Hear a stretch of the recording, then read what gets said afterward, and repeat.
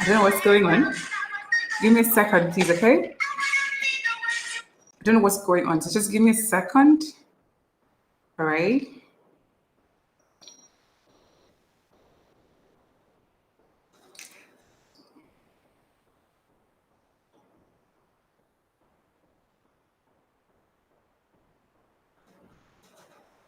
Can you hear me now? Please tell me you can hear me because I don't know what's going on. I hope we don't run into any issues at all. Okay, finally. Wonderful. So I'm just going to turn off my camera, okay? And just going to listen to this music for a while we do something here. Just a quick, sorry, my assistant is laughing. So we're just going to just get it sorted, okay?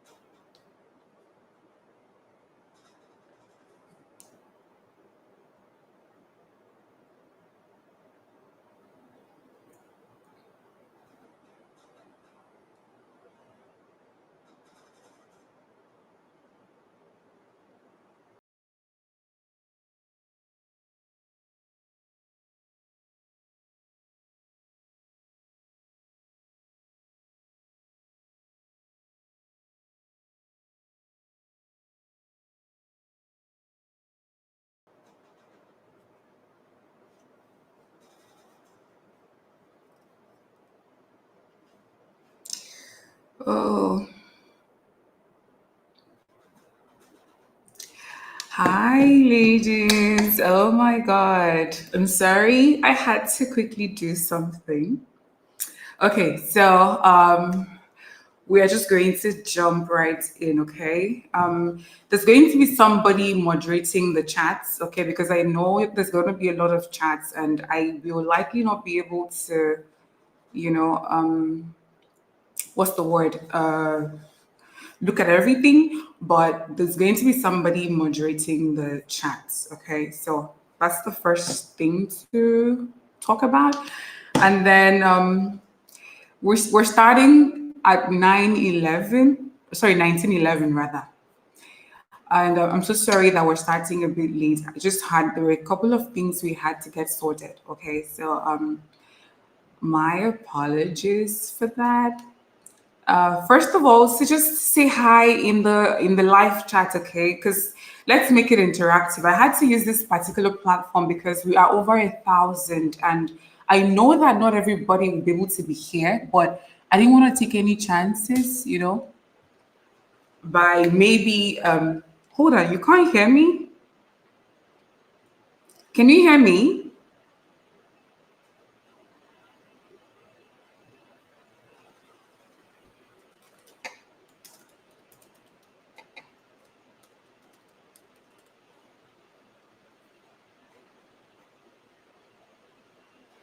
Please let me know if you can hear me, okay?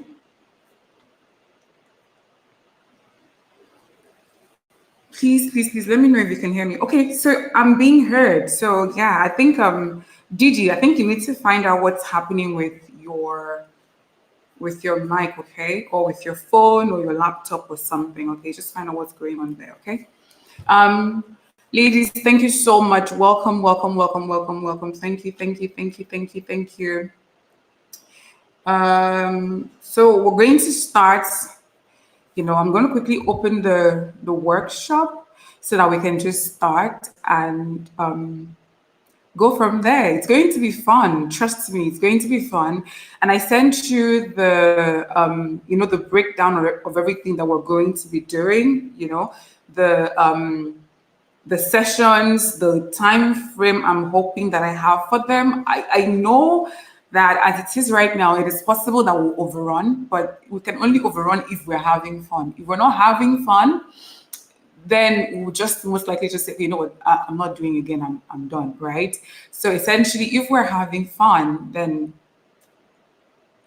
it's going to be absolutely wonderful. Okay, so first order of business.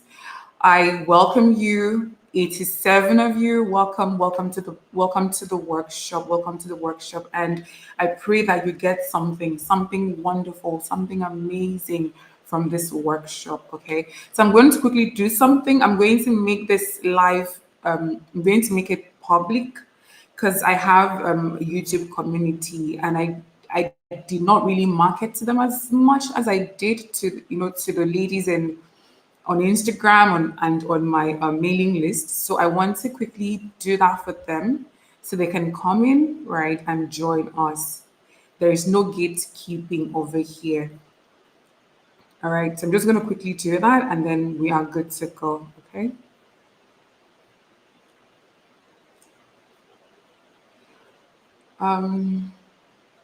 So I just have one thing I want you to do for me. When I say something that resonates with you, that makes like just comes in really really deep, just oh, this resonates with me.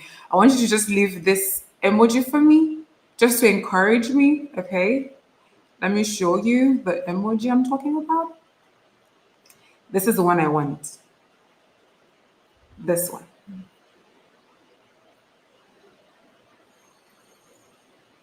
So it's gonna come to you now. That's the emoji I want. Just the 100%. You're like 100. Yeah, that's all you're seeing. It's going. It's happening. I get it. So that's the emoji I want. Okay. So there are two sessions that I'm going to spend. I'm going to really dwell on the first session, which is the mindset development, because I'm a strong believer in the fact that if you can conquer your mind, there is really nothing you cannot do. There's really nothing you cannot achieve. Okay. So that's the first thing. Then we're going to also dwell very, very much on dating because we need to like have a clear understanding of what we hope to achieve with our dating life, right? So we're going to do that. Those are the two sessions I'm going to really, really dwell on. I'm going to later on during the personalized Q&A session, I'm going to share the link where you can come on board with me if you want to join me. I have a gift for you. Balanced Woman Network is going to be giving you 65% of their digital planner. I've seen the planner, it's wonderful, absolutely wonderful. You're going to love it, okay? Sorry about that. I had to quickly shut down the camera because my assistant is coming close to say something and I didn't want, she doesn't want to show in the camera. Sorry about that. Okay, so they're giving you 65% off their digital camera. I've seen it. It's beautiful. You're gonna love it. It's going to help you track your goals, your what is it called? Your habits. Just gives you an organized way of approaching your life. And the beautiful part about that is that in the workshop, once we start, I'm going to share with you something called a second brain. So your digital planner is essentially going to become your second brain. Okay, you're in for an impactful session. So if you would like to come on board with me, like I said, you can do that. But for now, we are officially starting, and the first part we're going to talk about is mindset development. Mindset. So I'm going to quickly share with you. So this is the first slide for the workshop, and so this is going to be your mantra for this year. The life I want is possible. The life I want is possible. The life I want is possible. The life, you have to keep saying it to yourself. Say it until you believe it, until it becomes this ingrained thing in you. The life I want is possible. The life I want is possible. Okay.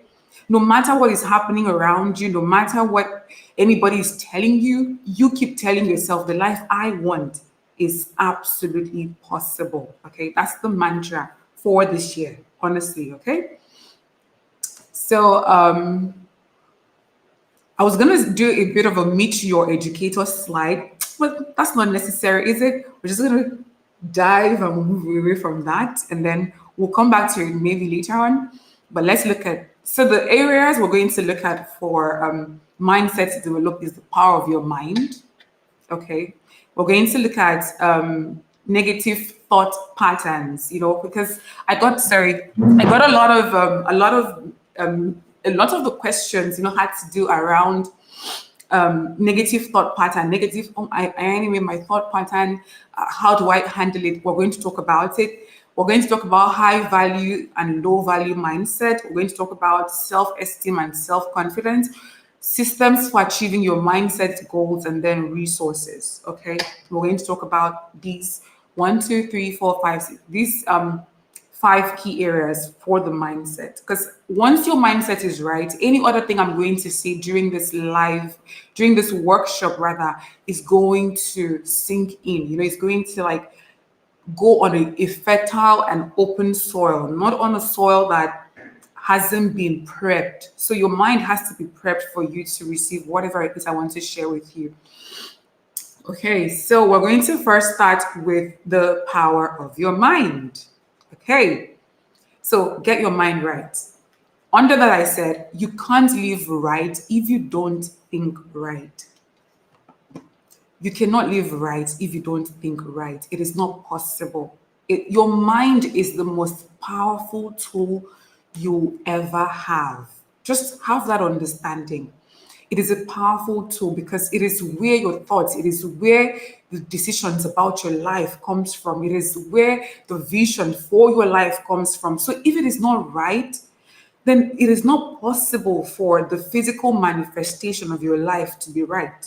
You know that. So if everything up here is foggy, is there's no direction, there's no purpose, it is going to show in your life. It's going to show in the way you live your life, your decision making skills, your what is it called? Your if you have any network issues, let me know, okay? Because we came prepared. We have about 3 different networks we're using. So if for any reason something happens that you cannot hear me, you cannot see me, whatever, you let me know, okay? You just send a message, let me know so that we can quickly, get that quickly sorted. All right.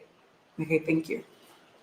So your mind is where everything about your life comes out from. Even the Bible. Sorry, I know we don't sometimes, maybe we don't have Christians here, but the Bible says guard your heart, which is like, your heart, your mind, for the issues of life flows through it. So your mind has to be right. Okay. So I wanted to start from here because it's so important that whatever I'm going to share with you going forward comes to the right place, comes to the right mind, makes you I'll think about sharing the slides with you ladies. Just let's see, okay? So it was so important to me to start from here because we have four different other sessions to cover. So it's important that you just, be ready to receive it, okay? So by the end of this workshop, I can assure you the fog that is your mind is going to lift. Okay, the fog is going to lift. I call it a fog because I remember when I didn't really have so much direction, with my life. And the one thing I remember clearly was that every time I tried to think, to figure out my path, to try and understand what I want to achieve in my life, I would sort of like, it's just so foggy. There's no clear picture, right? So after today, that's going to happen, all right? The hardest part, that you're going to have to level up is your mind. Just understand that. Accept that, okay? This is the hardest part. This is the hardest area of your life that you're going to level up. And there's a reason for that. If you want to level up your appearance, it is easy to go to the market, get a new outfit, put it on, and your appearance is leveled up, right? But your mind is different. Your mind is not something you can see. It's not something you can touch. It's not clothing, and the way the picture I had in my head is, imagine somebody comes to you and gives you a tattered um, piece of cloth, right? It's not very good. It's not good, and they tell you to make something wearable from that tattered clothing. That's how your mind is, especially if it's not right. Okay. So it's not something that you can just change. You cannot open your brain, open your skull, take out your brain, put in another one. It's not possible. You have to, from the inside, work with what you have. So it's the hardest part of your life that you're going to have to level up, but I promise you it is possible. It is coming from somebody who was in that phase. I promise you it is possible. Okay. Okay, and another thing I want to share here is that you have to understand that getting your mind right is going to be something that you're going to work on constantly. Okay, excuse me. It's not something that, okay, you read one book today. Oh, excuse me. You read one book today and all of a sudden everything is okay. No, it's going to be constant battle, at least for a year, 2 years, because I'm still having that internal battle with myself. But the beautiful thing about this is that after a while, you become so self aware, right? That you sort of like start to know when that thing is happening, when that negative thought pattern is coming. It's just sort of like, oh, okay, this is what this is about. I have the right tools. I know what I can do to make sure that this is not going to swallow me up. Okay. You're going to have those tools courtesy of this workshop. Okay. So the next thing I said is be ready to do what it takes. Okay, from your slide, be ready to do what it takes. And that's going to encompass a whole lot of things. Okay, and figuring out why is so important. If your mind is not right, you have to figure out why. Why is it like this? Okay, journaling, this gives you a second brain. We'll talk about it later on in the session. Reading videos, podcasts, crying, this is a powerful release. Like I said, talking to the right people, forcing yourself to start new routines, praying. Okay, now let's get right into the order of the one where everything flows out of. Okay, let's go. Negative thought patterns. That is where we're starting from. Okay, we're starting from here. Negative thought patterns. Because for you to successfully level up, you don't have a choice. You need to have the tools to handle negative thought patterns. Okay, so if you don't have those tools, it is impossible to level up, right? So accept the first thing here is okay, sorry, I said your thoughts influence your feelings influence your actions. You know that, right? So if I'm here now and something happens, let's say something tragic, God forbid, happens right now, that's going to affect my feelings. I'll probably become sad, and then in that sadness, I could easily say, you know what, I'm not doing this workshop anymore. Please, I can't handle this, and that's going to be the end of it. It can be that simple. It's that trail. Thoughts, feelings, decisions, or actions. So that's why it's so important that your thoughts are in alignment with the life you want for yourself so that that can influence your feelings, give you hope, give you a sense of purpose, control, discipline, and productivity, so that that can affect all the actions you're going to put into your level up journey. All right. So the first thing is for you to accept that you think negatively. The more you try to reject, oh, I don't think negatively, it's just, oh, it's just the way I am. I don't Immediately you do that, it becomes really difficult for you to do the work. Absolutely difficult. So you need to first accept, say to yourself, okay, yeah, I think negatively. I really do. About my career, I always expect the worst possible thing. Even with my dating, I do expect the worst, don't I? Even with myself, I look at myself in a negative light. I don't think I'm worthy. Yeah, I do. I do think negatively. It is an empowering position to come from. When you are self aware enough to accept yourself just the way you are, accepting yourself the way you are doesn't mean that you're not going to do anything. You're not going to work on yourself. You're not going to do all the principles I'm going to lay out on this in this workshop. No, it just means that you've recognized something in yourself that needs to be worked on. Okay, that's just what that means. Okay, so accept that you think negative. Just accept that. Okay. The second thing is figure out why. There are different reasons why we think negatively. There are different reasons why you may think leveling up in your country is not possible. There's a reason why you may think the life you want is not possible. There's a reason why you may meet a guy today and the first thing you're thinking is this one is the scum of the earth, or he's coming here to come and play me, or I don't trust him as a player. There's a reason why you are thinking like that. I am a big believer in figuring out why. Once you figure out why am I thinking like this? Why am I doing this? What? Once you start to figure that out, you start to give yourself the tools to manage that. Okay, so yeah, why? So there are different reasons why you could be thinking negatively. Trauma is it's one of the most common reasons why people think negatively. And in Nigeria, we're not very attuned with our emotions, not emotions, but with mental health per se. We just take things, something happens, and everybody just goes along like I'm so sorry about that. The dog is barking. The dog. We just go along with it. We just think, oh, it's just the way it is. We don't really put a lot of value on mental health, but as long as you're a part of this community, you are going to see that there is a lot of emphasis on mental health because if you're mentally healthy, it's easy to work on your physical health, your career, your business, and all of that. Okay, so is it trauma? No matter how small that incident may be, it could be as simple as you got cheated on.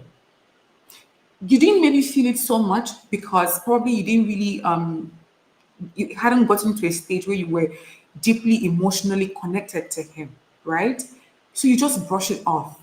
But I can assure you that small incident in your mind is going to affect the way you interact with other men moving forward.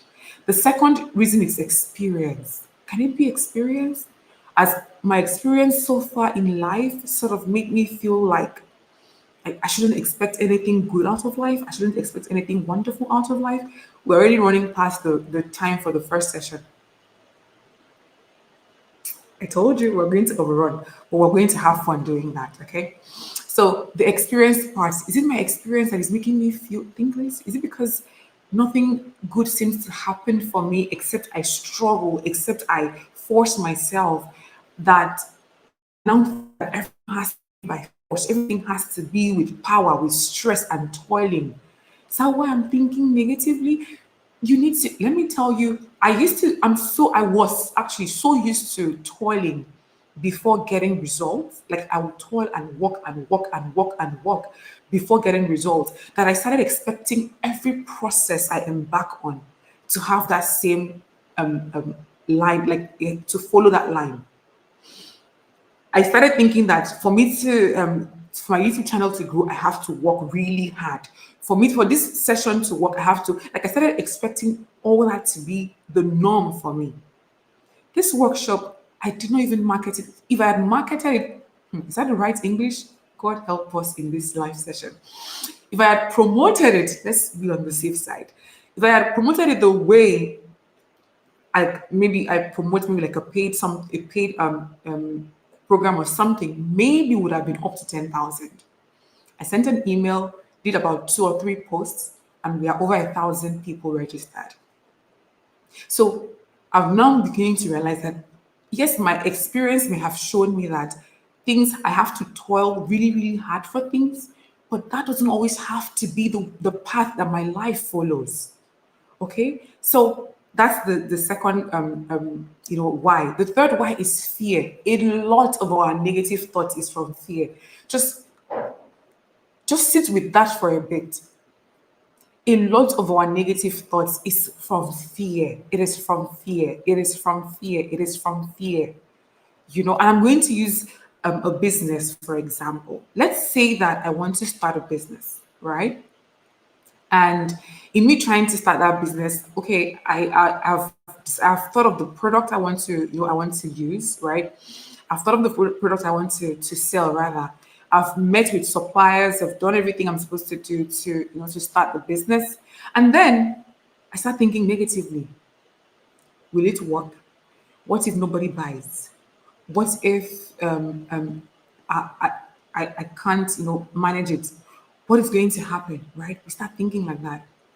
Let me tell you what happens when fear is one of the most easiest one to manage. I'm telling you it is, because let me tell you what cures fear. Action cures fear. It is that simple. Action. Just anytime you're scared, take that action. You realize that fear goes away. So I'm going to use a business as an example. Like I was saying, I want to open a new business, and I've done all the groundwork. I believe it's a good idea. I do think it's a good idea, but then negative thoughts creep in. Will it work? Will I sell? What if nobody buys this thing from me? That's fear, right? But guess what's driving that fear? It could probably be lack of knowledge. Maybe you don't have marketing skills. Maybe you don't have sales skills. Maybe you haven't really thought about your packaging. You don't know how to maintain, customer relationship. So lack of knowledge is driving the fear. What do you think is going to cure that fear? I'm going to open it to the ground. What do you think is going to cure that fear? Just tell me.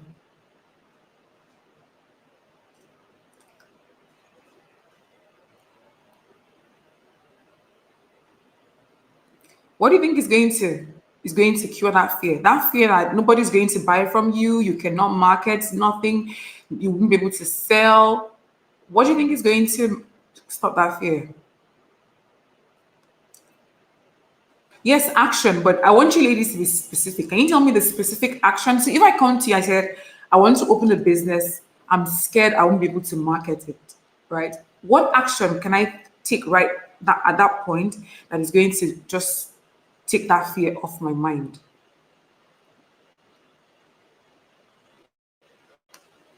Nobody? Come on. We're intelligent women. We can do this. I know, yeah. Someone said action. What sort of action? So I would say if you take a sales and marketing class, guess what? You will become empowered because you've just learned the skill to market your product, right? You just learned the skill to market your product. Okay. If you're not good with accounting, you get somebody to show you one of these apps that you can use, just by doing that, the fear goes away, the negative thoughts goes away, and you become empowered. I love the comments I'm seeing. Learn as much as possible. Build your knowledge in that area. Exactly. I love your comments. I love your comments. Okay. Okay. So that is going to just empower you, quickly empower you, and help you to to know, right, how to market that product. Okay. The next the next thing that drives no sorry negative thoughts is comparison. When immediately you start comparing yourself to another person, as far as you're concerned, you are not in where you're supposed to be, right? You start comparing yourself to another person, or look at their life. They are doing this, that they're doing well, so much better than me. You know, they're looking so much. You know, they're doing better than me. Look at their life. Look at their life. I'm just showing all the comments. Yeah, all these comments. Yeah, you're right. Adebola Diana says, going ahead to print my packaging and put on adverts. Okay. Research about it. Okay. Learn about what you want. Okay. I love this particular one. Say, build your knowledge in that area. Get all the information you can about the business, how to market the different strategies, and all of that. Yeah. Absolutely wonderful. Thank you, ladies, for being so interactive. I absolutely love it. I love it. I love it. I love it. I love it. I love it. So, as I was telling you about the next point, comparison. You start comparing yourself, how you are, you know, not where you want to be, how another person is doing a whole lot better than you, how this, how this. And you just focus on that so much that all you see around your life is negative.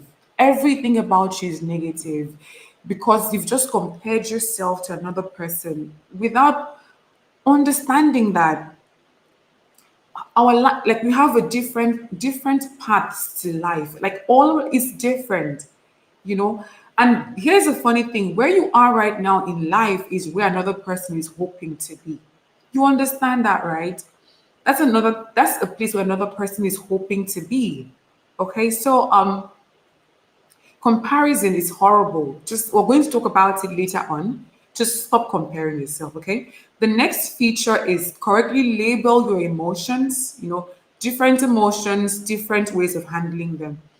Labeling your emotion. I did not know how important correctly labeling your emotion was until last year. It is so important for you to know what emotion you're feeling because different emotions have different ways of handling them. The way you handle anxiety is not the way you handle fear. The way you handle anger is not the way you handle what other negative emotion is very common. The way you handle anger is not the way you handle maybe panic or something. You have to sit. So the one thing that works for me in this regard is to actually sit with myself. Why am I feeling this way? What exactly am I feeling? Is it shame? Is it guilt? Is it fear? Is it irritation? Am I angry? Am I anxious? What am I feeling right now? Because however you feel is going to help you, really help you know how to handle that emotion properly. Okay, like I said, fear cures anxiety. Action cures fear, right? And action doesn't cure anxiety. You know that, right? If you're anxious right now, you could take all the actions in the world. If you have anxiety and the anxiety is going to be there, what cures anxiety is completely different.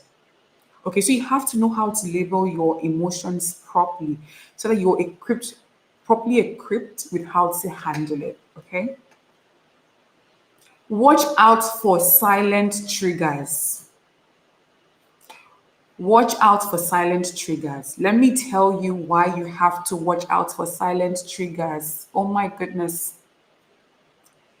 Do you know that you could pick up your phone, right, and scroll through Instagram? Just aimlessly scroll through Instagram. see something on Instagram, not think very much about it, and you keep scrolling. 3 minutes after, your mood has changed. Your mood has completely changed. You've been silently triggered without even realizing you've been triggered. You've been silently triggered without even realizing it has like it happened. You won't even realize it happened.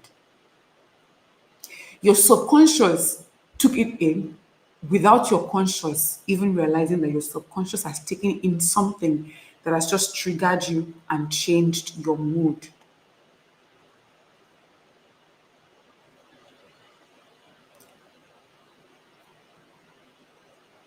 Okay? It could be that you just scroll through and you saw your old classmate, in a maybe in Dubai or something, and you just scroll through, oh, and maybe you're like, oh, let me use Didi. Say, oh, Didi is in Dubai. And you just scroll through.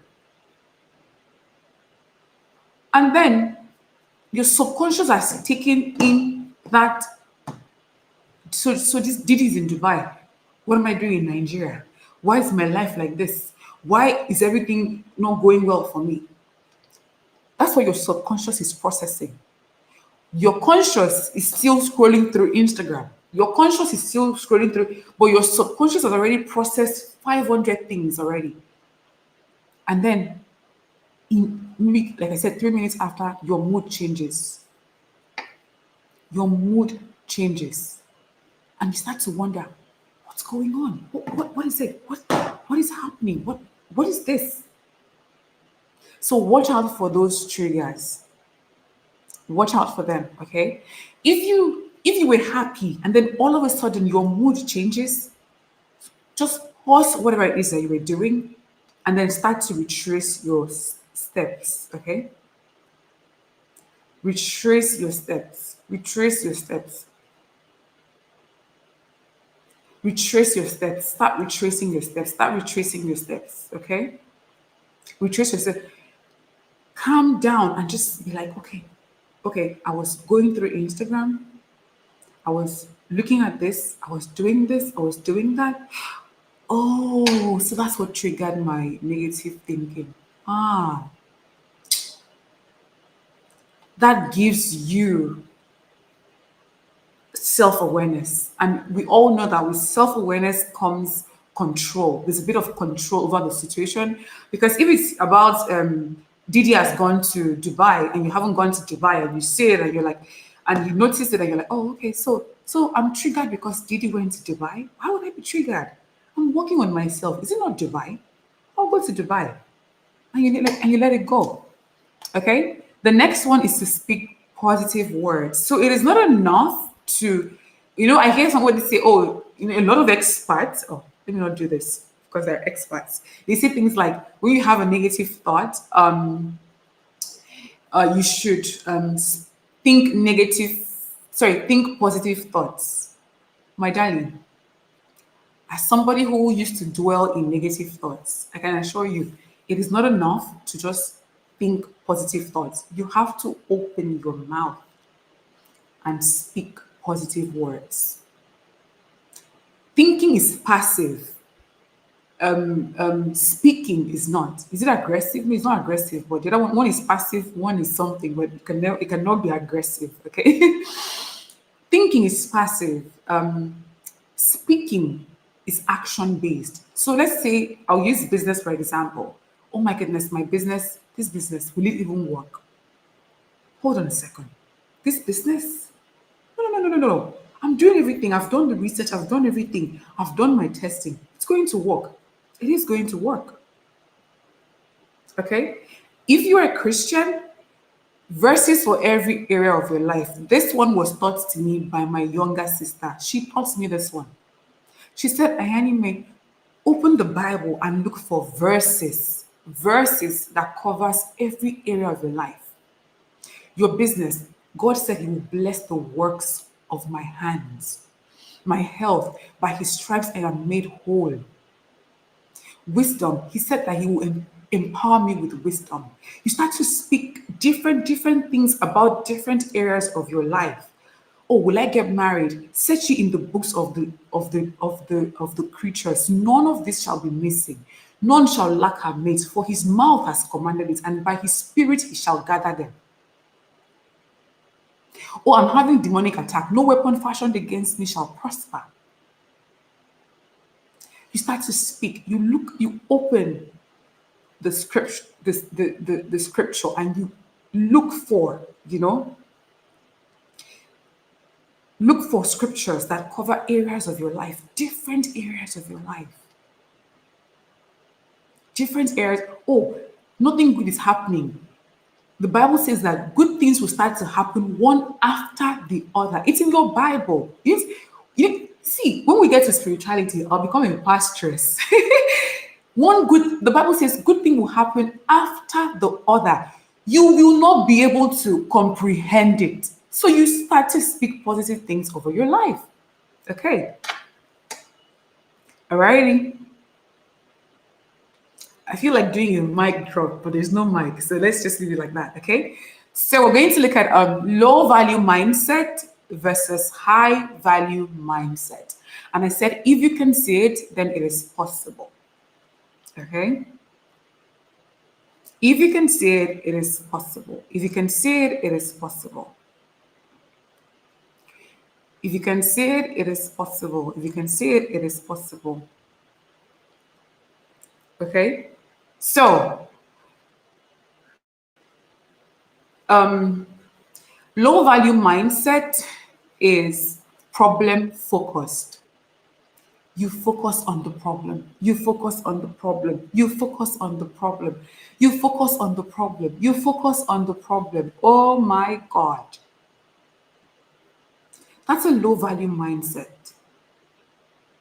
That's a low value mindset. No. Something happens big. So I'm so solution focused that something happened recently and everybody was panicking, going crazy. And the first question I asked was, so what do we do? Because the problem is there. You can beat on it and hammer at it and it's not going to solve it. So what can we do? That was the first thing I asked. What can we do?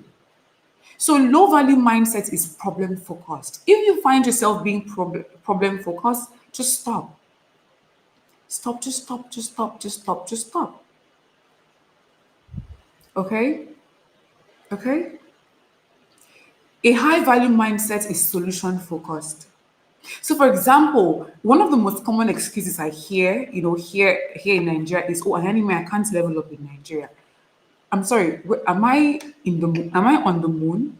Where do you think I am? Have I not shown you pictures of where I'm coming from? I'm very transparent about this journey. I wasn't dropped on this earth looking like this. Oh no, I wasn't. I worked and I worked and I worked and I rearranged my life and I got here. And success leaves clues. That's another. So I'll be dropping mind, things for you. Success leaves clues. So be solution. So if you start saying I cannot level up in my country, you already defeated inside here. You are already defeated inside here. So don't even bother watching level up videos, watching femininity videos, watching elegance videos, you're already defeated here because you're already thinking your mindset is already, over. Okay? So be solution focused. You can't level up in your country. What are you talking about? Inside that your country, are there no women there living well? Are there no women there living good life and doing amazing things? Do they have two heads? Like my mother would ask me. So the people that are doing XYZ, do they have two heads? So be solution from today, be solution focused. Be solution focused. Absolutely solution focused. Okay? Sorry, I had to check if the camera is hot or cold. Be solution focused. So what's the problem that you're encountering in your level up journey? This is the solution. We're going to, we're coming to appearance, we're coming to etiquette, we're coming to dating, we're coming to everything. So I want you right now, this is, I'm prepping the soil. This is me being a good farmer. I'm tending to the soil, which is your mind. I'm preparing it, okay? So that you can, be ready to, what is it called? Accept what I'm going to talk about. Low value mindset says it is not possible. Who says it is not possible? I'm sorry, who said it is not? Who said it is not possible? Has another person done it? If another person did it, so why would you think it's not possible?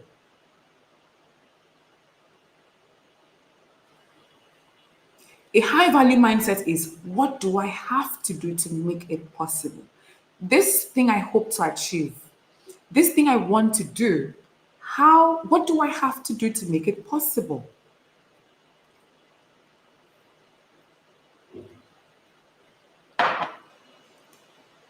What do I have to do to make it possible?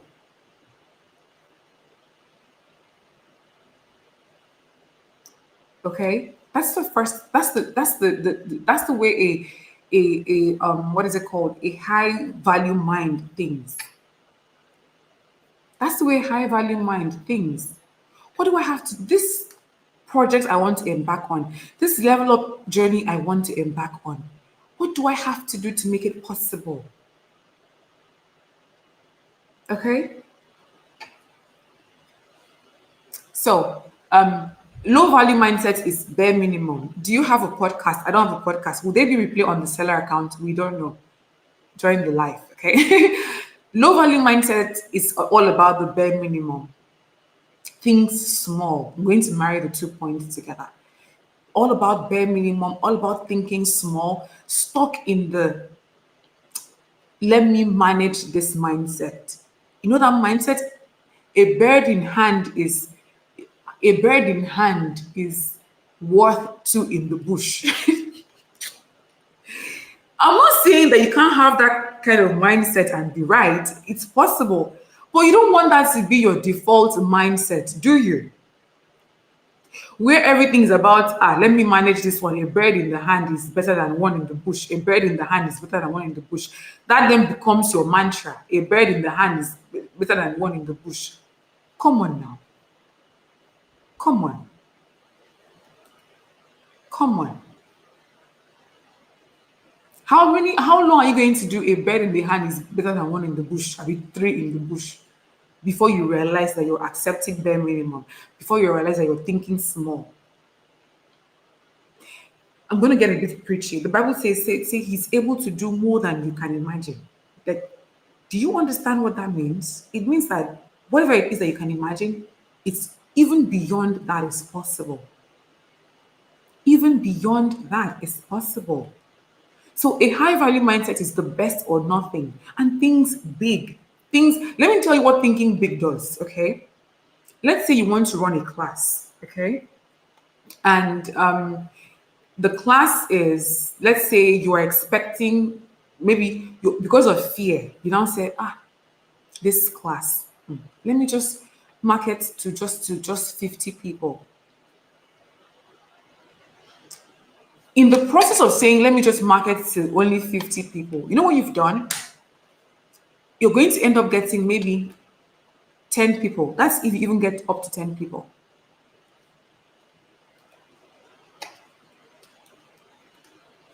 That's if you even get up to that amount. Okay? But you know what thinking big is going to do for you? Thinking big, imagine you start thinking big and you say, you know what? This class is going to work. I'm going to market like I'm expecting, what is it called? 1,000 people. So because you are marketing to expect 1,000 people, right? You are going to be so intentional, absolutely intentional about and you go all out with your marketing. You will go all out with your marketing. Okay.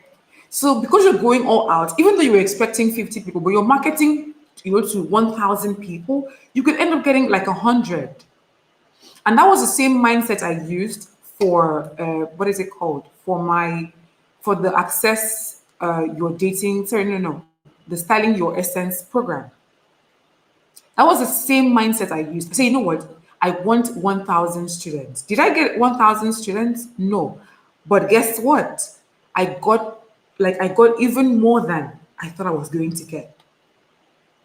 At the end of me marketing, I think we're close to 200. Do you know what my target was? It was 100 women. So you know what? I just want 100 women for this campaign, but I am going to market with as if I'm expecting 1,000 people, and I got close to 200 people. Think big, think big, think big.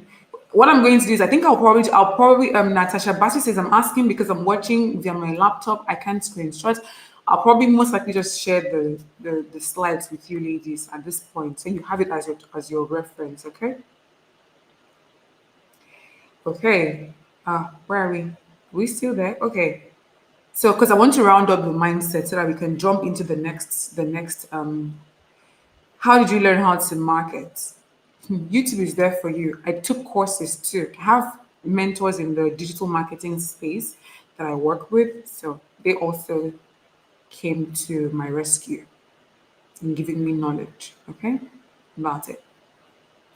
So let's talk self-esteem and self-confidence so that we can move to the this thing. We can move to what's the word? To I think appearance. I think that's the next thing we're going to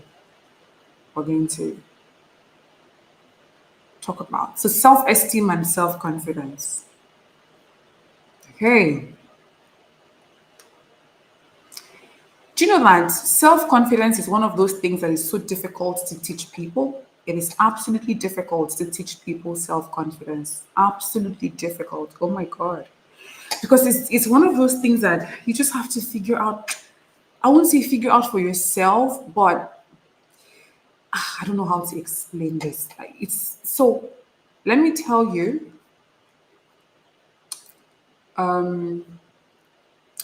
give me a second, ladies, because somebody is coming to share with you a digital document. So I want to make sure that we have that queued up and ready once she comes in, okay? So self-esteem and self-confidence, right?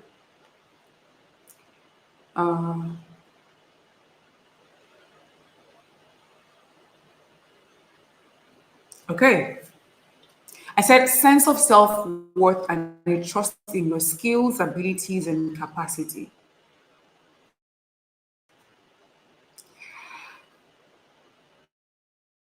One thing I figured out that builds self-confidence beyond anything is keeping the promises you make to yourself. And I'll explain. Every day of our lives, we are making promises to ourselves. Oh, I will lose weight today. Oh, I will lose weight today. I'll manage my better.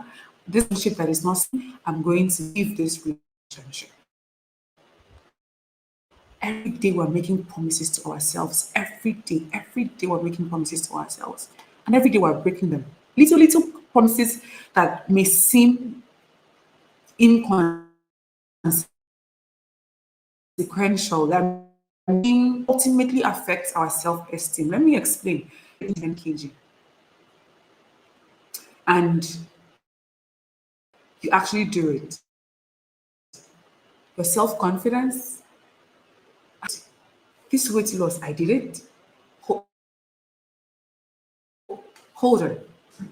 Let me look for somebody's name here. Natasha. Say with me. Natasha. This weight loss, myself. And I did it. What just happens is you now have a trust in your abilities and your skill. Sorry, ability and capacity. That's what just happened. That is what has just happened. You now have a trust in your ability to lose weight.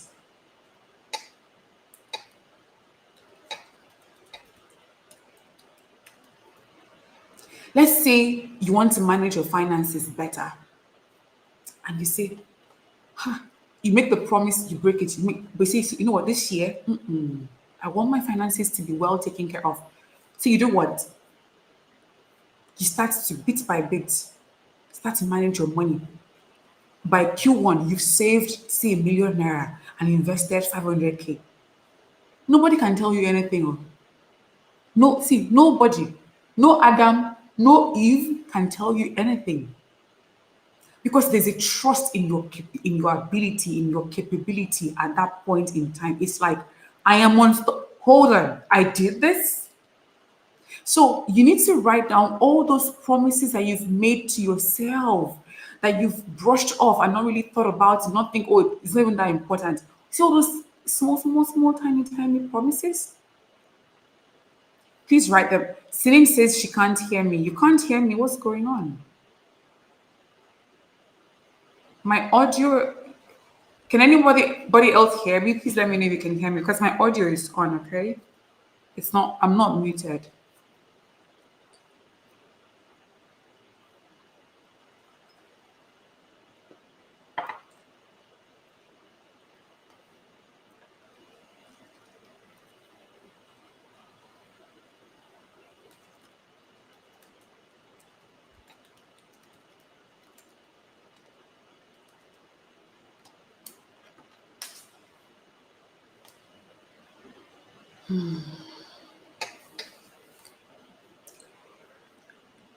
Okay, so yeah. So Celine, I think you need to log out and log back in. Okay, in case it's a network issue. Okay, so let's say you have, I put different examples here. Public speaking. You're terrified of public speaking, which is fear. It's coming from fear, and then fear is stopping you from doing what you're supposed to do. So you now have to say, you know what? Say, you know what? Okay, I have a fear of public speaking. You know what? The next presentation in the office, I am going to volunteer to speak. Do it afraid. See, do it afraid has become a mantra in my life. I'd rather do it fail than let it be that I did not do it at all. I'll do it and fail than let it be said that I did not do it at all. So, public speaking, you find an opportunity. Is it in your church? Is it a meeting? Is it in a family meeting? Is it among your friends? Find an opportunity to face that fear and do it. Keep the promises you make to yourself. That is how you build self-confidence, because self-confidence has three layers. There's task specific confidence. My confidence in like my confidence. I'm confident enough to know I'm going to give a good workshop, an impactful workshop. I am confident in that. Absolutely confident in that. That's task specific confidence. You know, if you're a chef, your ability to cook a good meal and the people around you are appreciative of it, that's task specific confidence. You know that the general self-worth hasn't improved, but you still know how to cook your food. But your self-esteem, the way you see yourself, has not improved. That's the first layer of self-confidence. Okay. The second layer of self-confidence is situational confidence. Your ability or your capability to navigate social situations, awkward situations, tense situations, business settings, social settings, which is where etiquette comes in. We're going to talk about it. That is where etiquette comes in. Your ability to navigate those situations. That's situational confidence. Okay, right? And then you have the confidence in yourself, which is what informs your self-worth, what informs the way if you think you're worthy and deserving of happiness and love and success and all of these things, right? That is where self-esteem comes in.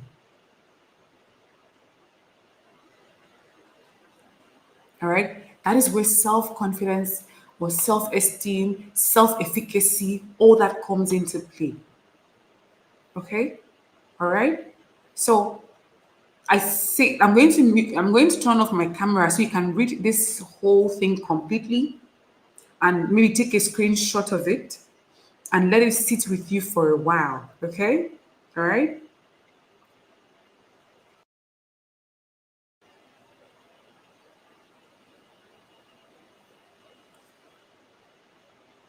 So it says if fear, lack of discipline, lack of knowledge, or negative thoughts or words whispered into your ear weren't a factor, what would your life look like?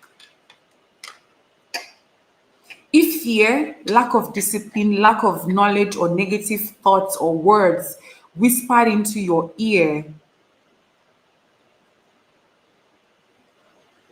what would your life look like?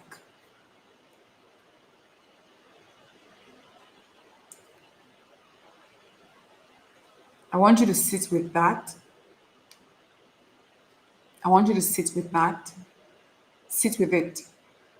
What would your life look like if fear wasn't a factor? Negative thoughts, negative words whispered in your ear. If all that wasn't a factor, what would your life look like?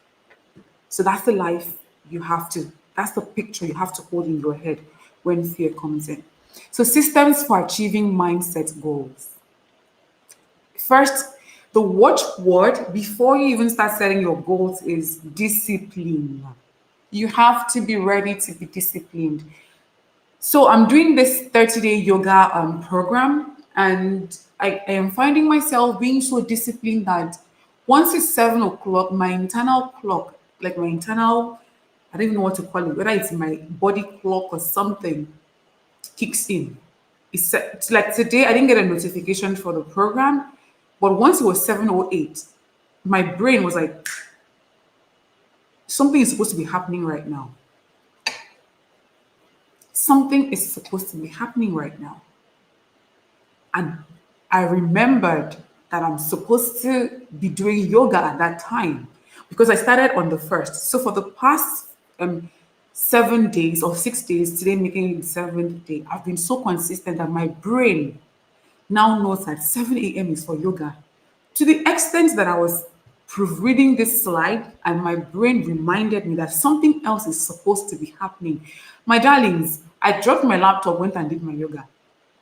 Discipline. You have to be ready to discipline yourself because one of the questions says I should explain systems as if I'm explaining it to a child, and that's why there's a slide here for you to look at. Okay, so let's say that your the big goal, the big picture is a better mindset, the right mindset. That's the big picture. Okay, what? Sorry, that's the big picture. That's the goal, right? The systems is the daily habits. The systems is the daily habits. The systems is the daily habits. The habits you need to do every day that will take you to the right mindset. Okay. So I said read a page or a chapter of a book that will help with my mindset every morning. I use my because I want you to personalize it for yourself. When you're reading, I don't want it to be read a book with your no, read a page or a chapter of a book that will help with my mindset every morning. I'm going to give you book recommendations, okay? Listen to a transformative podcast or video at least 10 minutes daily. Okay, that's a system you've put in place. That's a system right there. Okay?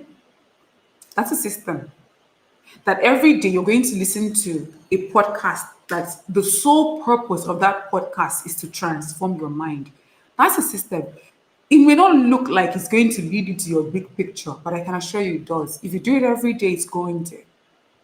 Okay? Journal my thoughts, feelings, triggers, experiences daily. So I was going to talk to you about journal. So I really, really love recommending journal because journaling gives you a second brain. So your brain is not for storing information. Your brain is for creating information.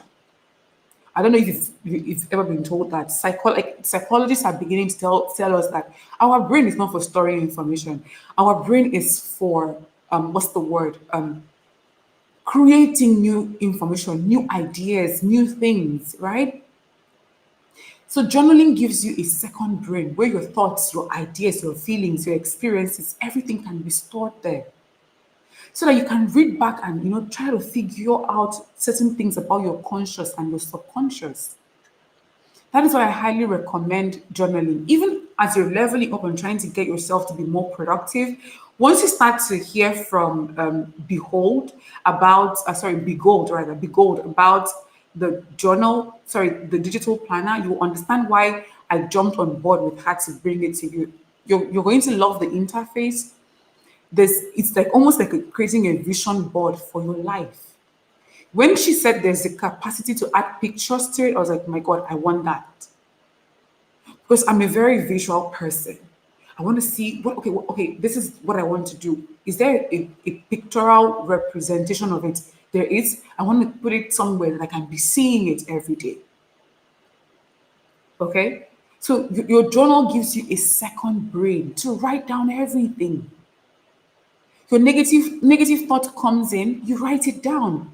What triggered this negative thought? You write it. Is it fear? You write it down. What can I do to mitigate this fear? This action, XYZ. Write it down. Okay?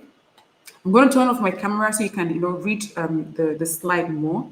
Be more mindful of the people I listen to. So important. Be mindful of the people you are listening to, my darlings. Be mindful of the people you are listening to. Be mindful of the people you are listening to. Please, I beg you.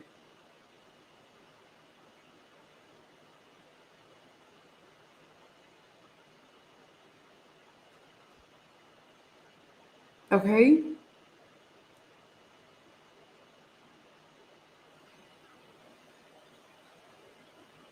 Give me a second. I'm trying to do it.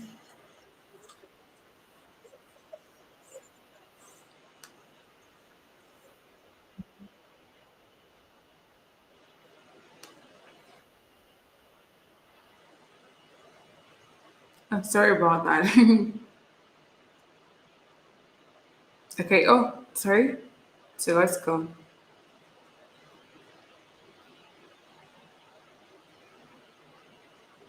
Okay. So be more mindful of the people I listen to. So important. Be careful of who you're listening to. Be careful of the people that are feeding you. Like I told you, you can see something on Instagram that you don't really think it's doing any damage, but it has done a huge damage to your subconscious. Okay, so be very mindful of the people you listen to. So, so, so, so important. Pray and meditate.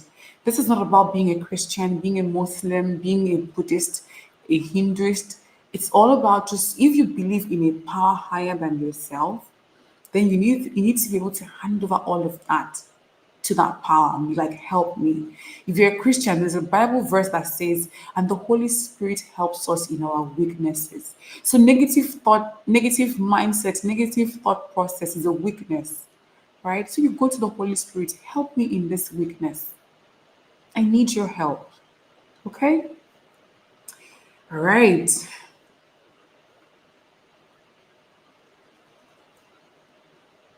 Now, resources. Okay? Resources. Okay. So I recommend, I have 5 books that I want to recommend. Sorry, not five, 4 books and one YouTube channel, okay, that I'm recommending to you. Awaken the Giant Within is a book I've read maybe 3 times now. It's an amazing book.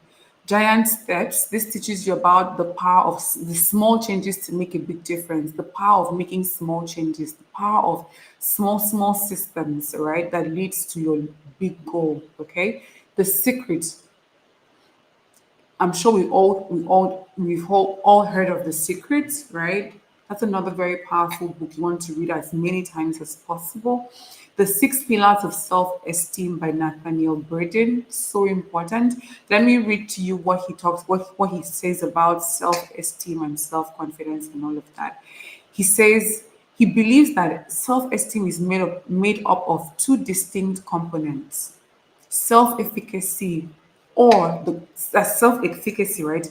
The confidence we have in our ability to cope with life's challenges, and self-respect, or the belief that we are deserving of happiness, love, and success. That's what he has to say about self-esteem and self-confidence, right? So read the book, you're going to love it. Yeah, the secret is like the law of attraction, yes. Charisma on Command is on YouTube. So Charisma on Command has empowered me so much to face my fears. Okay.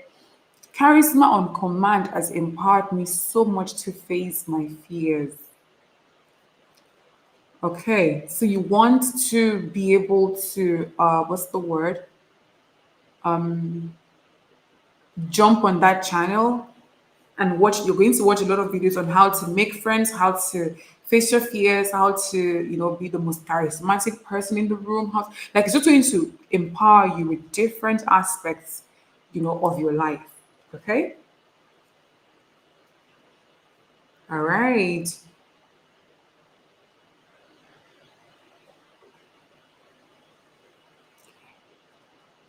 So ladies, we have come to the end of session one. Ooh, ooh, ooh, ooh, ooh, ooh, ooh, ooh. So we've come to the end of session one. How do you feel? Tell me, how are you feeling right now? Just tell me, how are you feeling? Just let me know. Share your comments. Let me know, how are you feeling?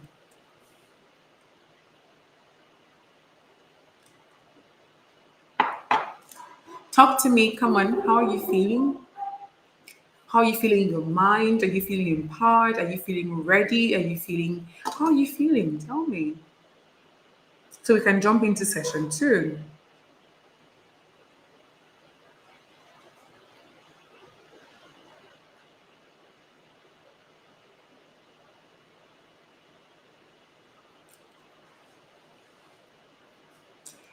Okay. Libra Queen of Wands Express Entertainment says, "This was great. I'm happy to hear that. Thank you, thank you, thank you. I'm so happy to hear that." Emmanuel says, "I feel good." Blessing says, "Yay. Thankful." Okay, I'm so happy that you feel this way. I will definitely look at the books. Please do. There's a lot of information in books, so much power in books. Okay, so much power in books. So much power in books. So much power. Okay.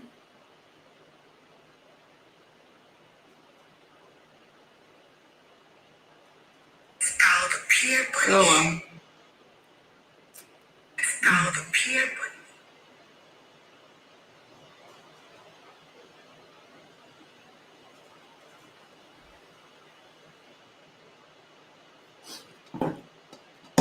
Thank you so much, ladies. Thank you. Okay, so I'm just going to read through your comments, just a few comments, so we can move to session two. We're not going to really dwell on it very much because session two, my braces will just be acting funny. So session two is about appearance. It is more practical, and you'll see it when we start talking.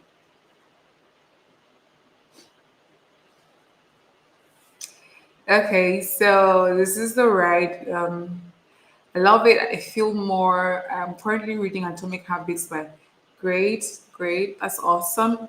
There's a lot of information in books, and it's going to empower you. All right. So one of the things that, okay, I just wanted to quickly break down another thing about systems. Okay, I feel like I got a lot of work to do, especially keeping the little promises to myself. That's all fine and good, but don't get yourself, feeling all overwhelmed and like you're behind time, like you're pressed for time, where you get yourself stressed out. No, Just be very strategic about what you're trying to do. Okay, don't feel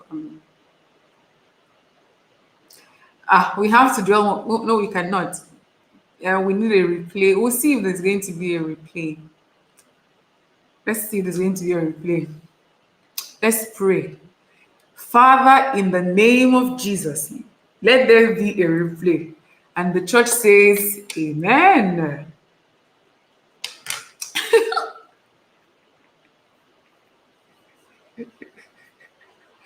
Oh my God. If what you're saying replay, I said I've prayed now. Now it's time. Let the church say Amen. Selena Augustine says, I feel enlightened. So I wanted to use weight loss to show you what systems and goals look like, because that's always one of the most practical things that I can use. So you say you want to lose weight. Weight loss is the goal.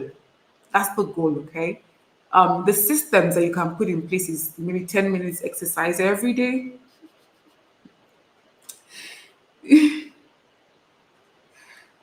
Everybody's saying it. Everybody's saying it. Oh my God. So you have so the systems you can put in place. It's like because daily habits leads to big things, right?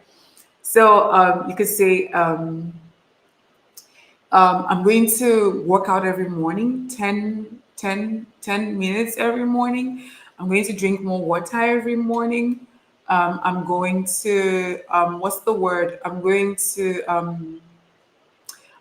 not eat junk food, at least for 5 days in a week, no junk food for me. I'm going to not drink soda drinks, right?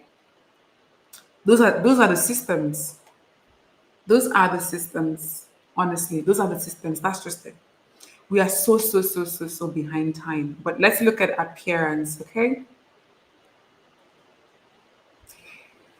And you're welcome. You are welcome. Daisy Dance Fitness. If you like, send a frowning emoji from now to tomorrow. If a baby girl doesn't want to do, a baby girl will not do. Because, see, something at the end of the workshop, I'm going to share a lot of things that upset me during this workshop that some of the women in this community did. Because I like to share that so you are aware. Because I handle it well doesn't mean that another person will handle it well. Okay. So even if you frown or not tomorrow, I don't want to. I'm not going to. I'm not going to. Let me think about it. We'll think about it. Okay. So alrighty, let's go. Session 2. Appearance, style, and posture. So for this session, we're going to cover your appearance is your brand. We're going to talk about that. Leveling up your appearance, we're going to talk about that. Elegant posture, and then we're going to talk about systems for achieving your appearance goals and resources. Okay. Um, let's quickly jump in.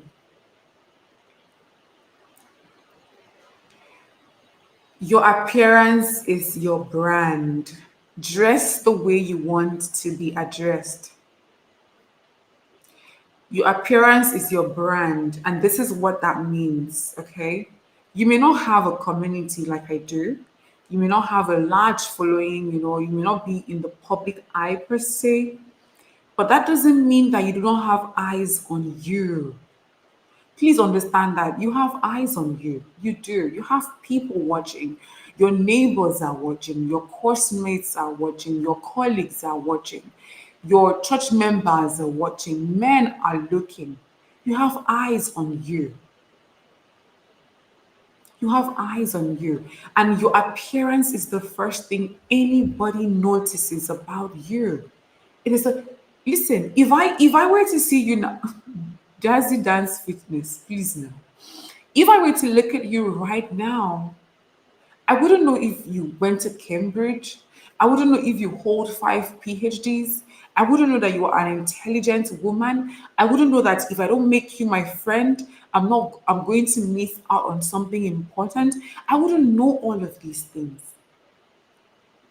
But what I will know and what will subconsciously make me place you in a box is your appearance.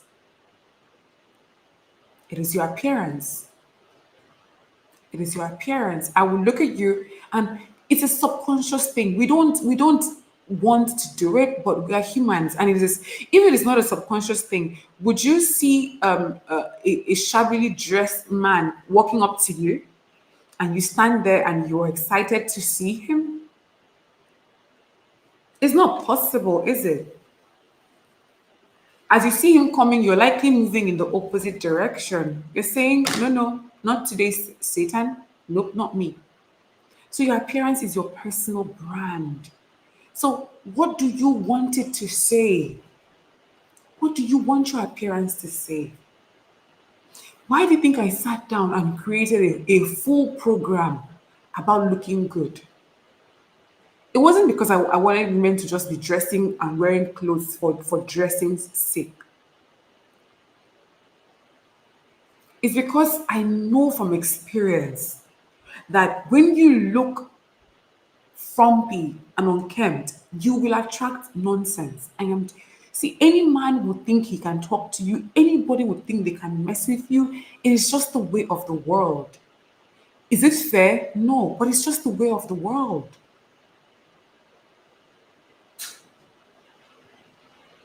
So you have eyes on you. You do. So my question to you today is, what do you want your brand to say? So we're going to replace appearance with brand. So if you hear me say brand, I'm talking about your appearance. What do you want your brand to say? What do you want it to say? Low value branding. Think, I'm going to compare, think thrift shopping and think Zara. Think thrift shopping and think Hermes. Think thrift shopping. There's nothing bad with thrift shopping because we're going to talk about appearance and I'm going to show you how to look good in thrift, if you're on a budget. But I'm just saying, look at the two brandings. How are they treated? How are they viewed, right? In the eyes of people. So low value branding is my appearance doesn't matter. People should accept me like that. It's too much work. I don't like it. Women who do it are doing too much. They don't need to even do that is just low vibration, low branding. High value branding is my appearance is the first thing people notice about me. So it has to say exactly what I want it to say. That's high value branding. Okay? I dress for the life I am building, not the life I currently have. I am dressing for the life I am building, not the one I currently have. So stop looking like your problems, stop looking like your issues. And when we get down to it, I'll show you that it is not about budget, it is about choices. Okay? Another aspect of another feature or maybe another thing with high value branding is probably saying to yourself, I enjoy taking my time with my appearance because it is rewarding watching myself transform. You enjoy taking care of your appearance. You love it. You look good. So you love to look at yourself in the mirror. I enjoy the compliments I receive. I enjoy the way I feel when I look good. I love looking at beautiful pictures of myself looking amazing, looking wonderful. That's high value branding. Okay? So, your brand and its influence on you and others. Do you know that your appearance affects the way you feel? If you want to feel like a doctor, wear a coat. Wear is like a coat or something. If you want to feel like a doctor, put on a lab coat. If you want to feel like an engineer, wear a hat. So your appearance affects the way you feel. So if you know you want to feel good, start with your appearance. Tony Robbins Marianne just, left a list of the books. And Tony Robbins once said that nothing feels as good as looking good does. Like he said, like nothing. I know it's such an explicit statement because winning in work can make you feel good, but I understand where he's coming from. Excuse me. Nothing feels as good as looking good does. He said that the author of this, Awaken the Giant Within. He said that. Okay. So well dressed people get treated better. It's as simple as that. From my personal experience, when I wasn't dressing very well, I got different, the sort of treatment I got. Let's not talk about it. But now, because I'm so particular about my appearance, the way I want what I want my appearance to say, I get better treatment. It's just the way of the world again. Okay, so well-dressed people get treated better.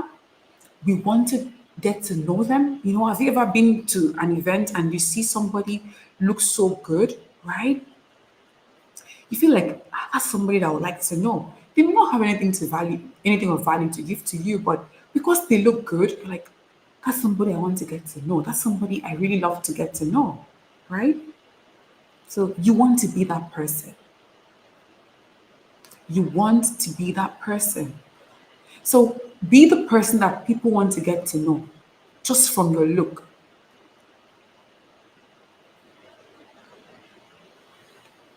Okay?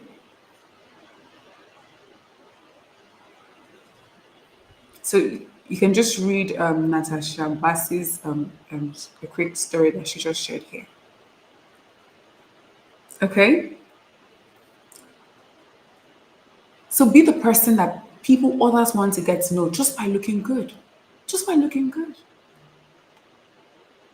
It influences how you feel when you find yourself among dressed people. Except you absolutely lack self awareness, then it is possible for you to find yourself not looking good, but you are among well dressed people and you're confident. As long as you have self awareness, you will not be confident. You will not feel good. You'll be thinking to yourself, why did I dress this way today? I should have dressed a bit better. I should have taken time with my appearance. I should have done this with my appearance, right? So it influences the way you feel when you find yourself among other well-dressed people. Okay, it encourages you to work on other areas of your life. And let me share with you what that means. I always encourage people to, when they're starting their level up journey, I always encourage them to start with their appearance. And I'll tell you why. Like I said in session one, the mind is an intangible thing, it is an abstract thing, right? And it is something, it takes, a bit of time for the changes in your mind to actually start to be made manifest in your life, right? So there's a certain passiveness about it. You're just getting your mind sorted. The beautiful thing with appearance is that it is something you can see. So if you were used to not taking care of yourself and you immediately start taking care of yourself, right? You look at yourself in the mirror and you feel wonderful. You go outside and people who normally would overlook you, they go, let me look at somebody's name, Favy. Favy? Okay. And someone says, Favy, you look amazing. Be like, thank you. Not, oh, really? No, not do I? No. Thank you. That's the watchword. We accept compliments graciously. We are women, okay? They say, oh, you look wonderful. Say, thank you. It encourages you. So it encourages you to want to do more, to even want to work on your mind, to even want to go to better places. So working on your appearance encourages you to work on other areas of your life, of your journey. It also encourages you to behave elegantly. Do you know that there's how good you will look that something messy would want to happen and you will be like, no, no, I look too good for this. No, I look too good. Wait, today I took like, the way I look now. Something messy wants to happen here. I'm out the door. No, I look too good for this to be happening. So it encourages you, okay? It encourages you to work on other areas of your life. So, my question to you now is, how do you want to be treated? Do you want to be treated as a thrift store, or do you want to be treated as Hermes store? You know? How do you want to be treated? How do you want to be treated? Okay? Now let's talk leveling up your appearance, because I know this is the area you all want to, by now we should have been in session 3 now, and we're still in 2. Okay. Okay, so leveling up your appearance. It is not about budget, age, or physical appearance. Please just have that at the back of your mind, okay? Leveling up your appearance is not about budget, it's not about age, it's not about physical appearance, it is not about any of those things. I'm looking directly at the camera and I'm telling you now, okay? Okay? It is all about choices. It is all about choices. It is all about choices. I'm going to say that over and over so that you understand. It is all about choices. It is all about choices. It is all about choices. And let me explain what that means. No matter the budget that you are operating with, you will buy clothes. Except you want to walk around naked. No matter the budget you are operating within, you will have to buy clothing. The question now is, what are you buying exactly? What are you buying? Are you buying what suits your body? Are you buying what complements your color? Are you buying what is going to make you feel good? Or are you just buying clothes? Because clothes are a tool. You know that. Clothes are a tool. So if you are a plumber and you go for a job and you pick the wrong tool with you, what's going to happen? You're not going to achieve the job you went for. So clothes is the same way. Clothes are a tool. So your clothes have to do the work it is designed to do. It has to do the work it is designed to do. Okay? So it's not about budget. Yes, it's amazing to have money to, buy lots of clothing and everything. But within the budget that you're sorry, to buy nicer clothing, but within the budget that you're operating, what are you buying? Okay? Because I'm going to show you thrifted clothing that I have, because I wanted to, when I was creating the Styling Your Essence program, which if you're not if you haven't joined, you need to. Our first live styling session is on the 28th of January. I'm going to sit down with my clients and we're going to talk about their style needs, their style goals and everything. Okay. Let me just quickly push the program to you so that you can just have a look at it.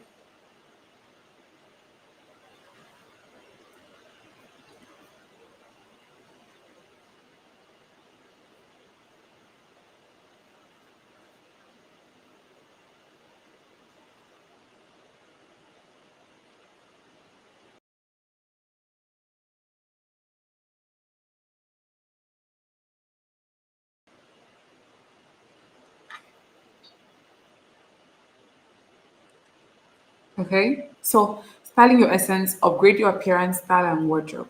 There's a reason I sat down and I created this program. There's a reason why women, so far 600 women from over 30 countries have taken this program and they love it. They just absolutely love it. There's a reason for that. There is a reason for that. There's a reason. Okay, so let's continue. All right.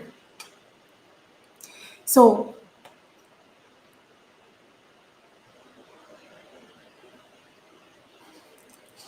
which guys? I love that guys follow. They do. I didn't know about that. I mean, I know some guys follow me, but I wasn't. So let me show you a quick one. I'm gonna play something for you. Okay. Let me show you this outfits. These are all thrifted outfits. Didi says I have enjoyed this course. I'm glad. Somebody sent me a message and said I feel like I robbed you. Don't worry. You're free to rob me. You are free to rob me. I didn't know guys follow my content. So I'm trying to see. Okay. So these clothing, everything in this picture, they're all thrifted clothes. This white skirt that you're seeing here was about 300 naira, I think. That's less than $1. And I still have it. I'm still wearing it till today. I've actually restyled it. I restyled it. Like, I have it in my wardrobe till today.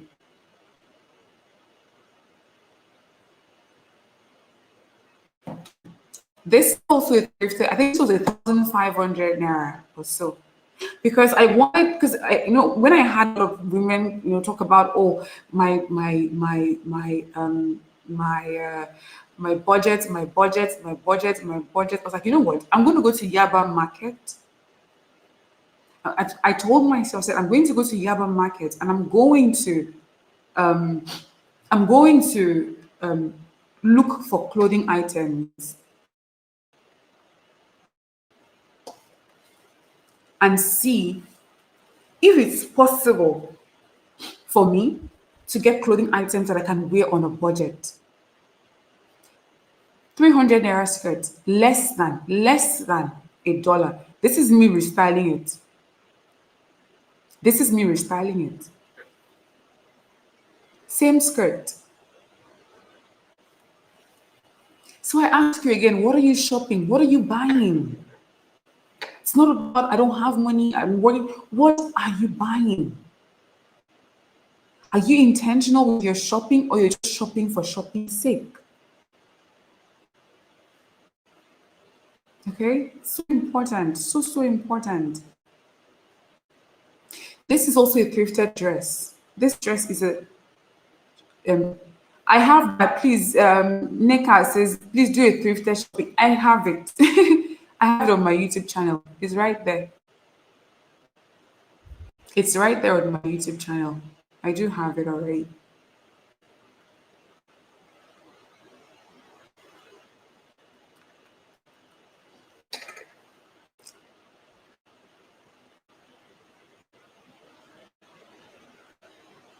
I'm going to copy and paste the link for you.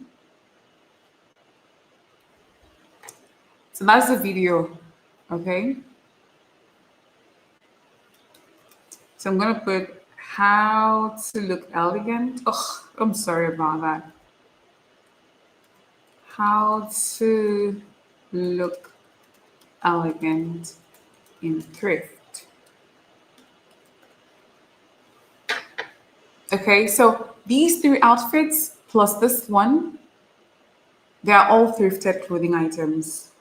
So please, okay, it's just on please, because so that you're not you see, we talked about the power of the mind, so that you're not feeling defeated before you even start working on your appearance. You're not saying um, um, I don't have money to buy clothing item. I don't have money, just so that you can say, okay, I don't have much money to buy nicer clothing item, but with this money I have, what exactly can I buy that will still do the work for me?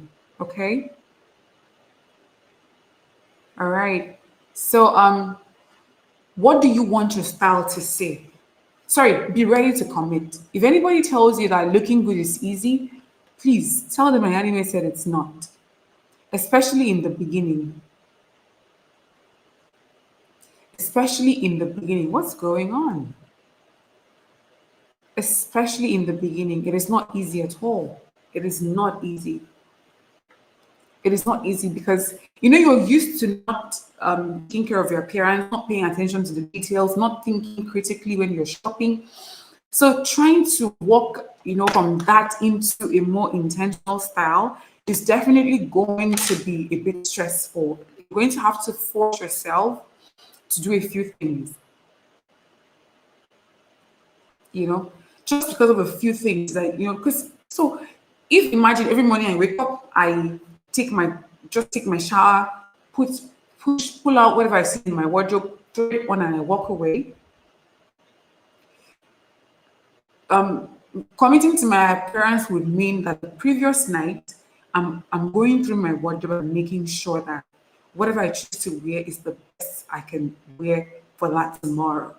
You see, so this an intentionality that then comes in, and it's beyond just saying, "Oh, I know how to style myself. I'm going to style." No, it's beyond that. Okay, or I want to look good, and that's the end of it. No, you may have to force yourself to break free of certain routines that you've been doing. The third one says, what do you want your style to say? These are questions that we have in the program. I'm giving you free program information. I hope none of my clients are here because I don't want problems. What do you want your style to say? Do you want it to say glamorous? Do you want it to say, because if you want your style to communicate femininity, what you're going to wear is different from a lady that wants her style to be, to communicate that she's a tomboy. The woman who wants to look classy and elegant is not going to wear the same thing that the woman who wants to look casual chic is going to wear. So, what do you want your style to say? It's one of the questionnaires in the program, because there's a part of the program where we talk about the six feminine styles: classic elegance, conservative elegance, traditional elegance, casual elegance, chic, and then there's sensual. That's alluring, one that is very feminine. How to show skin and everything. So if what these six different women will shop to fill their wardrobe is different. Okay, so you have to figure out what you want your style to say. So before you start shopping, factor in your body shape, color, personality, and lifestyle. Before you start shopping, before you start, you run to the boutique, I want to level up my appearance. No, your body is crucial because you have to buy what is going to flatter your body. It is one of the most crucial things you will ever have to do for yourself. When you know that whatever it is you're buying is not just for buying sake, but it is there to flatter your body and make you look good and feel good. Okay? Factor in your color. Coloring is important. Coloring is important, and it starts with your skin undertone, not what you're seeing here, but your undertone, the colors underneath. That's where it starts from. Okay, so what that means is that you're not more intentional about choosing colors because certain colors will make you glow. Black always makes me glow. Look at me. I look all glowy, and black for some reason makes me glow. But there are people who wear black and they look washed out because it's not communicating well with their undertone. Your warm, your cool, your neutral, your olive tone, which is covered extensively in the course. Extensively. My clients are marketing my course for me. Thank you so much, ladies. Thank you. So, your personality, your personality has to play into your style. Are you a very modest person? Then you find out that you're going to find yourself dressing modestly, right? Are you a very play free spirited person? Then you'll find that somebody like that will want to play with colors, just because your wardrobe, like I said, your wardrobe is your brand. So your brand is how you feel, your personality, the way you process things, and all of these beautiful things. And your clothing you can actually use your clothing to communicate that. Okay. So clothing are a tool. It's beyond what is it called? It's beyond what you use in covering your nakedness. It's beyond that. It's absolutely beyond that. Okay. Then lifestyle factors in. Like in the questionnaire in the program, we ask questions like if you were to walk into, sorry, if you were at home, sorry, where do you spend most of your time? Okay. I'm going to show Princess's comments and I'll come to it later on. I'm sorry, hold on, ladies. Sorry about that. If you were at home, if you were at home, what would you normally wear? Okay, sorry, where do you spend most of your time? Where do you spend most of your time? Because if you spend most of your time at home, what you're going to shop for, right, is going to be different from the woman who is shopping, let's say, sorry, who works a 9 to 5 job. I got distracted. Sorry about that, ladies. It's going to be different from a woman who works a 9 to 5 job. Okay? So your lifestyle has to go. Do you go out to parties a lot? If you do, so what that means that what you're going to fill your wardrobe with, you know, is going to be different. If you have an active social life, an active night life, what you fill your wardrobe with is a different thing entirely. So your lifestyle factors into your appearance. Then create a style mood board covering the areas of your style. Be specific. Be specific, so specific that you can say this month I want to carry this type of nails, and you create it. So in the program I put I walk my clients how to create a style mood board. Somebody left a comment talking about it and said the same way you taught us in the program. Yes, it's that specific. So you have a vision board or a mood board on Pinterest that says nails, that says tops, that says hairstyles, that says shoes, that says okay, date nights, that says work outfits. It's that specific. So this month you can take it. This month I'm carrying French tips, like the one I have here. You know, just like this, right? You see, this month I'm going to carry French tips. Tomorrow I'm going to tomorrow. Okay, next month I'm going to do red nails. You know, okay, I have a date tomorrow. Let me go look at my style mood board. And that is where I now taught my clients how to shop their wardrobe. Because when you start leveling up your style, the last thing you want to do is put yourself under pressure to go and shop clothes, shop clothes, shop clothes, shop clothes. No. And I would implore you rather to stay till when the questions come start, because there's some questions I'm going to go more in detail, when it comes to appearance. Somebody asked, what are essential things I can get to level up my appearance instantly? I have answers to that. Okay, we're going to talk about that. Okay, so you create a style mood board, you get specific, and then be as intentional as possible when shopping and shop to plug holes. A lot of times we just shop for shopping's sake. We don't shop to plug holes. But you have to shop to plug holes. You cannot just shop because you want to clothes in your wardrobe. So for me now, I noticed that a lot of I have so many holes in my wardrobe right now, shoe holes, because I don't shop very often. Last year, I only shopped 10 clothing items. When I counted it, my friend was screaming. She was like, how is that even possible that you shopped 10 items from January to December and you're a content creator? And I started laughing. I don't shop very often. That is why whatever I'm buying, it must do the work. It must do the work. As a content creator, I shopped 10 clothing last year and I was creating content back to back. How did I do that? How was I able to do that? The difference between having a wardrobe filled with clothes and having an effective wardrobe. They are two very different things. Two very different things. You have a wardrobe filled with plenty clothes, and then you have a wardrobe that needs 30 clothing items there, but they are super effective because there are about 20. Do you know that 21 clothing items that I share or I intend to share with the ladies in my community? Oh my God.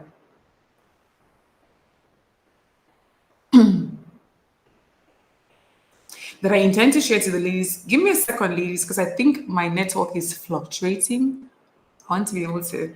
So I intend to give it to my clients as another bonus material because we have like 9 bonus materials already, but I'm going to give them another one with 20, I think 2021 clothing items that put together gives you 70 clothing items.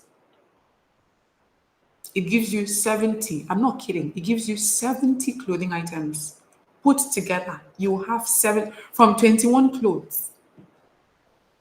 Excuse me, 21 clothes. You will have 70 clothing items. Another aspect of your appearance, if you want to level up your appearance, run from trendy clothes. I cannot, trends go out of style so quickly. And if you are working with a budget, you don't want to put yourself through that kind of stress. You honestly don't want to do that. Please, you don't want to. So imagine that you keep buying trendy clothing items, trendy clothing items, trendy clothing items. You keep buying trendy clothing items. Clothing items that in 1 month is this top I have on, this Zara top I have on is from 2019. I bought it. I saw it has this houndstooth design. Houndstooth is a print that is timeless. Yeah, because in the program we talk about prints, timeless prints that year in, year out you can wear it. Nobody's going to say, wait, that print is that not a source print that came out in 2019? No. This this houndstooth pattern, right, is a timeless pattern. This top is from 2019. 2019. Still good, still fits. If I wear it, will you know I bought it in 2019? Because another thing too is you have to take care of your clothing. All this is covered in the program. I cannot say all of this. All of that is covered in the program. You have to take care of your clothing. I talk about care of clothing. It's a comprehensive course. It's a comprehensive program. Today, we're in the Telegram group, and the clients, the ladies, are sharing their body measurement. Anyway, my bust is this, my waist is this. Since last night, we've been doing back and forth. Your body shape is this, your body shape is that, your body shape is that. That's what we've been doing on the Telegram group. So avoid trends. If you want to level up your appearance, avoid trends. And I'm begging you, trends will, if you're on a budget, it'll mess up your money. Let's start from there. Because this is January. You buy a trendy item. By March, April, it's out of style. And you haven't even gotten anything out of that clothing item. There's something I teach my clients in the program called cost per wear. When you buy a clothing item, when you calculate the cost per wear of it, you will know if that clothing is worth investing in or not. Okay, especially if it is a high-priced clothing item. All right. So, as I'm saying, be intentional as possible. This is all about being intentional. Because I have my talking points here. You can't say it. As I'm just going through. Be intentional as possible with your shopping. Your clothing items are a tool. Make sure that you use them effectively. Okay, don't be blowing money and giving money to clothing vendors. 10 clothing items I bought last year. This year, I'm going to buy more clothing items because I'm essentially upending my wardrobe. I may probably do maybe a thrift store and sell some of my clothes or something, or I may not do that because I have younger sisters. They'll hold me on my neck. But I'm going to do more shopping this year because I'm essentially upending, like I'm changing my wardrobe. All right. So be specific, be intentional, please be. And I wanted to explain shop to plug holes. So there's a difference between shopping to plug holes and just shopping. So for me now, I have 3 shoe holes in my wardrobe. I have a hole for black heels. My black heels it has tried. It's time to change it. That's a hole. So if I'm buying shoe, I'm not just going to see a shoe on Instagram. Maybe I'm scrolling through Instagram and I see one nice looking gold shoe. And I need it and I buy it. It's not happening. Because that shoe is not going to plug any hole in my wardrobe. What I need is a black shoe. So I'm going to buy a black shoe because that's what's going to plug a hole in. That is shopping to plug holes. All right. That is what just shopping to plug holes mean. Okay. Let's move to the next this thing. Let me push the link to the course for you. Have fun with it. I'm just going to look at some of the questions about the program, and so that's how we can move to this thing. So Taiwo says, I feel like some people can get the exact same outfits and not able to stand out just because of the styling. Yes, absolutely important. And that is why in module 5 of the program, we talk about styling. I share resources that are your best friend when it comes to styling, so that is absolutely possible. Princess says, I want my style to say elegant and classy. Of course, then that means if that is what you want your style to say, then that means that what you shop is going to be completely different. Okay. Chidima says, not me getting my clothes ready for tomorrow and making sure everything is on point. Awesome. That's really, really awesome. Her styling course, ladies, is first rate. You will not regret it. Absolutely not. You will not. That one is true. Angela says, if you haven't jumped on the styling course, please do. Please do. One of my goals this year is getting the Styling Your Essence course. So I'm opening, I actually wanted to, because we started last year, the 18th of December. No, did we? No, 19th of December, we started last year. So the Telegram community is active. We are, getting talking to each other, figuring out all these things for ourselves, helping each other when it comes to the style. And but even at that, I still notice that a lot of people are still registering. It's like, you know what? I'm going to open the program again. The beautiful thing is you are going to get the same resources. The only thing is that you're just starting a bit late, but every resource available to those that started in December is made available to you. The same 1 year access because it's automatic. So it's not like I'm in control of it. Immediately you buy the course, it starts counting. So that one is not like I'm going to throw you out as I'm throwing out every other person. No, you have the exact same resource. The Telegram community is open to you. You join, you meet women from how many? I think this year, the batch we had it. What about 15 countries so far?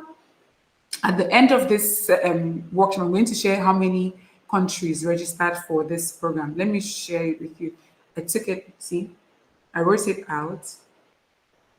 All the countries are registered for the program. Okay. So the styling, Mary Jane says, the Styling Your Essence course is excellent. The delivery is so beautiful. Thank you so much. It is about your body shape, and this is determines the type of. Okay, basin boo. I hope I got that right.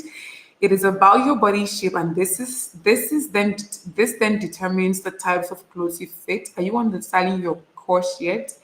Anime goes into details here. At the current session, after the current session of Styling Your Essence, when will it be rolled out again? It will be rolled out again later on in the year, but it will be at a higher price. As it is now, I've already increased the price. Because of the last year when I was marketing, I kept talking about it. I said, as we turn into the year, this course goes up. As we turn into the year, this course goes up. I talked about it and talked about it and talked about it and talked about it and talked about it. Okay. That was because I knew the program was going to go up. It's an exceptional program. If I have clients from over 30 countries registered for that program, and I've not had anybody, and trust me, even if Nigerians may say, oh, it's our person, foreigners would not, because the value for money, even you as a Nigerian, you bought something and you're not getting value for it, you will be pissed. So if I've had over 600 women take this program and nobody has come to me and said, anyway, this program is trash, what does that tell you? 600 women across 30 countries. What does that tell you? Body shape, colors. Like the body shape one is so detailed that I use celebrities to show you the do's and don'ts. I poured my soul, my body into it. So it will be rolled out again later on in the year, but it will be at a higher cost. So this is the best time to get it. The live styling session, the Zoom live styling session is going to happen on um on the 28th, where I and my clients, everybody that has registered for the course, will talk about your style needs. What is it about your style that you're not figuring out? This is in tandem with you getting access bonuses like a wardrobe checklist, a color palette. Yes, color palette for your clothes, color palette for your accessories. It's all there in the program. getting a list of classic prints that you need. So that because print is easy for you to look, prints chipping looks. There's certain prints I will just chip in your entire look. So I give you a list of classic prints, that timeless classic prints. You know, a beauty routine calendar, elegance checklist. Please. Okay. I must get this course. So can I get the course at the end of the month? Yes, you can. If you can do it before the 28th, amazing. So you can join the first lifestyling session. How do I join the Telegram? Bought the program but haven't started it yet. Everything is in your email. As long as your email would, like you gave me a correct email, all that was immediately register. You get an email from seller, and then you get an email with me with the link to the Telegram group. It's automated. So if you've not gotten anything, send me a direct email with the email you register. Let's look and make sure that you register with the right email, because there's somebody who we're having issues. I wasn't getting email, only to find out that in the at gmail.com there was no G. So okay, um I realized that I when I just bought a pair of shoes in black and I use it often, it wears off quickly. So is it okay to buy three different types of black? Of course. If you know that you wear like that's like I said, lifestyle. I talked about lifestyle in the beginning. I said your lifestyle is going to determine a lot of the things that you're going to buy. So if you notice that your lifestyle includes you wearing a lot of black shoes, then you need to buy more black shoes, but make sure you buy something good. Please buy something good, okay? Don't buy just about anything. Buy something good, please. It is one of those things that the cost per wear is very low, which is very good. Because if you buy one solid black shoe, it's gonna last you for a long time. So make it a good one. Okay. So that's it for all the questions I have here. We are going to now go to the next part.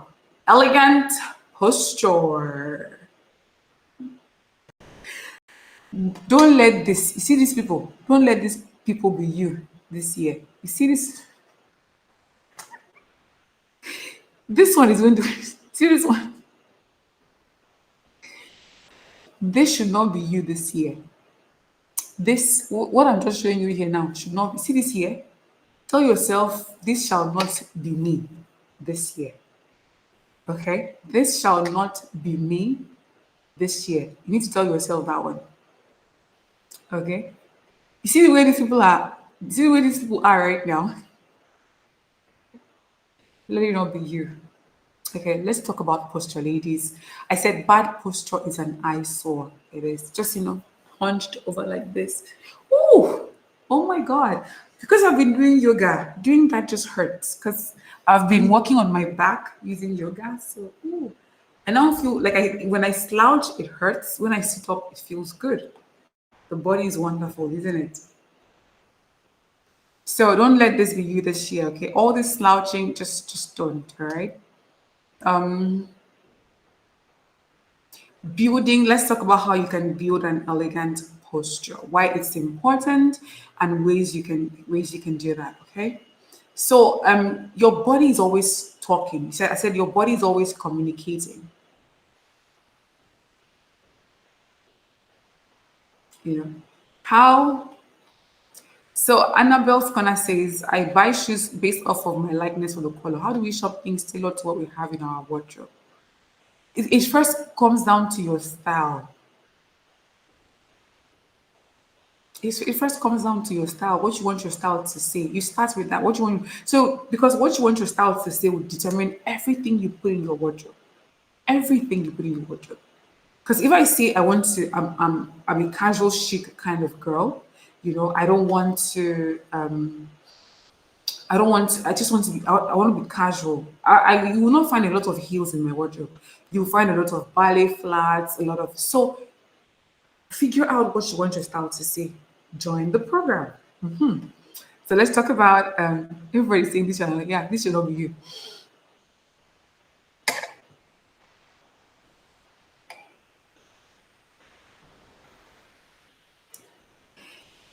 You see, this is one of the things that I cannot cope with. This is one of the things that I cannot cope with right now because I don't know how to feel about this, but we'll leave that. Okay, so bad posture is an eyesore, and your body is always communicating. You know that, right? That's why it's called non-verbal communication. Your body is always communicating at every point in time, right? So bad posture is like, it shows a lack of confidence. You know, you're not even present. Laziness, like you're lazy, you're lethargic. It's just it. Let's just agree, it doesn't look good. It doesn't look good at all. Okay. So why is it important for you to have a good posture? Because let's just start with the very basic one. Because it looks good. It is that simple and that complicated. It looks good. It feels good. Because having a good posture means there is strength in your back. So when you find that if you slouch, I'm sorry, I can't slouch anymore. I'm not kidding. As I'm talking to you right now, I can't slouch anymore. It hurts trying to slouch. Because I told you in the beginning, I said I've been doing yoga, right? So having a good posture means there's strength in your back, in your body, and in your back and spine. Essentially, having a bad posture means your body is weak.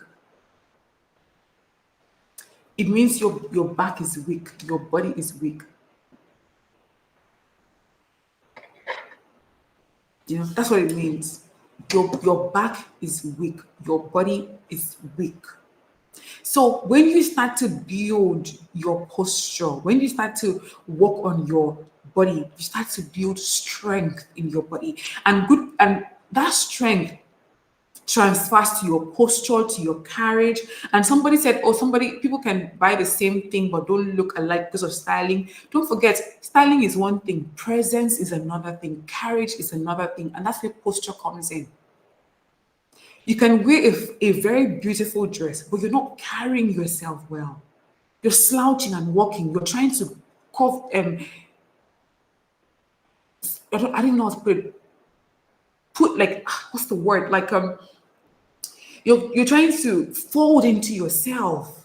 You're not taking space, and just being present in your body.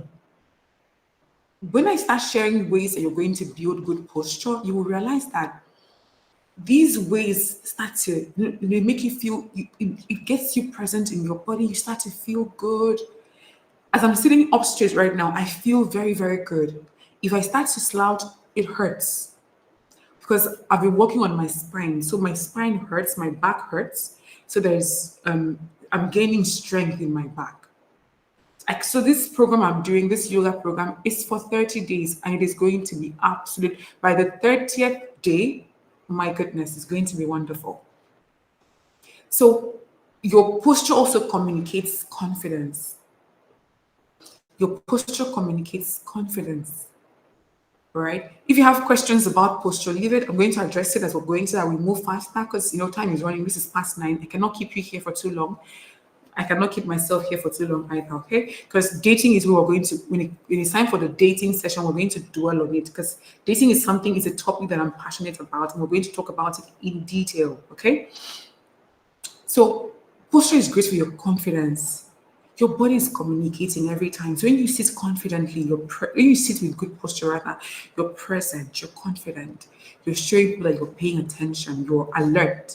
That's what good posture does for you. Okay. Now, how do you build a good posture? Yoga. That's number one. See, people think working out can be tough if you've been weak in your body for a long time and you're trying to build strength. But you see, yoga. Today we did core work in the yoga program I have going on. We did something called core work, and I nearly threw up. When I used to go to the gym, they would say, "Do sit up." I did all that. I did not feel the way I felt today as I was doing the core work. I nearly threw up because my abdominal muscles were so activated that it made me oh my god, I was nauseated, I was nauseous. So yoga is number one. If you want to build strength in your back, yoga is number one. Start with yoga. Just start there. Okay. I'm going to share the link to the yoga program I'm joining. So yoga with Adrian. She does this 30-day yoga. So I'm gonna put it here for you. She does this 30 days yoga program every start of the year. Okay. So, you know, that's the did it show as a link? Let me know if it's showing as a link, like a clickable link. If not, I would have to find a way. Maybe I'll send it as an email or something, okay? Okay. So I'm gonna leave. Let me know if it's a clickable link, please. Let me know if this link I just left here is clickable. Okay. Thank you so much. So yoga with Adrian, she's doing the 30-day yoga stuff, and for the whole of this month we're doing yoga. Every morning, 7 a.m. It's time for yoga. This one is strictly, I'm sending another link now. This is strictly for posture. Okay, it is strictly for posture. If you want to work, and it's just 10 minutes. It's just 10 minutes. Okay. You do it for like 2 weeks. You start seeing a difference already. You start seeing a difference. Okay. So that's this thing. So the second one is exercise. Once you start working out, once you start working out, because you're building strength, but why I recommend yoga is yoga, from the beginning of yoga, they say sit up straight, strengthen your spine, it's something that my instructor calls stacking your spine. So when you are slouching, you're like this, your spine is not stacked. So when your spine is stacked rather, you're like this. So everything is stacked up. Your spine are like interconnected bones, right? So when you're bent, so that's the thing I like about yoga. They'll tell you stack your spine, right? So it's just that's why I like to recommend yoga. But exercises also help. Dance also helps for you to build posture, a good posture. And don't forget that your posture is your carriage, is your presence. Okay, they're all interconnected. Your posture is your carriage, and it is also your presence. Okay, if somebody with a good posture walks in here, because they are open, they have like an open body language, you would think that like, this person is so confident. It's just good posture. They're walking boldly. It's just good posture, right? So let's look at the next slide. Elegant sitting posture. I have so many content on this, so many content on elegant sitting posture, right? So your back has to be straight, your shoulders relaxed, chin relaxed. So you're not sitting like this, you're sitting like this. Your chin is relaxed, just like that. Your back is straight, which takes work, like I tell you. And once you start doing your yoga, it's going to be painful. Be prepared for that, okay? Be prepared for that pain. Like I'm telling you now, I just told you, I can't bend. So it's hurtful actually to bend right now. It's actually pretty hurtful bending right now because, like I said, my back is weak. I'm working on my back. So expect that pain is going to happen. So now we have 4 different sitting positions. Okay, Duchess slant, Cambridge cross, Queen's pose, and Sussex. Sussex. Please, somebody tell me my brace is Sussex sit. Okay, so these are the 4 standard sitting positions. But what I really want to talk about is your weight in relation to these sitting positions, because the way Meghan Markle is sitting, a plus size woman cannot sit like this. We all know that. If you try it, you either block the blood flow to your lower leg.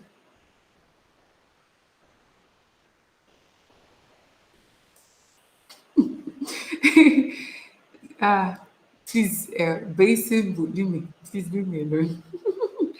So it's not possible for you to sit for a plus size woman to sit like that because of your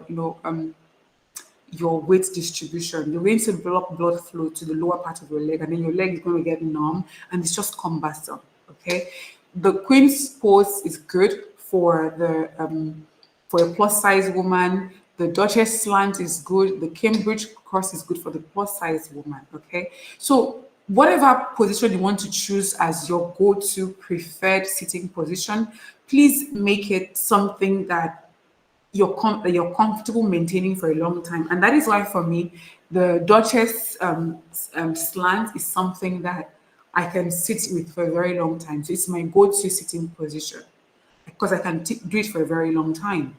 So whichever one you choose, make sure you can hold it for a long time. All right. Is crossing your legs incorrect posture? What I One thing about it, crossing legs is that the issue there is how are you crossing your leg? Because there's a way you cross your leg that it looks unflattering. Okay, again, weight distribution. Maybe I'll do a quick video on that. So if you're crossing your leg and your thighs, you have thick thighs, and it's the thigh part of your leg that is showing, it may not look good. So that means you have to now cross your leg the other way and let the I think I will have to create content on this. So crossing your leg is good, but you shouldn't cross your leg if you're wearing something very short. Okay? Shouldn't cross your legs if you're wearing something very short. You want to avoid that. Okay? You really want to avoid. Mary Jane says, thank you so much. I'm glad to have you here. I'm glad to have you here. Alrighty, so let's go. Standing and walking elegantly. How to elegantly walk in heels, how to elegantly stand in heels and flat. Right? So walking with heels is one of those things that you just have to practice. So we're essentially doing this is essentially etiquette for ladies, to be honest, because this is for us women, not for the men. Yeah. So hold on a second.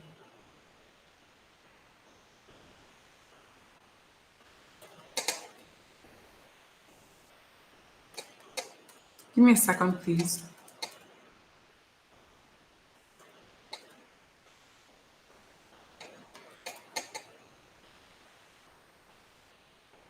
Okay. Um, walking in heels is just one of those things. So I said standing and walking elegantly, it takes practice. It really does. See, that is why, I told you, I said the watchword is discipline. If I don't share something, if you're not disciplined, whatever it is that I'm sharing, it's not really going to make a difference. Is it? No, it's not. It's not going to make any difference. So there has to be what is it called? There has to be discipline attached to it. So standing and walking elegantly takes practice. It really does. So how to walk elegantly in heels? The first things first, for you to be able to walk elegantly in heels, it starts with your heel height and design. I'll take a woman who is wearing flat and walking elegantly over a woman who is wearing heels and dog walking. Okay? It doesn't make sense now, does it? Right? So so be careful of the heel height. If the heel is too high and you cannot walk in it, then don't bother. The design, what I mean by design is, platform heels are not no longer in style, but people still make heels that have a bit of platform that gives you a bit of stability.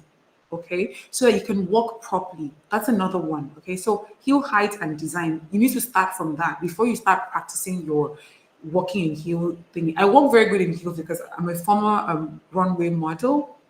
Oh yes, I did runway. That I've done so many things in my life. So I did runway. So it's from practice. And trust me, we spent hours practicing. Hours. Okay. Then the second thing to put in mind is your stride. Okay. If you are learning how to walk in heels, the last thing you want to do is just sorry, elegant posture as in showing things. That shouldn't be. It should be something else showing. Okay, it's elegant posture that is showing. Sorry. That's correct. So if you're learning how to walk in heels, please don't try walking very fast. You're throwing your leg over there. That is how you end up, slouching and going like that because trying to you're almost going to look like you want to go steal something. Okay, so keep your stride short. I have so many videos on this. I'm going to share. I'm just going to quickly drop the link for you I have the link to this to or where is it? So that because I'm going to drop it with you. How to elegantly walk in heels. I have that available to you. So let me do something.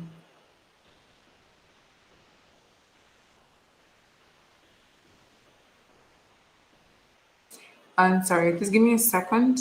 I'm trying to get something done here. Okay, I've seen what I'm looking for. Okay. So, so that's as I was saying, yeah, stride. Then pace. Don't walk too fast. So stride is how far your legs are. You know, you're placing your legs. Then pace is the speed. Are you walking very fast or very slow? Just take your time. Sway your hips.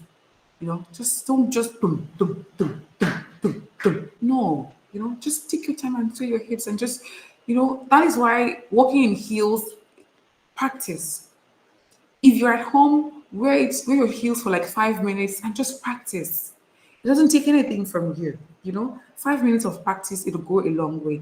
So how to elegantly stand in heels and flats. I'm just going to quickly play a video for you, ladies, so that you can quickly watch that. And then I'm going to leave a link on how you can, walk on heels and all of that. I'm going to quickly share that with you.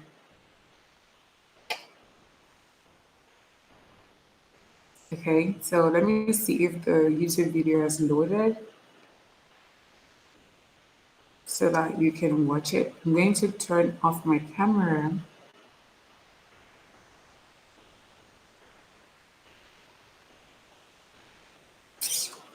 Oh, hold on. Sorry about that.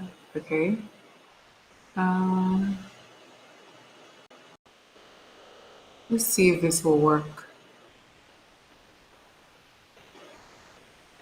Okay, while the video is loading, right, let's just continue. So once it finishes loading, it'll be, we can watch it for just a bit. It's on my platform, I have a video and all of these things on my platform. So they're all,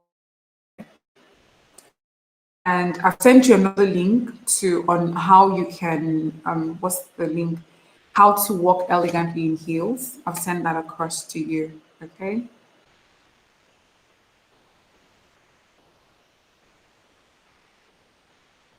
Because in the next 2 minutes, somebody's going to come on board and share something amazing with you. Okay, so and because after that, I wouldn't have our Q&A, and then we jump into the next one, so we can go into dating and round up. Okay, I'm looking at the time. I want us to be able to round up before 11 p.m. I don't want.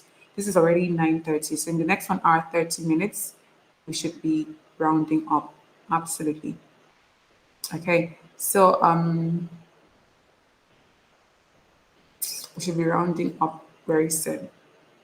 So how to elegantly stand in flat. We're going to watch the video, watch the YouTube video. Okay, so let's look at how you can so your systems, we talked about goals and systems. So goal is the big picture, system is the daily habits. We talked about that. So if your goal is to look, level up your appearance, build a better posture, what can be your daily systems, your daily habits? So that would be declutter my wardrobe of outdated, torn, ill-fitting, washed out clothing. That's where you start from. So you have to open your wardrobe and take out everything that doesn't serve you. You start there, okay? Plan my outfit a day before. That's a system you can incorporate into your life that is going to help you level up your appearance. So if you are used to just wearing anything anytime, now you become more intentional, okay? Register for the Styling Your Essence program. Yes, I put it there. Register for the program. It is going to help you with your what's the word, with your appearance goal. 5 minutes yoga every day, 10 minutes yoga every day. That will help with your posture. We talked about posture. Then this is something that I do so much. Hourly reminder on my phone to sit up and stand taller. I do this for myself. I really do. And it's amazing. So what every 1 hour your phone beeps, sit up, hey beautiful, sit up properly. It's such an amazing way to just be intentional and remind yourself to, just do better. Okay. So these are the resources. Yoga with Adrian, I shared it with you. Sarah Beth YouTube, I shared it with you. Styling Your Essence program, I shared it with you. I'm going to share that again with you. And then I'm going to bring on somebody on here to share this amazing, amazing, amazing tool with you. You are going to love it. You are absolutely going to love it. I promise you. Okay, so that's the course, you know. That is what that's the link is on there also. You can click on the link and just go through it. So let me bring the guests on board. She's going to come on board. Her name is Begold, and she is Begold. Could you please send a request, please, so that I can bring you on board? I think she's on here.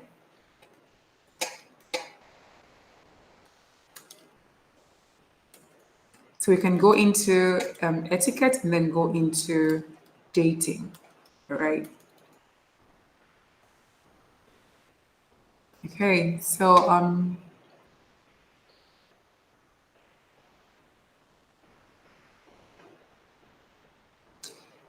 okay.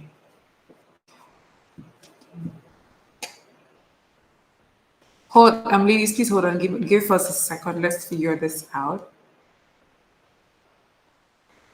so that she can quickly come on board. Because I love this program. Let me know in the comments, if you love this if you love this software that we're using to create this what is it called? This workshop, because I love it. I mean, I love it. It's almost like I'm running a studio or something. I just love it. Let me see if my guest is here. Okay, she's here. So she's here. She's going to talk to you. Um, I'm coming. Hold on. Give me a second. Hi. So you're live right now. Hi. They can see you. Hi, ladies. They can see you. They can see you. Can We you can't hear hear me? you though. Oh, you can hear me. Mm, can you We hear can't me? hear you. Okay, let me.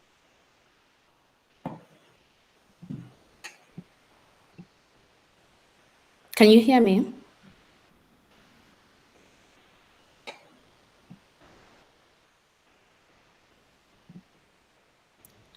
Is it better? Can you hear me now?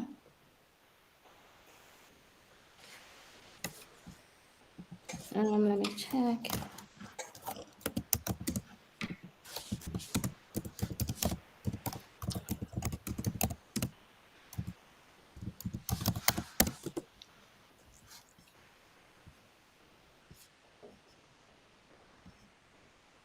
Okay, so okay. While Bigold is prepping, I can you hear me? Because I cannot hear you. Can you hear me?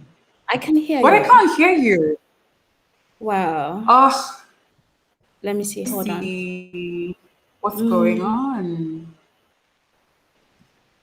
I cannot. Please let me know if you can hear her. Please let me know. Okay. Can you let me know if you can hear her, please? beauty. Can you hear me now? Let me know if you can hear Bigold. Can you hear Bigold, please? Because I can hear. I can't hear her. Can I? Okay, so if they can hear you and I can't hear you, so you just go ahead because they can hear you. So Oh, just they go can ahead, hear please. me. Okay. Oh, okay, that's Yeah. great. Okay. Hi, ladies. Good evening to you all. My name is Bigold Mensa, and I'm a global outreach and business development consultant, and I'm the founder of the Balanced Woman Network. I want to especially thank our beautiful host today for collaborating with Maybe my us. network is good. Can you hear me? I don't know if they can hear me. Let me see. Okay, they can hear me. Okay, right. I want to thank our beautiful host for collaborating with us because we reached out to her very late and she was prompt and she also proved that this template is going to be a very good one for you girls, for you ladies, I should say. So let's dive right into the template so that I can share with you. I can hear you now. I Can you can hear me hear now? you. Okay, perfect. So we can go into the template now. If you can share. Okay, great. Yeah. Yeah. Okay. So I'm gonna do that now. So I'm gonna mute my camera so that you're able to, so you're not mute, be stop my video so you can, Okay. you're able to go through it. So I'll be here moving through the slides for you. Okay. Oh, you can share your screen actually because it says you're ready to share your screen. I just saw something just popped on my end that you're Let me ready to see. share your screen. Yeah, so that would be great. Yeah, Day is ready to share screen. Yeah, go ahead. So Okay, let me okay. turn it, let me see. So let me open that right away here.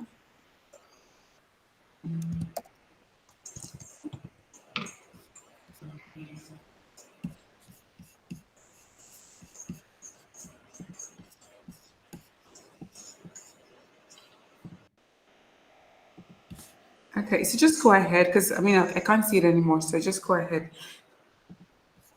Okay, have you shared this? Okay, okay, okay. Okay, then let's I go ahead. have. Okay, yeah. So the template that we are talking about today is the 12-week year Notion template. This book was written by Brian P. Moran and Michael Lennerton. Now, the book really stresses on the idea of looking at your 12-week goals. Now it compresses maybe your 12-year goal, your 12 months goal into a 12-week section for you. And it's like every year you have goals that you want to achieve, right? So what the book does is the idea of the book is to now break down these 12 months goals that you have set up. It's compressing it all into a 3 week, a 3 month goal for you. And it provides like tasks and actionable steps that you have to take to accomplish the goal. So let's move on to the next slide. Okay. Okay, so in this, I think this it's very small. I don't know if you can expand it. So okay, so let's see how we can make it work. Let me see. Uh-oh. Okay, give me a second. Let me do I think you something. have to make the content. Okay. It just means you're not going.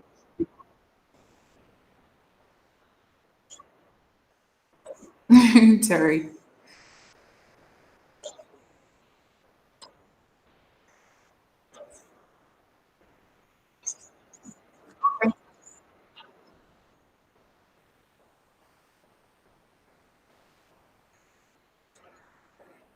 It's not. This is the one I got. I said PDF planner. This is the one that I received. Okay, so let's see. Is it the video? Are you talking about the video?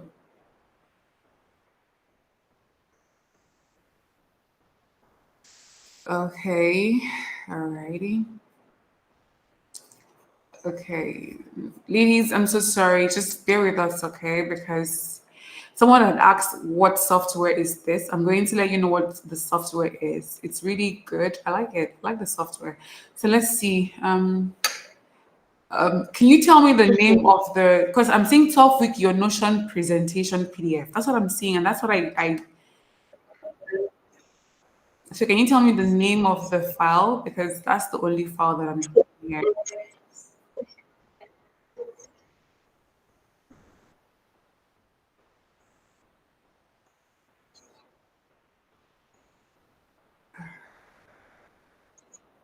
Except I didn't get it because that's the only thing I'm because that's gonna mean that. Give me a second. Quickly, just resend it to me, please. Okay, just send it so that I can quickly open it. Because what I'm seeing here is a video. It's a video.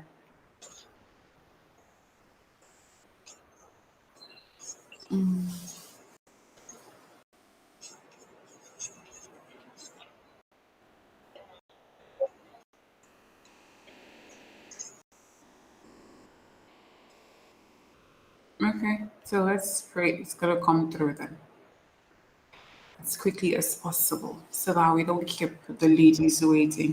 Ladies, so sorry, so sorry, so sorry, so sorry. So while we're getting this sorted, I'm just going to quickly look at the questions, right? Uh Because once the email drops, I'm going to get a notification, and then I'm going to be able to just download that and share it because it hasn't dropped on my end yet. So okay, so ladies, I'm going to quickly. No, it hasn't dropped on this end yet. No, it hasn't. So we're going to just look at. Didi says, "I hear you on anime, but no." Okay, I think it's just dropped. So let's see. Copy of H2H. Okay, because it's a this is because it's a PNG file. You know, I told you to make it PDF. Okay. Oh dear.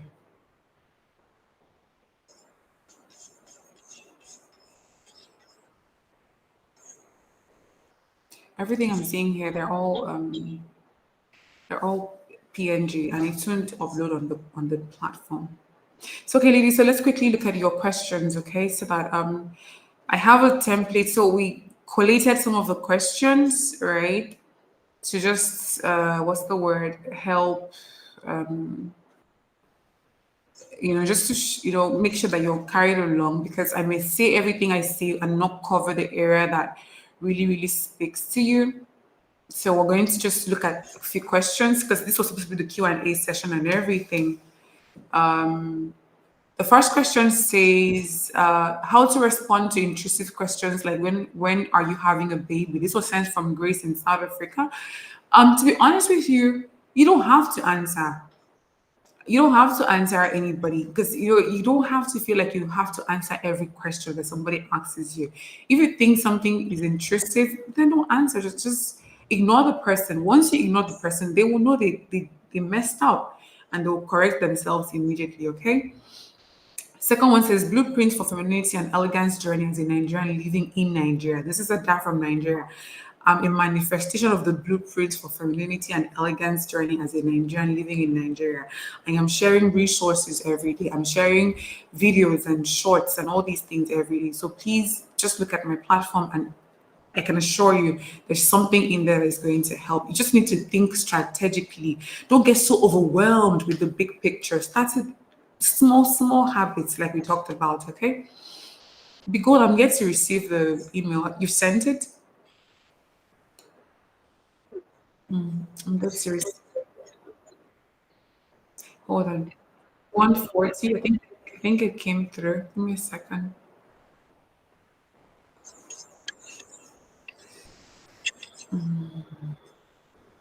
I got an email at 2140 that just said I anime. That's just what it said. There's nothing attached to it. There's nothing else attached to it. It just says I anime. That's what it says. So, any tips to build discipline for an easily distracted person? Favorite way to plan multiple priorities. So, any tips to build discipline for? So, I'm somebody who gets easily distracted. I'm that person. I could be working and then I look at my phone and I'm browsing. I'm not really an Instagram person. If you notice, I come on Instagram, share content, communicate with my community, run away for hours before I'm back. So one of the things that I do that helps me stay disciplined is that I have a timer. So I work for 25 minutes, sorry, for 30 minutes, and I take out 5 minutes to just be distracted. So I sort of feed my distraction, but I feed my distraction with intention. I'm not just letting it lead the way. I feed the distraction, but I make it more intentional. So 30 minutes of concentrated work. I'm not no distraction, nothing. 5 minutes of me just, feeding my distraction. Favorite ways to plan multiple priorities. So it's to there's something they call what's important and urgent, what's important, not urgent, what's not important, but urgent. That I think it's an habits of highly effective people. So that's really going to help you figure out how to. Yes, they're all priorities, but which one is urgent? Okay, which one is urgent? That's the one you want to go for. If you're on the live stream and I'm answering your question, just say hi. Just say hi to me so I know that okay, that somebody's question have been touched. Okay, so the goal. Do you want me to send you another email that you can send this to?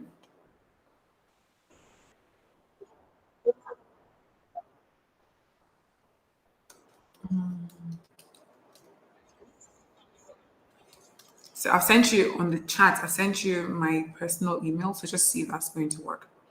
How do one attract friends with abundance mindset? So how do you do this?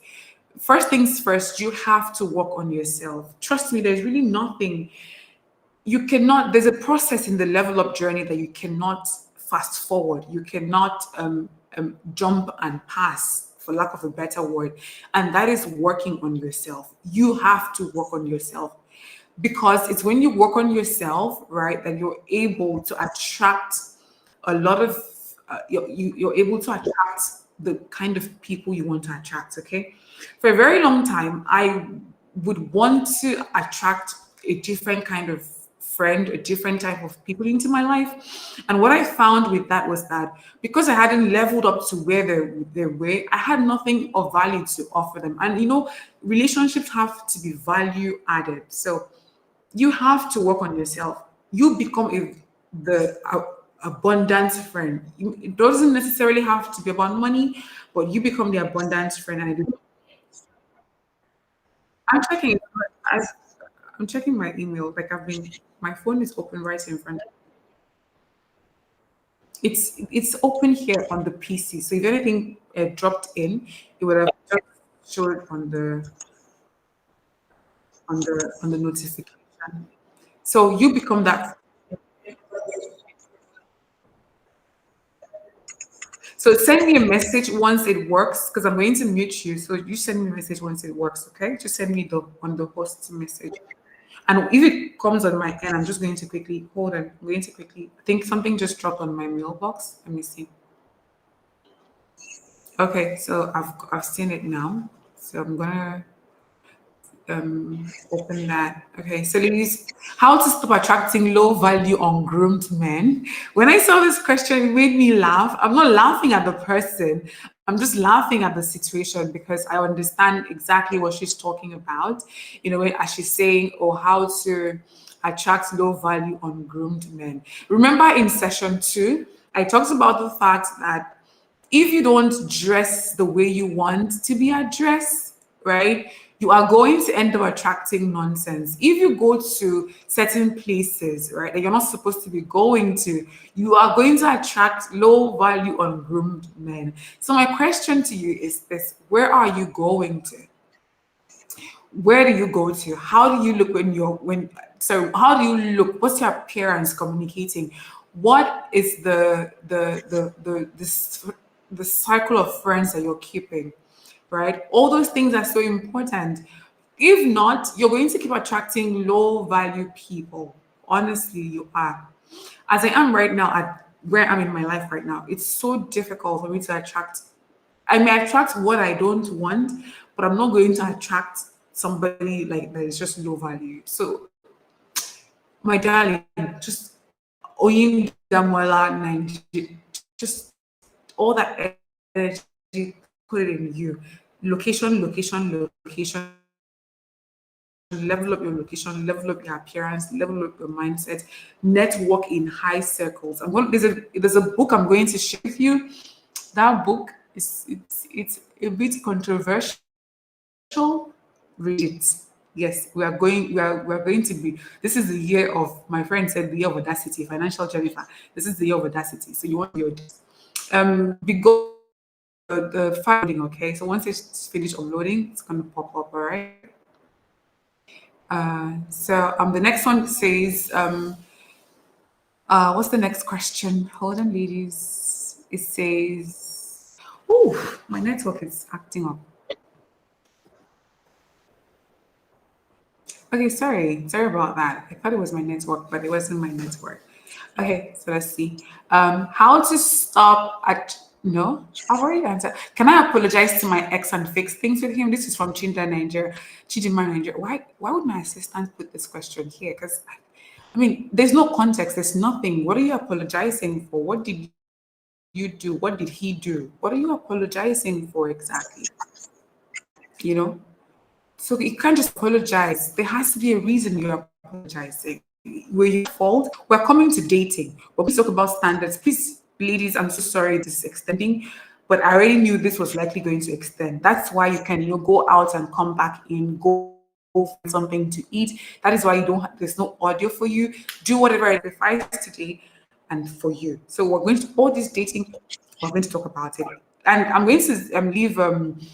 If you would like us to jump into dating before the etiquette aspect, just comment yes, yes, yes, yes, yes. Let's do that, okay? So that after the gold speaks to us, we can jump to the dating aspect. Although if I do the dating, you will run, you will not stay with me. Tarry with me, please. Tarry with me. Okay. The next question says, I'm sorry. How do I become a woman of high value? So we're talking about all of that here. Work on yourself, your mindset, okay? Work on your mindset. Level of raising your standards. Look at all of these commenting yes. Where are you listening to? You are going to stay here with me tonight.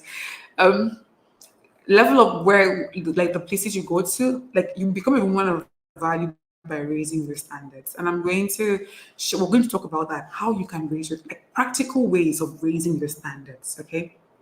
Oh yes, Selim, yes, you can ask questions. Yes, please ask all the questions you want to ask. I'm going to be looking at them. Okay.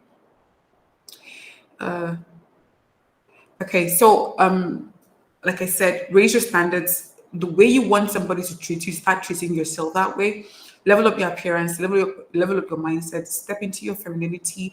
And I keep saying this: there are different shades of femininity. It's not just about being all soft and no, no, no, no, no, no, no. It's not about that. Um, oh, the gold is here, so the planner is here. So Okay, thank you. yeah, Can you? I'm doing that. Sorry, I was looking at something else. Okay. So here. uh,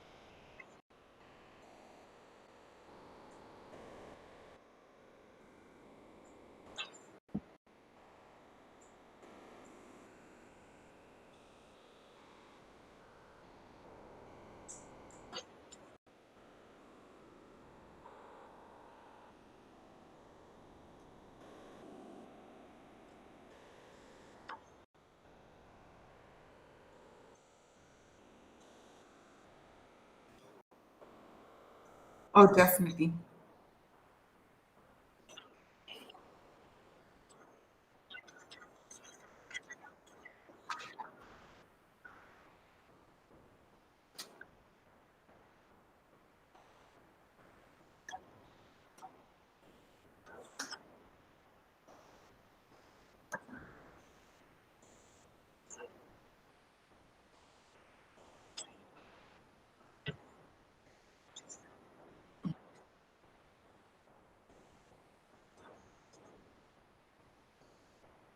Oh no, you can't. I don't think you can. No, you can't zoom in. They're saying they can't hear you. Hold on. Can't I can't. Yeah, that's what I'm seeing here. They said they can't hear you. Hold on a second. Oh, okay, yeah, they can hear you now. Yeah, go ahead. They can hear you now. Okay, so let me just take it Yeah, again. you can recap. Just give them a short recap about it. So. Okay, yes. So, like I was saying about the 12-week year, this was a concept from a book written by Brian P. Moran, right? And the whole concept stresses on their idea of having your 12 months goal and now compressing them into a 3 months goal. So now, if you know that you're supposed to accomplish something within the space of 12 years, it makes you more relaxed. But now, if you know that you have only 3 months to accomplish the goal, it keeps you very focused, right? And the book also talks about breaking those goals into smaller tasks that will help you to accomplish them. And this creates a sense of urgency. So when you know that this is what you're supposed to do, you do not put any activity that is not of priority in the way, right? So you only focus on priority tasks, and that is what this template does, and it has helped me so much. Now, the Notion Okay. platform also, it's an all-in-one digital space where individuals can organize their life. And this is from your tasks, your goals, if you have projects that you want to accomplish within a space of time. You even have a place where you can design your own vision board and stuff like that. It's a very, very good platform. And I know that a number of you have heard about it, but if you haven't, you should read about it. And that's why this template is here to help. Right. Let's move on to the next Okay. slide. Okay, so like I was talking about, the first part of the template focuses on your reflection. Like I said, at the beginning of every year, I know most of you have resolutions and goals that you want to accomplish, but before that, you do a reflection on your life and assess each area of your life. I don't know if you know about the wheel of life, and the whole concept of the wheel of life is looking at all aspects of your life and ensuring that there's an equal balance in each aspect of your life. And that's the concept this reflection comes with. So when you open one, when you look at down here, it says assess your life, right? Now, if you zoom in, I don't think we can zoom in here, but when you get the template, you see it. It has different aspects. So you're from your education to your love life to your fitness to your finances. Now, what you do is you assess the current state of, if you're talking about your finances, what is the current state of your finances? What do you want to change about your finances? And where do you see yourself a year from now? So the template helps you with that. So your current state, you can either give it a 5 star or a 4 star or a 2 star, and you answer all the questions and the reflection part. So this gives you like let's say a foundation on what to focus on in the first quarter of the month, right? Let's move on Oh to the next. wow. I like the reflection aspect of it. Yeah. Oh wow. Because it's so important to take stock of things and just know where you are at so you know where you're heading to. That's amazing. Yes. Yeah.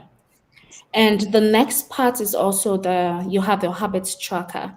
Now, if you want to establish a committed routine or break any bad habits, like you eat a lot of junk food, right? Now you want to break that habit, or you want to establish one committed routine, like, okay, this year I want to focus on my skincare routine, but sometimes we need people to hold us accountable for some of the things that we want to do.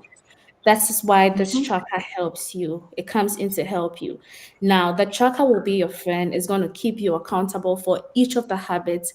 And it has a progress bar which will score you every day based on the progress that you have made.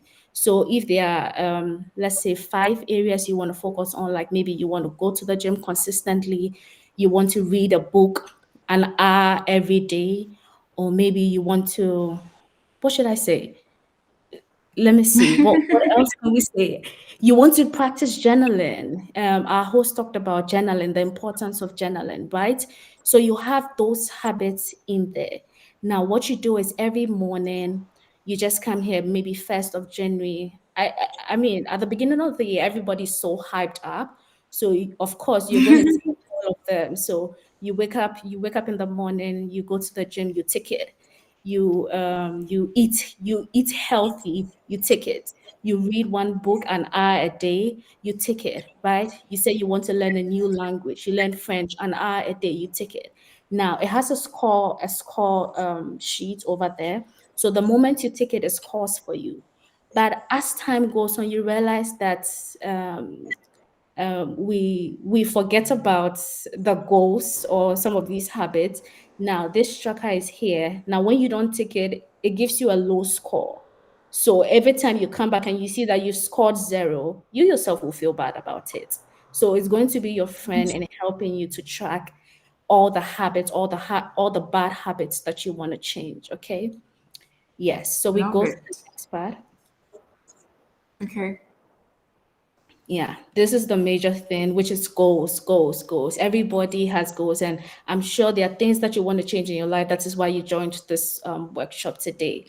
And like I said before, now let me ask you, how many of you have given up on your goals within the third month? Because there's a saying that people are very hyped up in the first 2 months, but by the third month, you see that a lot of people are going back to square one. It starts to lose the momentum that you had at the beginning of the year, right? And sometimes this is because most people set very unrealistic goals and are not able to break those goals down into smaller taxes.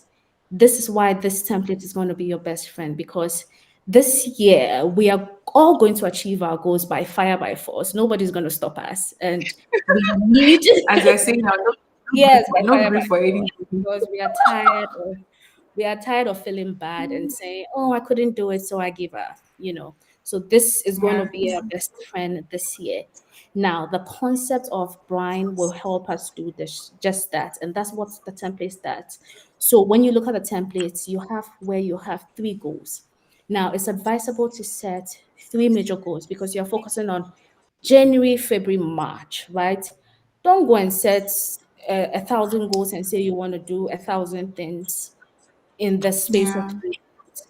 You can focus on one major thing. Maybe you want to set up one business, right? You can focus on that for the next 3 months, and that's going to help you.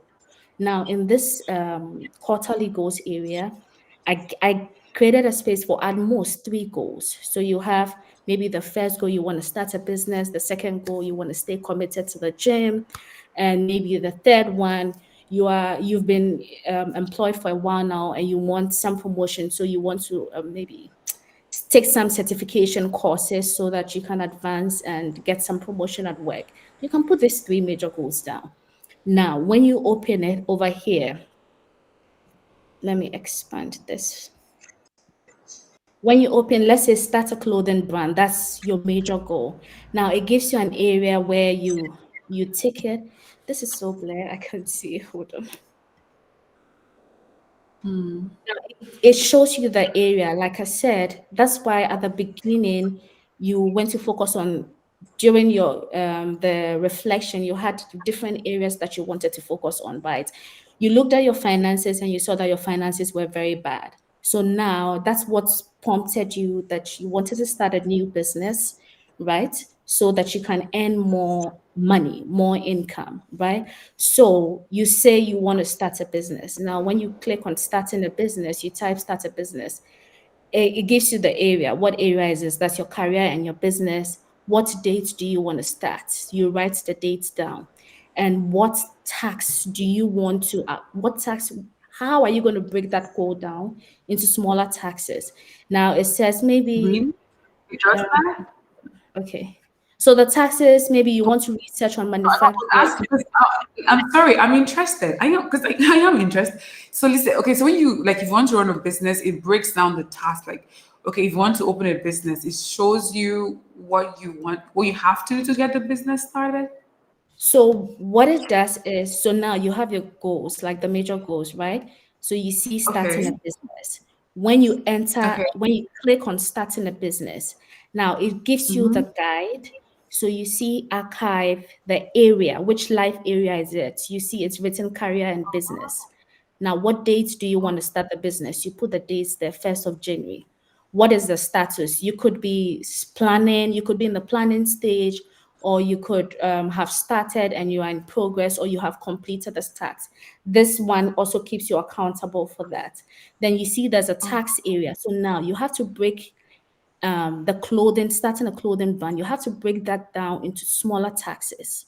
So, how do you want to Okay. start a clothing brand? What do you have to do? Now, you have to set it up here that you want to research on manufacturers, you want to maybe, uh, um, what does it say here? You have to do some business planning, you have to set up an e commerce store, You have to buy some packaging. So every task that you need to accomplish in order to any task that you need to do in order to achieve that goal of starting a business, you put it down here. So now, when you say you want to do business planning, you want to plan for the business. When you open that Okay. tab again, who do you want to assign that responsibility to? It gives you options. Maybe you want to do that task yourself, or you have an assistant that you want to delegate that task to. So you put it there. You Oh, put the start date, the end date, and it shows you the major goal, the priority, the progress, and even the weeks. Okay, so that's what it does. So you have to put in there. So when after everything, as we go on, you see what I'm talking about. Let's go to the okay. next slide.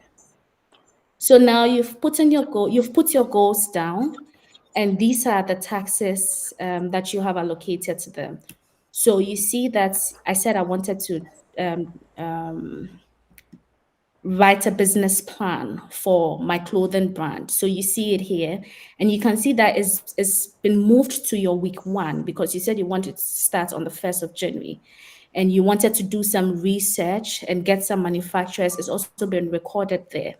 So when you wake up in the morning now, when you see week one will appear on your main task. So when you wake up in the morning, you see all these tasks there for you to accomplish. And the joy it brings when you know that you've been able to accomplish one task for the day and you just keep ticking. So when you set these tasks, it now distributes them into different weeks for you. Say week one, week two, week three. So every day you have something doing and you are very focused on the taxes. It also has a timeline here. So you can see there's a timeline here where you had to start and when you had to end the tax. So it provides those features as well for you. Can we Okay. move on to All right. yes. So now this is what I was talking about. So when you open the tax inbox, you see inbox here the next 7 days and completed. So in your inbox, every tax that come within the day, you can just put it up because sometimes you cannot like plan everything accordingly. So maybe something comes up and you say, "Oh no, I have to go and speak to an accountant to provide accountant advice concerning my business," right? So you can just put down here. Then when you look at the next 7 days, it shows you the taxes that you have to complete within the next 7 days. And when you take them, it leaves the inbox and goes to your completed tax all the time. And this is So hold how on, I have a question. Somebody wants you to answer a question. Blessing says, okay. "Is please, is this an app?" Yes, yes. So it's an app, but you don't also need to get an app. You can, when you get a link, you can equally use it you can use the web link and you can have it there. You don't necessarily have to get the app, but it's good to get the app because every time you wake up, it's just like your second brain. So when you wake up, you just go onto it and you see the taxes that you have to complete, within or you have to fulfill within the day. Okay. So if I understand what you're explaining here, so there's an app called Notion, right? There's an app Which is called about Yes. yeah, which is Yeah, about managing your like productivity, organizing your life and everything. Now, exactly. on that Notion app, you would have to all these things you've created and made so beautiful because they look so beautiful. You would Mhm. have to create all these things for yourself in the Notion app. Is that what it is? No, so when immediately So you purchase this template, please, because I think I have an idea, but let's just so because I'm a child okay, right now, you're explaining to me as a child. So if I were to get the Notion app, I would have to create all of these things for myself. But no, you don't in have your to. beautiful knowledge, you've done this, so I can merge this with my Notion app. Is that what you're telling me? Yes, so when you get the Notion app, you only have to Oh, you duplicate just the got it. Mary file. Jane just said she just got it. Oh wow. You just have to duplicate the file, and everything you Okay. see here will be made available for you. So, In the and Notion this, yes, in the Notion app, and it's been automated, so you don't have to do a lot of things. All you have to do is just put down your goals. Like if you have 3 goals, you just put it down and you put down the tasks, the dates that you want to start, dates that you want to end, and it will just automate everything for you. When you go to your reflection, You put down things that you answer the questions around that as well. When you go to, it's just been automated for you. So all you have to do, you don't Oh have to wow. build any of these things for the from scratch. You get the exact thing that you see here, And then and you set merge it that. with Notion. Yes, yes. Okay. Oh wow. So Hmm. next slide I'm getting. Yeah. Ladies, we're talking about, I kept saying that to her.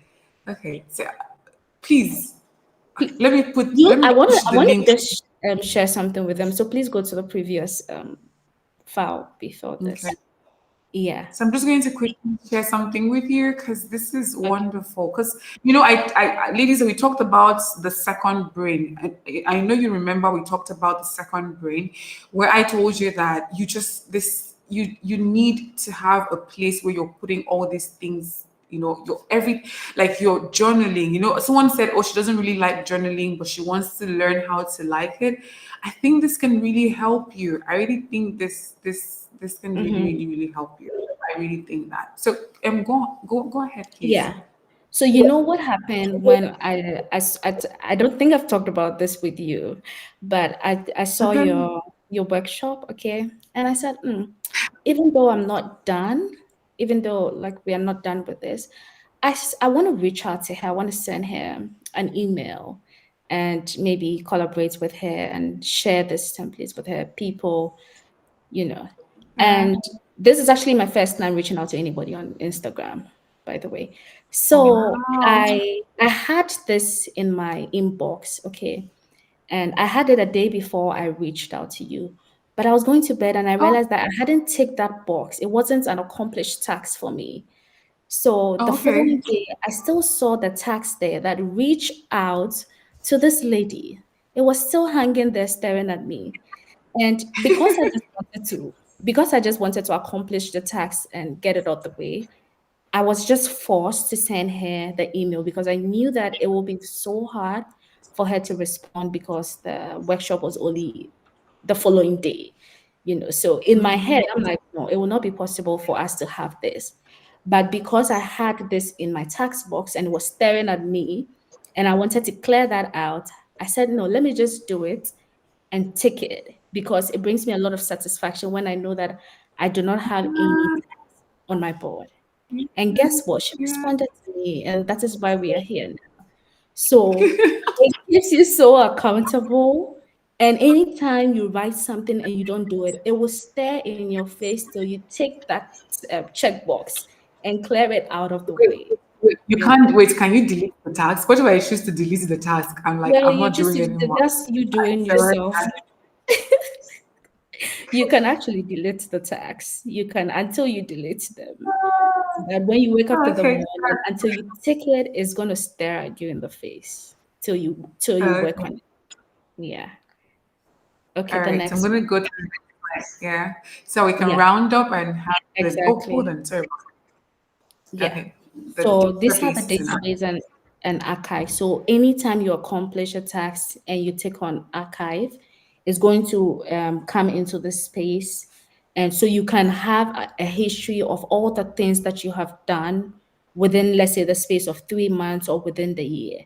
And if you don't want to go that route of writing the charts, you see that you have goals here. So you can just, the table view, if the table view helps you, you can just come here and write the taxes that you want, like your major goals. It asks you all the questions and you can just fill them up, right? So this is how this template works, and I hope that you enjoy using it because it has really, really helped.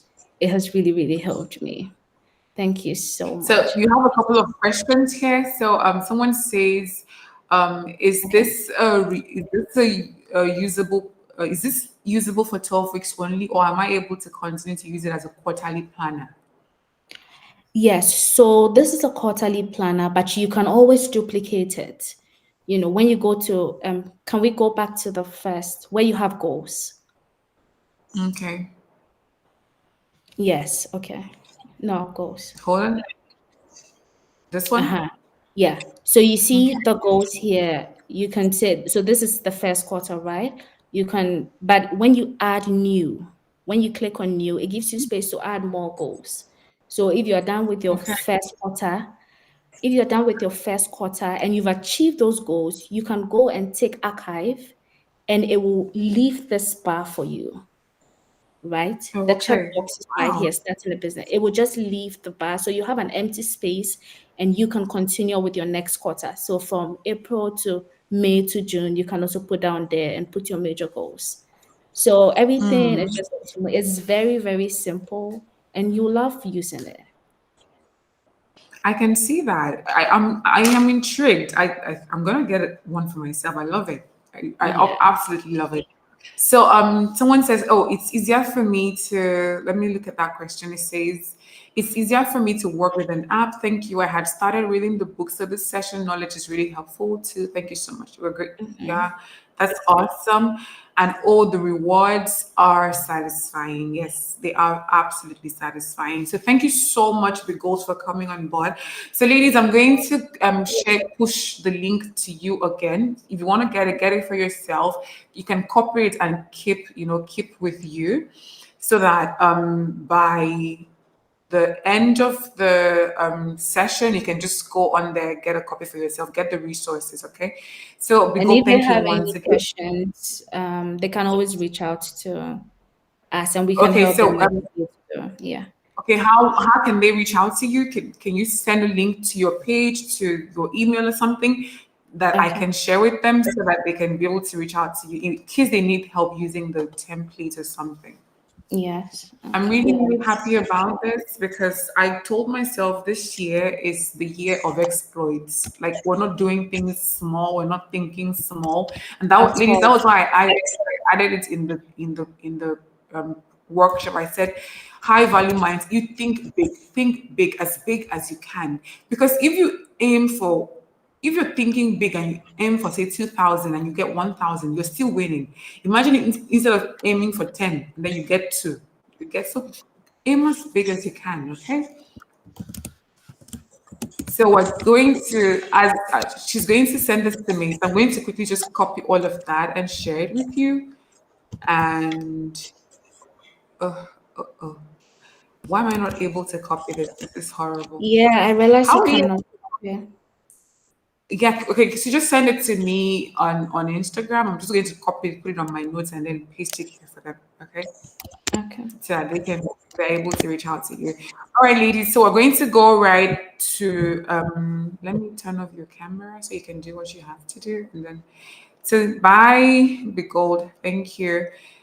Okay, so ladies, we're going to go back to our program. So the first thing we're doing, give me a second. Let me get something sorted out here so that I know that we're ready. Uh, okay, so this is where we were. We're here. So we've done yoga. So now I'm just going to use the next 12 minutes and we're going to talk about what is it called? We're going to talk about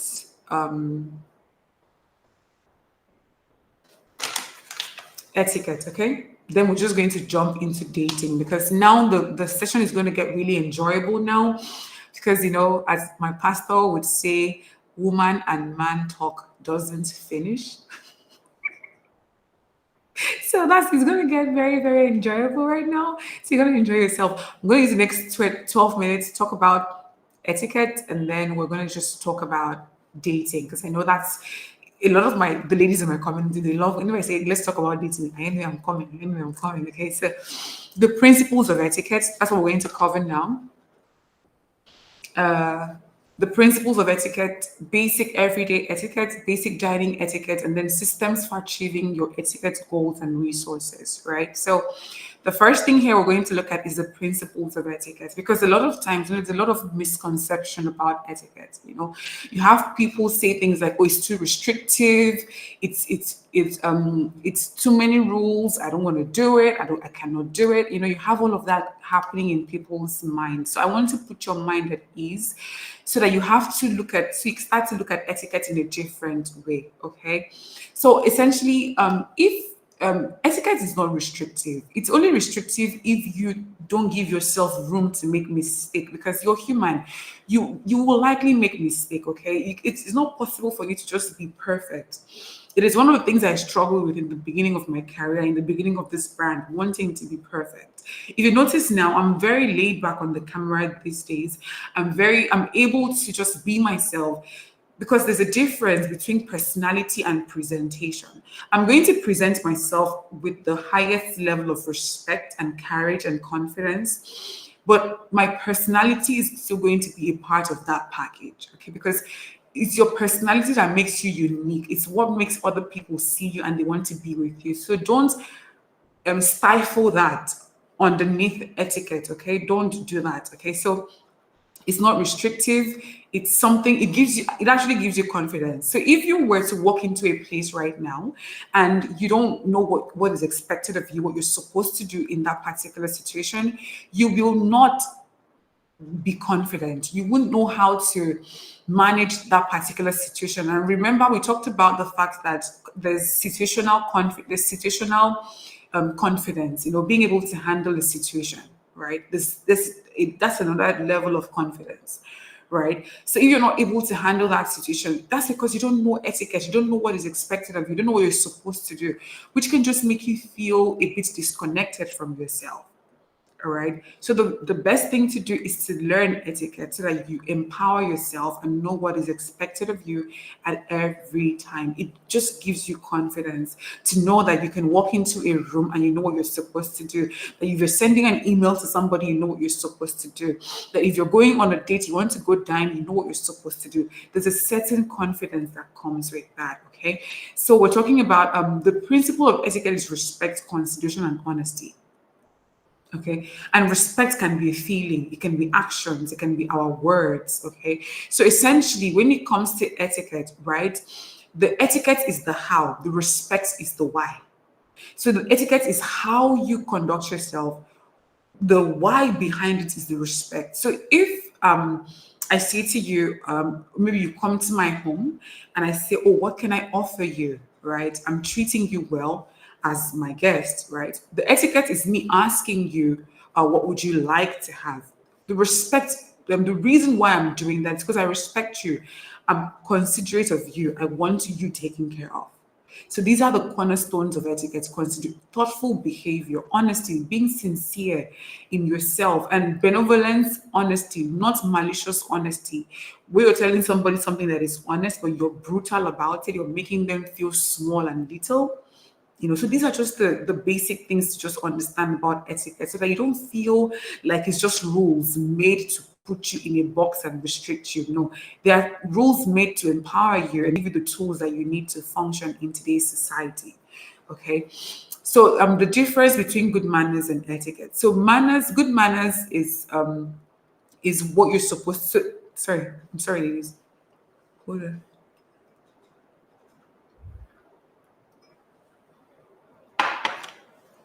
Okay. So the difference between good manners and etiquette is that etiquette are the rules. Good manners is when you do the rules.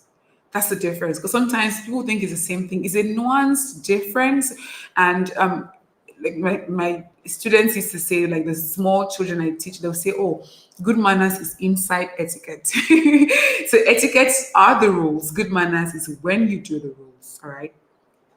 So we're going to just talk about basic everyday etiquette that you can use as a lady to conduct yourself better. The first one is proper greeting. Okay, greeting people is so essential. It's something that we don't even pay attention to anymore. We just throw greetings at people. Hello, hi, and we just walk away. So proper greeting is you making eye contact and just making the other person feel seen. Oh hi, how are you? You make like I'm talking to you. Oh hi, how are you? I make eye contact with you. That's proper greeting. Use proper titles too, ma'am, Mister, Sir, Madam, or something. Anytime you are unsure, you are allowed to ask somebody how they would like to be addressed. Trust me. Just anytime you're unsure, just say, please, how do I address you? Just ask them that. How would you like me to address you? There's a woman. She's a relationship counselor. We're going to have a life together soon, and I didn't know how to address us. How should I address you? And she said, oh, address me as doctor. This okay. So it's important. Names equal deeper connection. As I was going through, as I'm reading through your chats, your comments, I'm, mentioning your name, I'm using people's names to do some demonstration or something. There's a deeper connection being developed. So, for those looking to build relationships, please and please and please learn to use people's names. If you are the kind of person who doesn't um, who feels like they don't know somebody's name, or maybe like you're like, oh, I don't know this person's name, or how do I? I'm sorry, ladies. I hope. Please let me know if you can still hear me, okay? Because I think because my network bar disappeared, and that made me worried for a second. So for the people who are like, oh, I don't know, I'm not very good with names. I don't know how to use people's names. I don't know what to do and all of that. Just repeat it after them. Somebody says, oh, my name is Ayanime. Oh, Ayanime. Oh, what does that mean? It helps you, remember it. The magic words are exactly that magic. And what are the magic words? I'm sorry, please, thank you, excuse me. It takes you nothing to use these words appropriately. Thank you so much, especially to the people that you've come to expect to do things for you, like family members, like friends. Learn to say thank you to them, because at some point we become sort of entitled and we expect them to do those things because we're just used to it. So just make it a conscious effort to say thank you. I'm sorry. It takes nothing again. Just say, I'm sorry, I'm sorry, I'm sorry. It takes nothing from you. The other one is, please, if you're making a request, please help me with this. Please, I need you to. It helps. Excuse me if you bump into somebody, if you burp, amazing. Language, language, and language. Curse words. Please, please, please be mindful of curse words. I'm not a fan of curse words, and I will never be a fan of curse words. Yes, someone said, oh, they serve a purpose. They can help you, feel good about yourself, feel good about the situation. I get all of that. But at the end of the day, it's just there's something that it does to your journey as somebody who wants to be more elegant, more classy, more feminine. It just takes away from that. Imagine if a well-dressed, beautiful, classy woman walks into this place and starts cursing. She's dropping F and MF bombs left, right, center. Okay, look at when you watch hip hop lifestyle and all these reality TV shows, you see all these beautiful, well-dressed women cursing left, right, center. How do you feel? You look at them and you're like, what is this? Right? That's just what happens. Okay. Intentional communication skills. This is absolutely important. You want to be more intentional with your communication skills. And it can be as simple as just drop, like my phone has been here, you just drop your phone so that you give people your attention. You listen actively, you ask questions, you make eye contact, you lean in so they feel heard. That is absolutely important. Good hygiene is good manners. Trust me, it is. If you don't take care of your hygiene and you walk into a place and you're booming up the entire place and everybody's uncomfortable, don't forget that the corner of etiquette is considered. One of the principles for etiquette is consideration, which is thoughtful behavior. So when you walk around with bad hygiene, you are not a thoughtful person. You are disrupting the flow of things, and I'm sure you don't want to be that person, right? So that's very important. Okay, take care of your body, and it's not just about using deodorant, it's about how you wash your clothing. So important. And the kinds of fabric you're buying, and that is why we talk about buying the right fabric. If you're buying polyester, there's a type of polyester that you buy that smells. It just smells because it's chemical. This is why I'll keep saying it. The program you needed, the Styling Your Essence program is essential. There's a type of polyester you buy that it just smells. It smells like when you go like this, you're like, "Ah, what is this?" You keep thinking it's body odor, but it's not body odor. It's the fabric because it's chemically made, cheaply made. So be mindful of the fabrics you're buying, okay? Punctuality is equals respect. Yes, it is.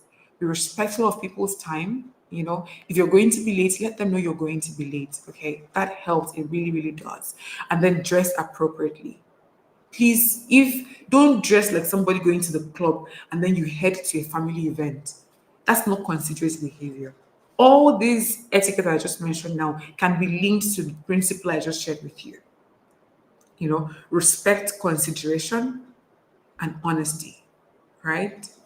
Honestly, you can find that in your communication skills. Okay, that's absolutely important.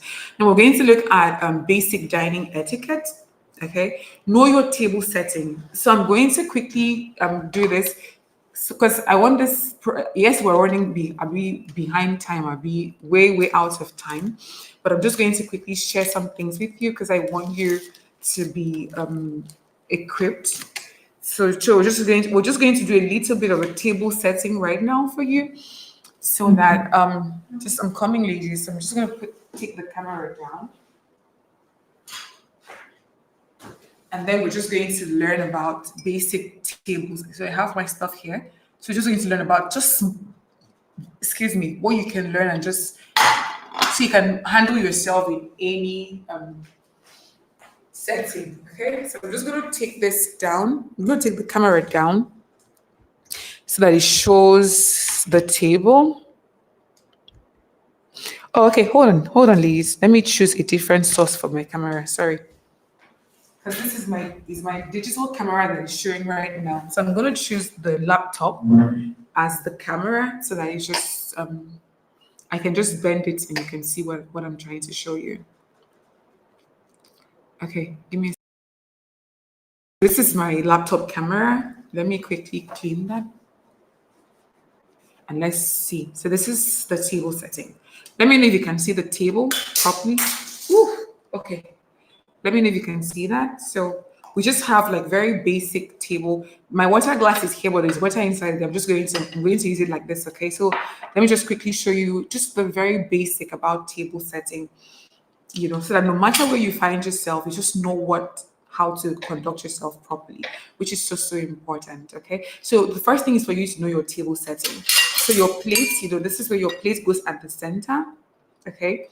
Then you have your sorry.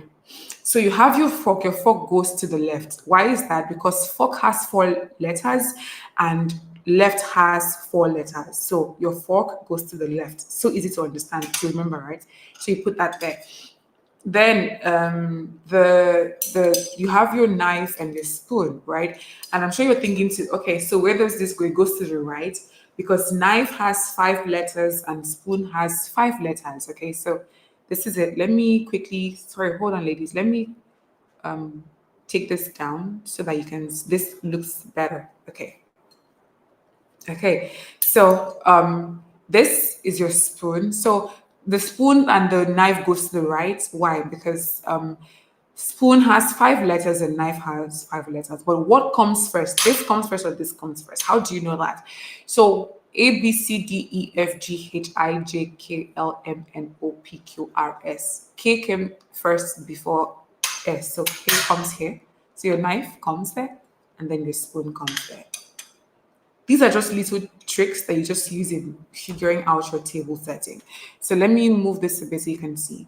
So once you have this, the next thing that comes on board is your water glass. Okay. So this is your water glass right here, and that goes here, to the top right corner, and then you can follow just beside that. Let me show you. Just beside that, you can put your I'm sorry. Okay, let me push it backwards. Let me push my laptop. Hope it doesn't fall. So it goes like this. So your water glass, your wine glass. So this is just your basic table setting. Okay. So with this, you know your table setting. You know what you're supposed to do. If you're hosting people, if you're in a restaurant, you know where everything should go. Okay. If you're dining, all right. I have a program on this, another comprehensive program. I have a lot of programs to help you with this. So let me quickly. So know your utensils and how to use them. Okay. So your fork, this is your fork. You don't hold your fork like this. You don't hold it like you want to stab somebody with it. You don't hold it like that. You don't go. So how do you hold your fork? Like this. That's if you're using your dominant hand to eat, you hold it like this. The same goes with the spoon, you hold it like this. Now, if you're eating with the American dining style, because we're going to talk about it, pick a dining style that feels comfortable, you turn it over and you hold it like this. So your forefinger extends along the back, just like this, and this too. So you eat. and you dine and you dine. So there are two dining styles: American dining styles, and so American dining style and European dining style. The American dining style just it just means eating with your dominant hand, the way you eat normally. That's just what it is. So if I have say rice in front of me with fish or something, my the American dining style just means I eat with my fork. That's just what it means. I just eat with my fork. But if I were to cut meat right now, because you can't use your fork to cut your meat, I'll take my fork to my left hand, cut my meat, place my knife here, take it back to my right hand and continue eating. That's the American dining style. The European dining style, the continental dining style, you just eat like this from beginning to end. So you cut your food and you take it to your mouth with your left hand. Those are the two dining styles. So please, nobody, please don't use your cutlery like this. I beg you in the name of all that is holy. Don't do this, okay? Don't try to no, please. No, no, no. Not this year. We're not doing that this year, okay? This and this. That's if you're using your cutlery. See how held it? Like that.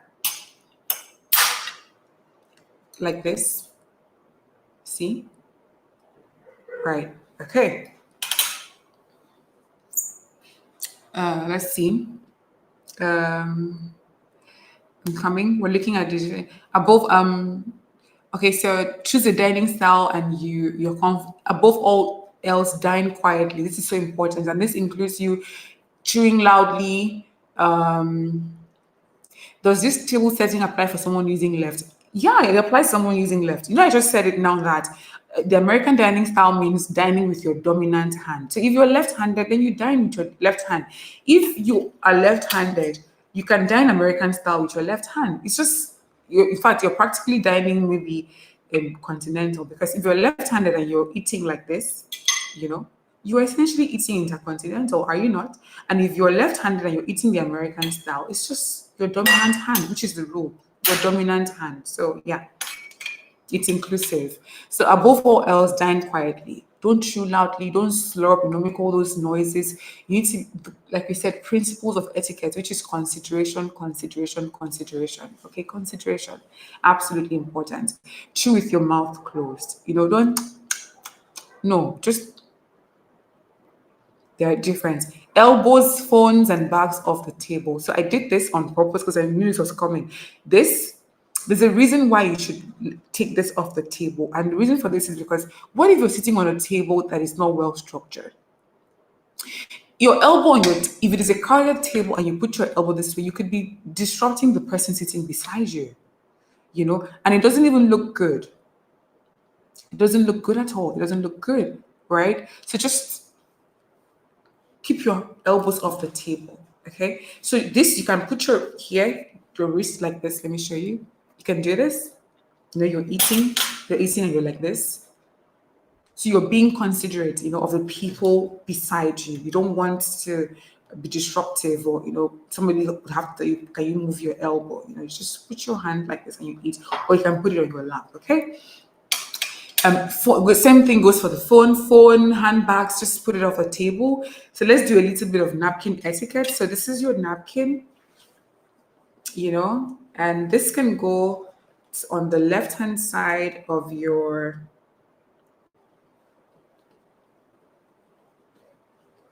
so this can go on the left-hand side of your place setting. You can go here with all your cutlery on here, because, that means you would then have to be the one to arrange it yourself. And it can go on here. All right. So if you just three basic napkin etiquette. This is for you to dab your mouth, not for you to use in cleaning your eyes, cleaning your makeup, brushing, wiping sweat. No, please. This is for you to just do this. And that's the beginning, and that is the end. And when you're unfolding your napkin, please don't unfold this here and you go like that. No, not at all. Unfold it underneath the table and place it on your lap. Okay. And then if you're leaving the table but you're coming back, take it like this, place it. Sorry, this one is if you're leaving and you're not coming back. If you're coming back, take it, place it on your chair, go and let it come back. If you're leaving and you're not coming back at all, then you place it to the left corner of your table. Okay. Now, stemware etiquette. This, don't hold it here. Don't hold it here. Just because we're going into relationship next, so that you're ready to dine with kings. You don't hold it here. You don't hold it here. You just hold it here like this. All right. You just hold it here, just like that. Okay. This is how you hold your stemware. And when you want to do a toast, these are two different glasses, but bear with me. Don't clink the rim. It's easy for it to break. Clink the bowl like that. Okay, that's a basic toasting etiquette that you should know. All right. No grooming at the table. No grooming. You see all that? Where's my powder or something? You just go like that with your powder and you're taking care of your makeup and stuff. Please don't do that at the table, okay? You can't see what? See, we can't see it. What can't you see, please? Ask for it to be passed. It is anything on the table that you want given to you. Don't stretch your hand like that. you know oh, could you help me pass the salt? Or could you help me pass the bread? Can you help me pass the rice? Can you help me pass the sauce? Okay, so don't just open your hand and just cross food items and everything on the table. Okay, that doesn't look good. Emmanuel says we can't see it. You can't see what? Because I showed, this was shown. The table setting was shown. Oh, okay, I should share my full screen.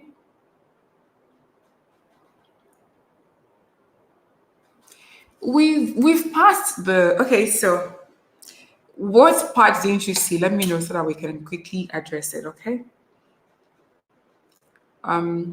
So when I said ask for it to be passed, when I say it, I mean anything on the table, okay? Ask for things to be passed to you. Don't just stretch your hand and try to touch. No, it's not good etiquette, okay?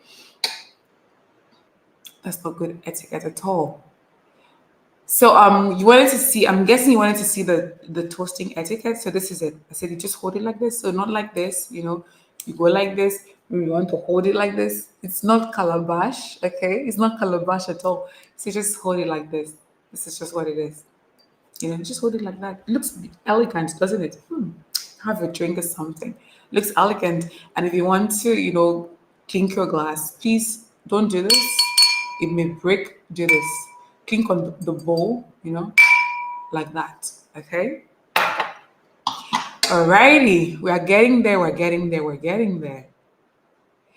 And then goals for systems goals. Thank God for the digital planner, which I'm getting for myself, because I'm like, wait, what are we? And I've been here writing things on paper and everything. Okay. So this says you don't use toothpick at the table. Use it in the restroom. Even like this, you don't do it. That's what the restroom is for. No grooming at the table, toothpick included. Not at all. Toluwani. Okay, because I saw Emmanuel. I thought it was Emmanuel. Toluwani. Sorry about that. So practice etiquette. So the big picture is to practice etiquette and be mindful of your manners. That's the big picture, right? Now, the habits that will take you there is intentionally use people's names. You have to say to yourself, from today, I'm going to learn people's names. I'm going to be intentional about learning somebody's name. Okay, like today, I just learned Toluwani's name. Yay. I just learned Toluwani's name. Toluwani, Toluwani, Toluwani, Toluwani. Elizabeth, I just answered your question. Please, using toothpick on the table. You shouldn't use toothpick on the table. I've answered it. It's a way of grooming yourself, and there should be absolutely no grooming at the table. I said that, okay? So replace curse words. We talked about curse words. Oh my stars, goodness. Oh no. Excuse me, ladies. Replace all of that. You know, Instead of using F words and MF words and all of that, okay? Practice keeping my phone away during conversations. Yes, that's another um, system that you can practice. Maybe tomorrow as you're going to work, say, you know what? I'm going to be more self-aware now because I find myself looking at my phone when somebody's talking to me. I put my phone away. Okay, that's another thing. Start using my dinner time to practice manners. Yeah, absolutely important. Because since it's something that you're trying, doing it morning, afternoon, night can be a bit tedious. So you just say to yourself, you know what? Every dinner time, I'm going to set my dinner time and use it to what is it called? Practice good manners. Okay. We're getting into the dating phase. Ooh, I'm excited. Are you excited? So the resources that will help you with your dining etiquette is the Art of Fine Dining program. You will love it. This is another of my program. When you click on the link that I'm sharing with you, okay, when you click on the link that I'm sharing with you, it just doesn't take you to a place where you just buy something. No, it takes you to a link where you actually see what you are buying. So there's a preview video, there's a breakdown of all the modules. Yeah, all the modules, everything that you're going to see. So I in the program we talked about hold on, ladies. In the dining, because I saw some questions. Somebody said, I'm having issues with my dining etiquette. So it just, so dine confidently, host with grace, and navigate social situations with ease. It is a beautiful program. Another program that I poured everything into myself, to give you. Okay, it's amazing. So if you click on the link, it's going to take you. Just go through the entire work. Module one is about table setting. Module two is about cutlery. Even there's how to use chopsticks in there. Module three is about dining etiquette. Module four is about hosting and when you're being hosted. Module five is wine service, how to host wine service and all of these things. Module six is about restaurant etiquette, menu etiquette, ordering etiquette, all these things are there. Module seven, common foods and how you can eat them. From the picture that I'm sharing with you here, this was having afternoon tea, the etiquette for afternoon tea. How do you eat eba? How do you eat rice? How do you eat spaghetti? How do you have your tea and bread and butter? Everything is covered. Like I said, you don't have to just look at it and buy, or just click and buy. No, scroll through, go through the modules one after the other. The same thing with the Styling Your Essence program, so that you have a clear understanding of what you're in for. Okay. Now, let's do. We are going to look at. Now it's time for dating. Are you excited? Just let me know. Yay! So, I didn't see Comfort's questions. So let me just go through the questions and quickly answer them. Oh, Annabelle says, purchase Style My Essence class. Can't wait. Oh my God. Hi, Annabelle. That's amazing. Thank you so much for joining the program. I didn't see that. I didn't see that. I'm so sorry. Because, I'm highlighting, I love highlighting my clients. Thank you so much.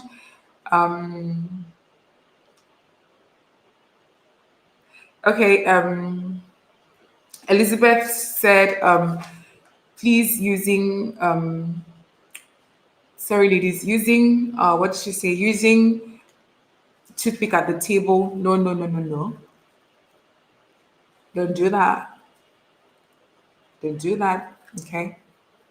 Don't want to do that. Okay. Just do that at the restroom. That's what the restroom is for. Okay. Caroline says, planner purchased. Thank you so much. Thank you. Comfort asked the question. I didn't see. I'm going to look at the question now. Please, what of the controversial book? We're in dating right now. So, yeah, we're going to talk about the controversial book now. It's the book, when you, even from the name, you'll be like, anyway, why did you recommend this one for us? This is the year of exploits and audacity. Be audacious, okay?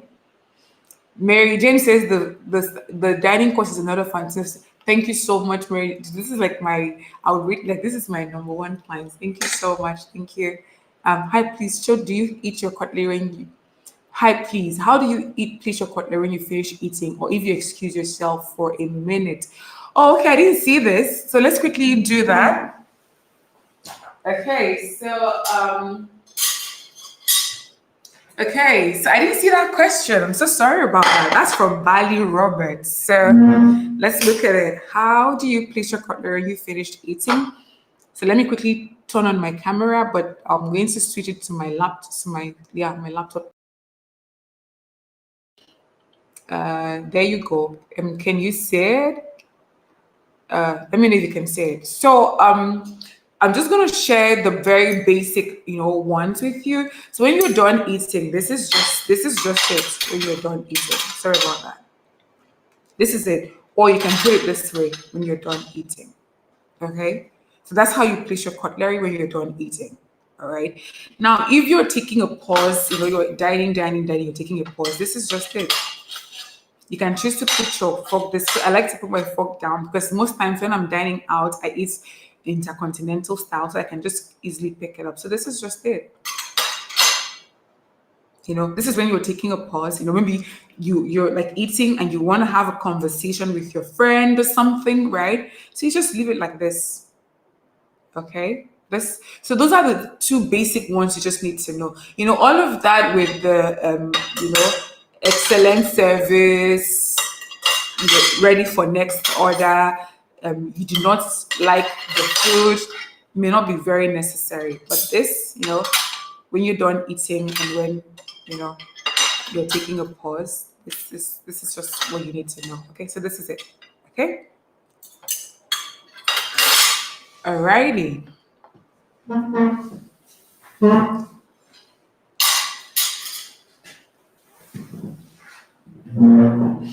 Okay, so I'm just going through all the questions just to make sure that we're going there.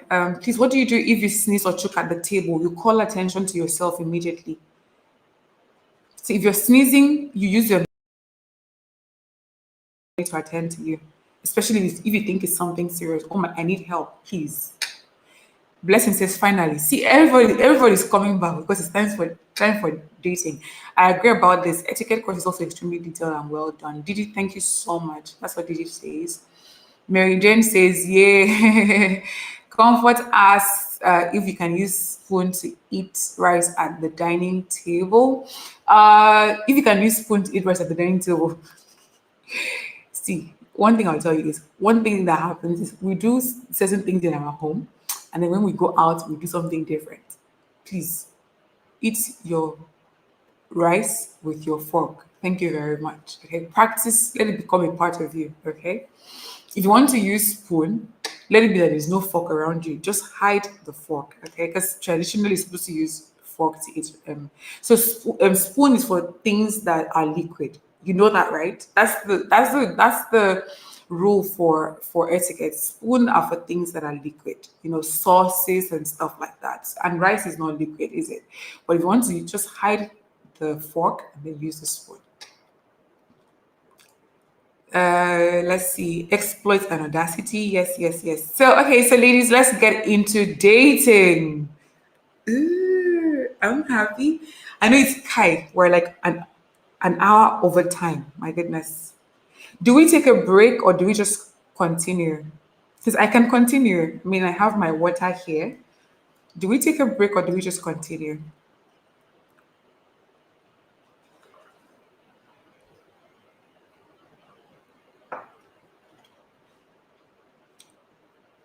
Whew, an hour over time. My goodness. An hour over time. I'm so sorry, ladies. So sorry. So let's get into it. Dating. Let's just power through. I mean, if you see me curl up on my chair, because my AC is on and I get really, really cold. So that's why I have my socks right here that I can use. See, everybody's saying, let's go, because it's dating now. Everybody's going. Where are you all going to? Where are you going to exactly? Let's go. Where are you going to exactly? Please explain to me where you're going to. I'm sorry, ladies. I want to put it in my socks because my AC is really, really cold. And if I turn it off, I'm going to get hot because of all the lights that is on here. So, okay. So let's get into it. Okay. We're getting into dating. So we're going to cover 4 key areas. Okay. We're going to cover four key areas. Let me just cuddle onto my chair. All right. Let me just cuddle onto it. Okay, so that we just talk. My back is still hurting. So okay, so we're going to talk about what is it called?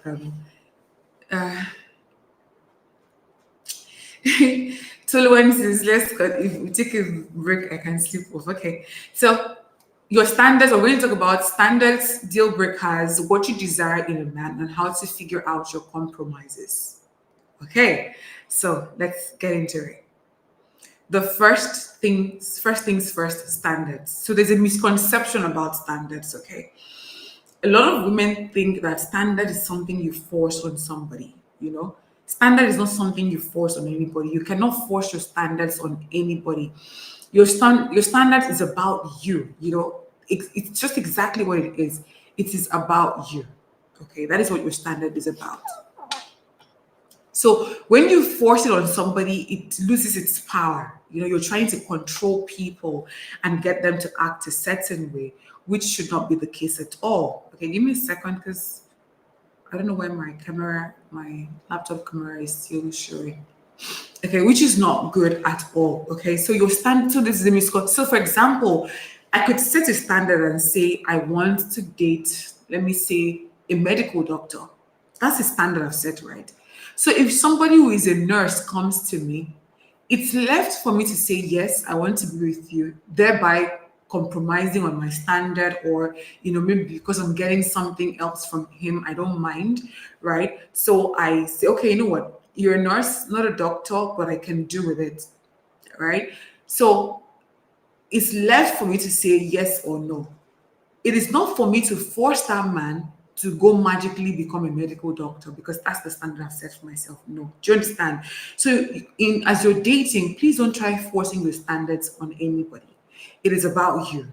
If you say you want to date a millionaire and a thousandaire comes, it is left for you to say, okay, I'll date this thousandaire because I'm getting something else, or no, I'm waiting for my millionaire. You don't pressure the man to go become something to fit your standards. Okay, this is how you end up with men who resent you and end up, hating you in some kind of way. So, how your standard starts with you. Please understand that. How do you treat yourself? A lot of women say, I want to raise my standards, I want to raise my standards, I want to raise my standards, I want to raise my standards. The question now becomes, right, how do you treat yourself first of all? You say you want to raise your standards. How do you treat yourself? Do you treat yourself with respect? Do you treat yourself with somebody who is already experiencing a high standard, or you're still, sort of like, what's the word? Stuck in a particular place you should not be stuck in, and you're just waiting for another person to come and elevate that life. Let me give you an example. If I say I want to, like, maybe I've been going to, sorry, I want to be dined out. I want to be wooed and dined out by the man I'm dating, or by any man who comes to date me. The best way for me to raise that standard for myself in such a way that it's easy for me to say, if you can't meet this standard, please don't come near me. One of the ways to do that is to say to myself, you know what? I'm going to start going to high upscale places, rather. I'm going to start going to upscale places. So I've raised the standard for myself. First of all, I'm going to upscale places, and it's easy for me to say no when something that is below that standard comes to me. Okay, it's easy for me to say no. So raising the standard has to do, how do you treat yourself? How do you treat yourself? How do you treat yourself?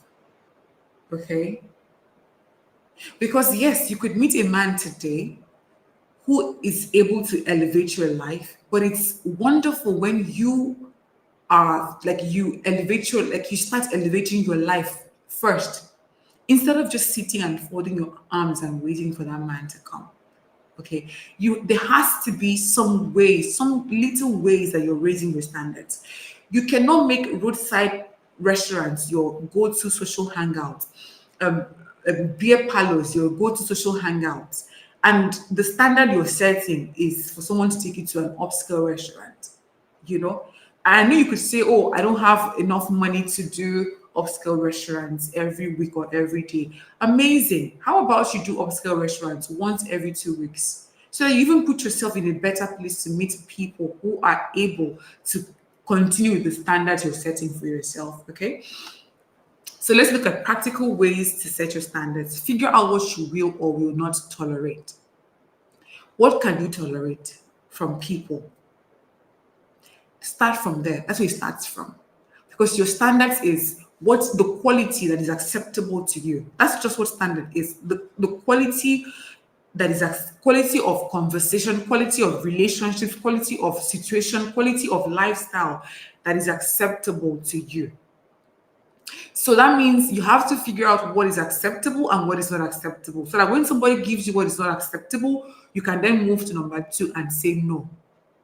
For you to raise your standards, you have to master the art of saying no. Like you have to learn, hold it into your like, no, I don't want, I don't want, I don't want, I don't want. You have to learn how to say no. That's one of the ways you raise your standards.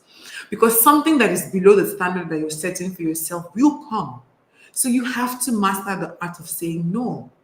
This is not for me. This is below my standards. This is not what I deserve, right? So you have to master saying no.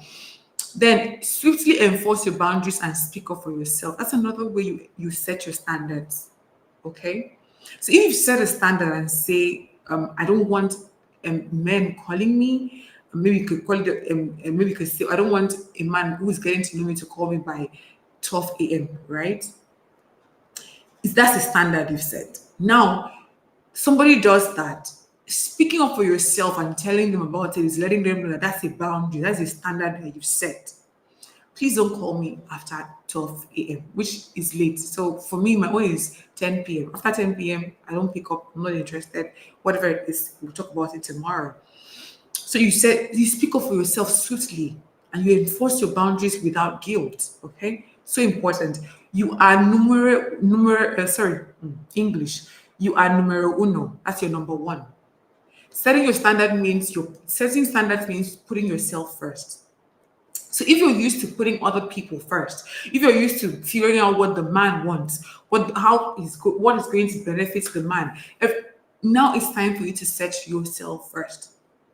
It's you say this is about me, my standards, my quality of life, what is acceptable to me, and me. Do you understand? So it becomes about you. Okay.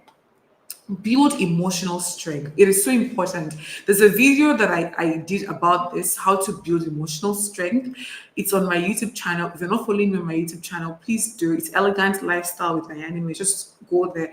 I have so many resources on how to build emotional strength because as women, we are so scared of pain. Not just even as women, as human beings, we are scared of pain because I understand because nobody sees anything that wants to hurt them and they run towards it. So we run away from pain.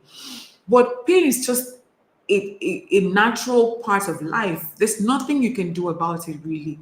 The pain of somebody leaving you, the pain of you having to say no to something, even though maybe the person is maybe you wanted 100 and the person is 70, but the 30 that is missing is a crucial 30, and you have to say no, it's going to hurt.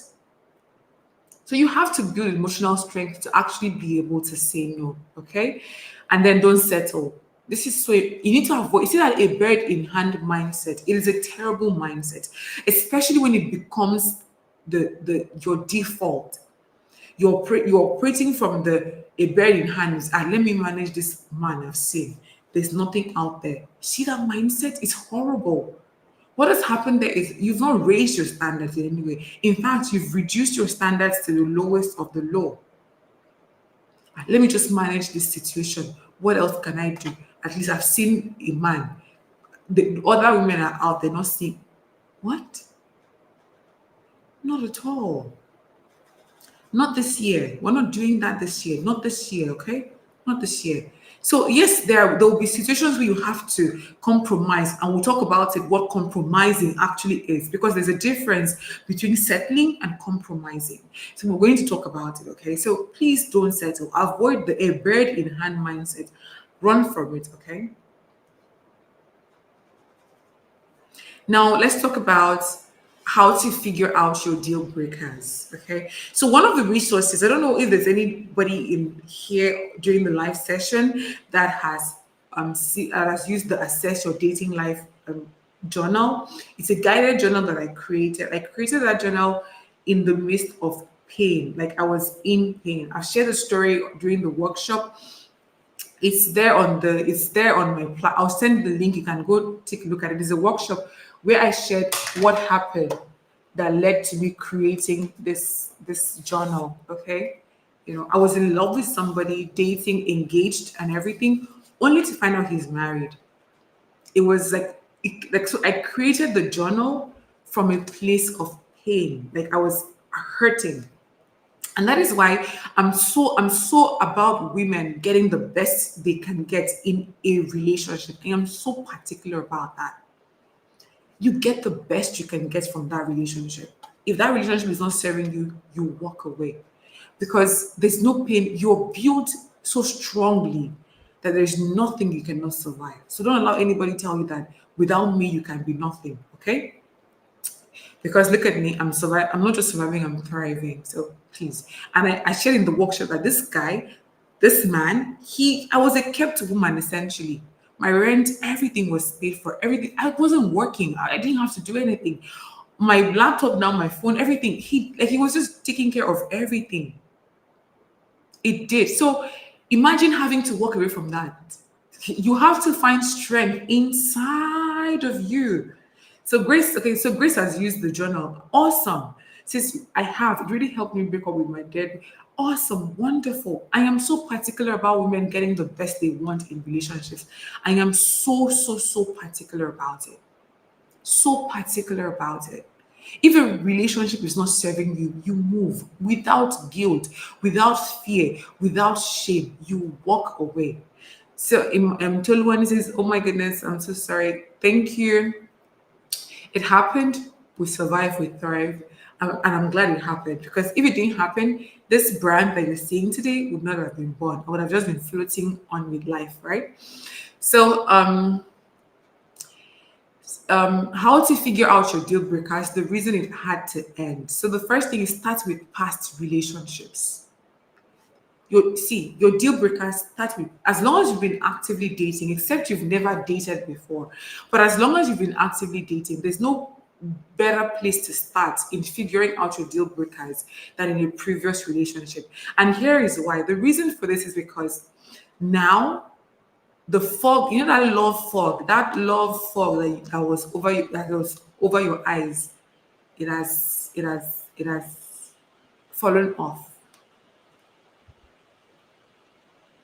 It has fallen off. Okay. So now that that love fog is gone from your eyes, you sit down and you critically, and I'm talking about an important relationship that affected your life, that affected you intensely, not casual dating. Okay. So you sit down and you analyze that relationship. What did he do wrong? What did this man do wrong in this relationship? That's how you figure out your deal breakers. You know, you start to think. So for me now, let me see if I had queued in the Assess Your Dating Life workshops. I can show you. Okay, I did. Good, awesome. Let me show you a bit of it because I cannot show you everything. It's a paid resource. So if I do that, my clients will sue me. Say anyway, why are you doing this to us? So let me just show you the first. This is what it looks like. It is editable on your phone, your laptop, everywhere because you're going to be writing things into it. So to figure out what you truly desire in a man, it takes three processes: assessing your past relationships, creating the ideal partner, and then being realistic. So part one is assessing your past relationships. Ladies, thank you. I just got your messages. Thank you. I'm good. Trust me, I'm good. So what were the things your ex or exes did wrong? Okay. This question will help you know the character traits to be careful about in future partners and also understand how you want to be treated going forward. So for me now, using this, I would say for me, my ex, one of the things he did wrong was the fact that I was being hidden without even realizing I was being hidden. He was hiding me and I did not know about it.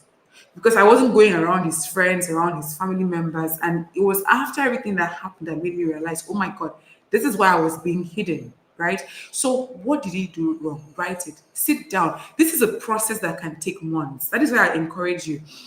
Get the resources. I think it's 5,000 there. Hey, this resource has not, the price has not been increased. It should have been up to like 10,000 right now. I think it's 5,000 there. It's a process. You cannot do it in one sitting because as you remember something, you want to have a place to write it down. Okay.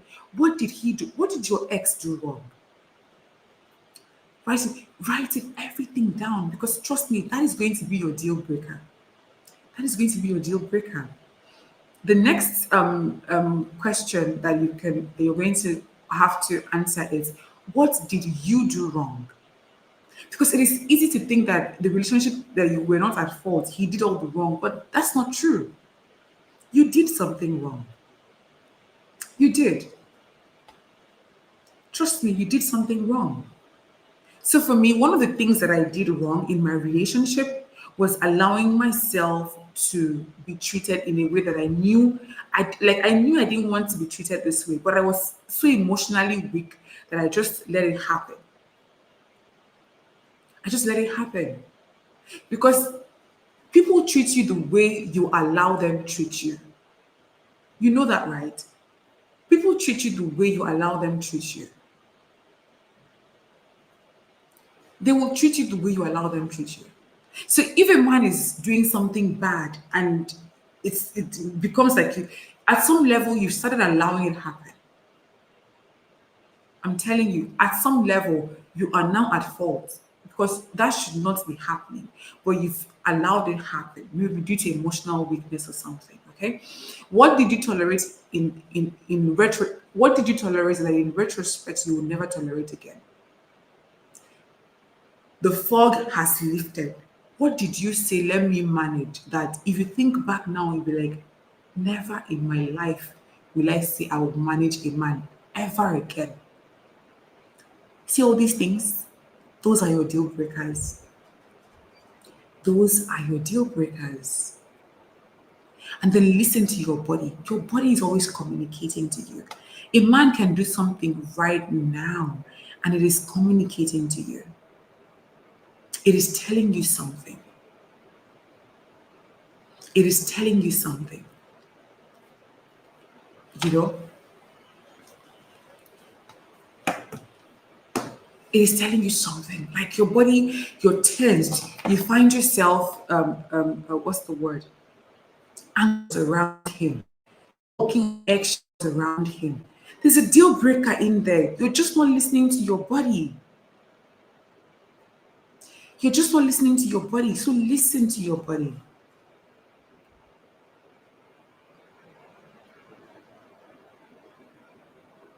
Hold on, baby. Sorry, I just said, hold on, baby. See me.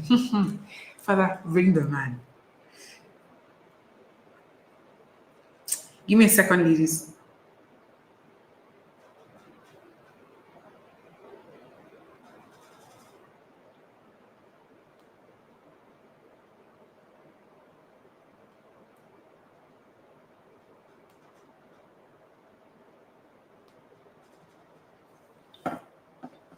Okay, so listen to your body. There's always something happening in your body.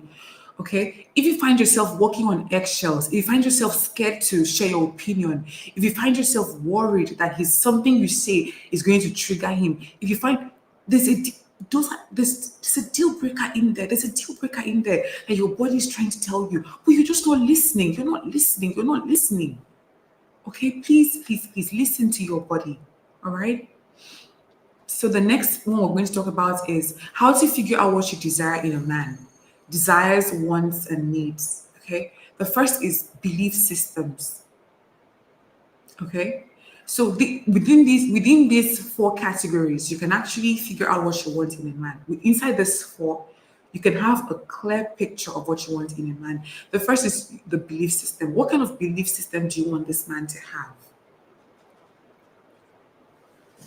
You know, what is the belief system you want him to have? Do you want him to be a Christian? So the way this one works is you start with your own belief system.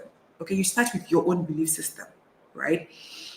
You say, okay, my belief system is I am a Christian, so I want a Christian. I am a feminist. I believe men should be providers. I believe women. So you write down your own belief system, your principles, because you then want somebody who aligns with those principles. You don't want somebody whose principles are different from yours. Maybe your principle is that killing is wrong. Then there's somebody. Then you are now trying to manage somebody whose principle is that kill everybody. Okay, so you write your own principles down, right? You write your own principles down, and then that informs the principles you want in the man. Okay, that's the belief system. Personality and character. What kind of personality do you want? So personality is just like the very personality changes. Okay, so it's like humor. It's just it's the way you show the world. Who you are on the outside. It's just that's just what it is. And, oh, he's a nerd, he's goofy, he's a funny person. That's what you're showing to people outside. So that's personality. Like now, this is my personality. Now I'm talking, I'm laughing with you. That's my personality. It can change depending on the situations, right? Now, character is the core values of this person, the morals of this person. Does he have integrity? Does he have a sense of responsibility? Is he a loyal person? Right? How does he treat the people around him? How about honesty? Those are character, and those things don't change. They don't. I'm an honest person, doesn't change. But my personality can change. Tomorrow, I can wake up tomorrow and rebrand myself into something else, and you'll be like, what's this happening? Because it's a personality, but your character is at the core of it. So you need to write down what personality traits do you want in this man? What character traits do you want in this man? What is important to you? Do you want somebody who doesn't care about responsibility, or do you want somebody who cares about responsibility? No matter what is happening in this life session, we're ending it by 12. After 12, I'm not here anymore. I'm gone. That's just the fact. I disappear and I run away. Financial capability is another aspect. Financial capability is another aspect you have to look at, career and business wise. Okay.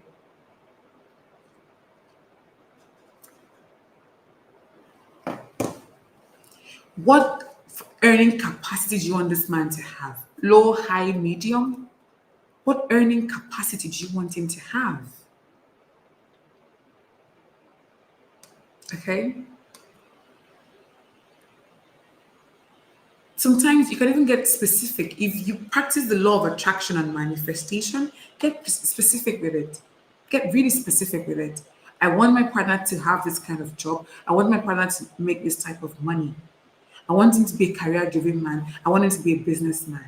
Okay. So if you have questions, please be sending in your questions so that I'll be addressing them as I'm running through, because I'm going to use just 10 minutes to go through the question that was sent in. Some people have 8 to 5 jobs. Then comes the physical attributes: tall, six packs, beard, dark skin, race, ethnic group. All these things fall into physical attributes.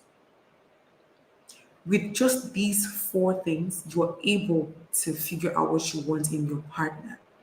And with the Assess Your Dating Life journal, all the questions are there. All these parts is editable. All this is editable. You can type on it. Then you come to part two, creating the ideal partner, which I just told you. Write down everything. Write down everything you desire in an ideal partner. It doesn't matter how crazy it may seem. It doesn't matter how unattainable it may seem. It is your life. Don't forget the question I asked you. I said, if fear, negative thoughts, negative words whispered in your ear, lack of knowledge, all those things were not a factor in your life, what would your life look like? So you write down everything you desire in an ideal partner. It doesn't matter how absurd or impossible it may sound. You write it down. It is your desire. If you write it in your journal, am I going to say it? I'm not going to say it. Nobody's going to say it. But you write it so you can gain clarity for yourself. Okay. Then we come to the next part, how to figure out your compromises. Okay. So compromises is I can do without these things. That's just what compromises is. I can do without these things. And at the bottom part, I said compromises are by their very nature transactional. So, what are you getting in return? That is the difference between settling and compromising. Settling is you're not even getting what you want. You're not even getting a little part of what you want. You're just settling maybe because of society, because of family pressure, and all of these things. Compromise is transactional by its nature. So, what are you getting?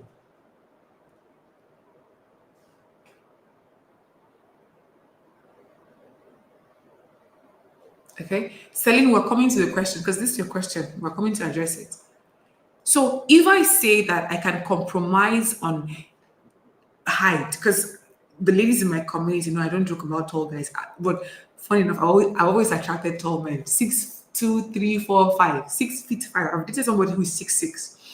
I always attract tall men. I don't so if for whatever reason I decide to um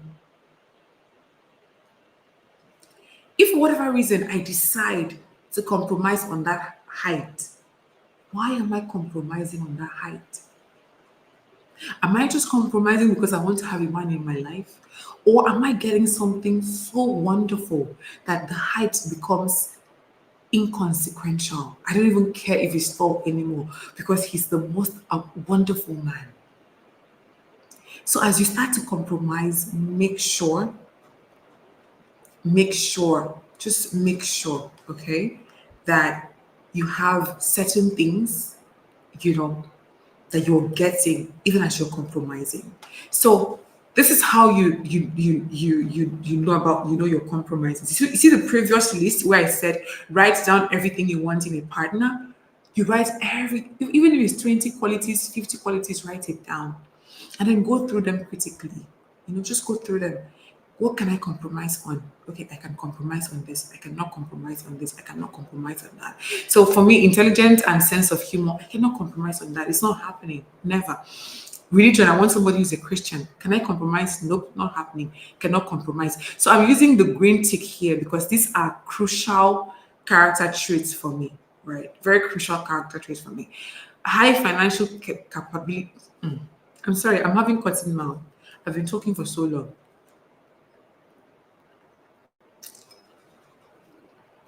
High financial capability and knows how to create wealth. I cannot compromise on that. I want to be somebody who has a capacity to earn highly and also knows how to create wealth because I know how to create wealth. I've started creating wealth since last year. So yeah, I want to be somebody who knows how to do the same. Tall, dark, six packs, beard, and everything. I can compromise on this if I am getting something better, if I'm getting something wonderful, if I'm getting something amazing. It's so easy to compromise on that. Okay. So this is the difference between settling and compromising. So please ask yourself, as I am compromising on something, what am I getting? Okay, let me show you on the journal. So if you want to get it, you can get it for yourself. It's there.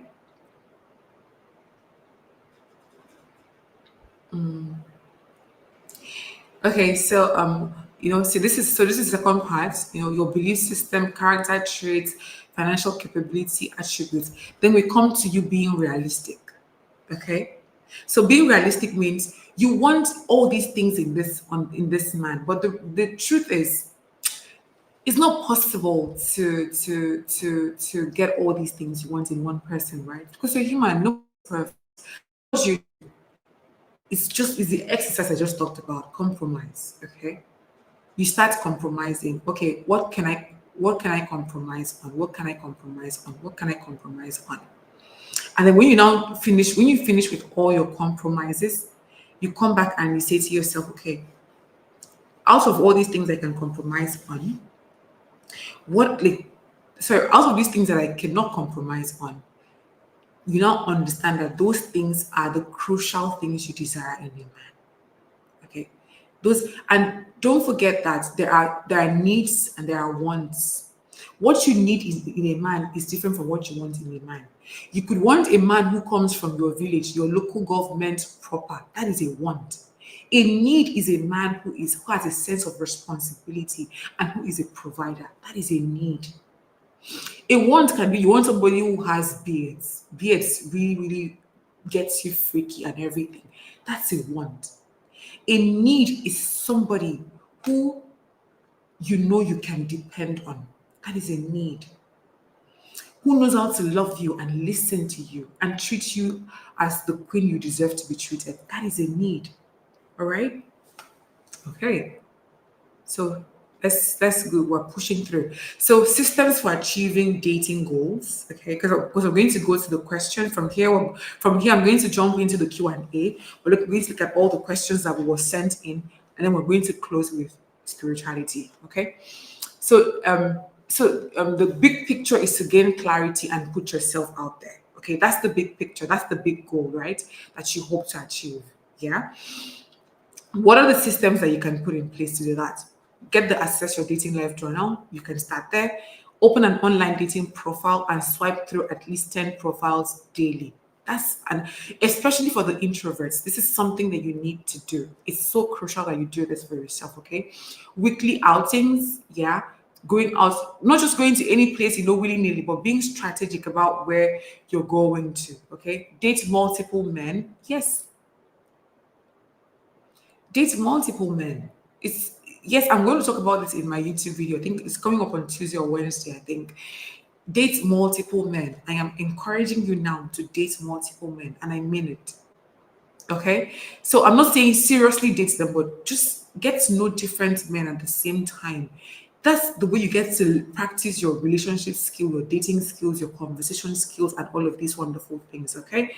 So these are certain habits that you can put down for yourself that will lead you to that goal of gain clarity and put myself out there. These are the books. So you were asking for the controversial book. Let's start. So the resources you need is Assess Your Dating Life Journal, Women Who Love Too Much. I shared this on my story. If you've started reading this book, let me know. Because some people have started reading it already. So if you've started reading it, let me know. Solving Single. Solving Single is one of this book has a lot of curse words in it. The author didn't write like an author. He wrote like he was talking to his friend. So there's a lot of curse words in it. So but I want to implore you to forget the curse words and focus on the message. You're going to learn so much. The five love languages, emotional intelligence, how I'm coming. We're going to talk about it. Emotional intelligence. What else? The art of seduction important. Why men love the bee people. Mhm. And the controversial book is this last one. How to marry the rich. The rich will marry someone. Why not you? By Jeannie Sales. That's the controversial book. Please take a screenshot so that we can move. Take a screenshot so we can move. Take a screenshot so we can move to something else. Okay, while we're taking a screenshot, let me look at the questions.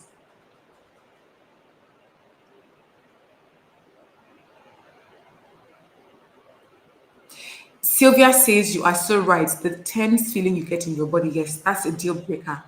You know, what if the man doesn't have a stable means of income and the guilt trip you into feeling just because you haven't married them? That is why your blessings is delayed. Please get that man out of your life. Get him out of this goodness. This just irritated me so much right now. Get that man out of your life. What? You should go and make another person his point. When did you become his point of blessing? Get him out of your life, please. I'm so irritated right now. Please. Linda says, thank you so much for this. I have been working on this since last year, and my topic was finding myself. And I'm glad for this particular topic. Thank you, thank you, thank you, thank you. Well, let's say welcome, welcome. I'm sorry. You're welcome. See, I need to put this up here again. I'm so irritated right now. I hate men that are like this. I hate men who are so manipulative. What do you mean by what if the man doesn't? What does he mean by that? That the reason why his blessing has not come is because you've not married him. So you, what are you supposed to do exactly? Marry him and live in poverty and live in. I'm sorry. What is go?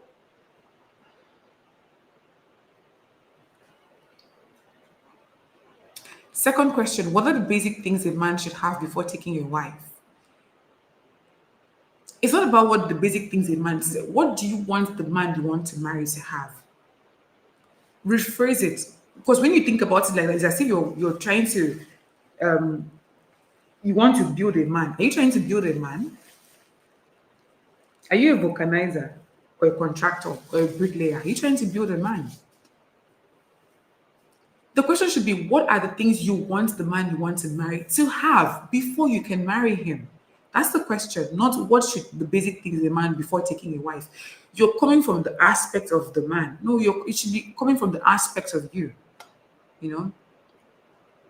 I find it hard to, Corey says, I find it hard to stand on my deal breakers. So I find it hard to stand on, I'm sorry, I'm just running through.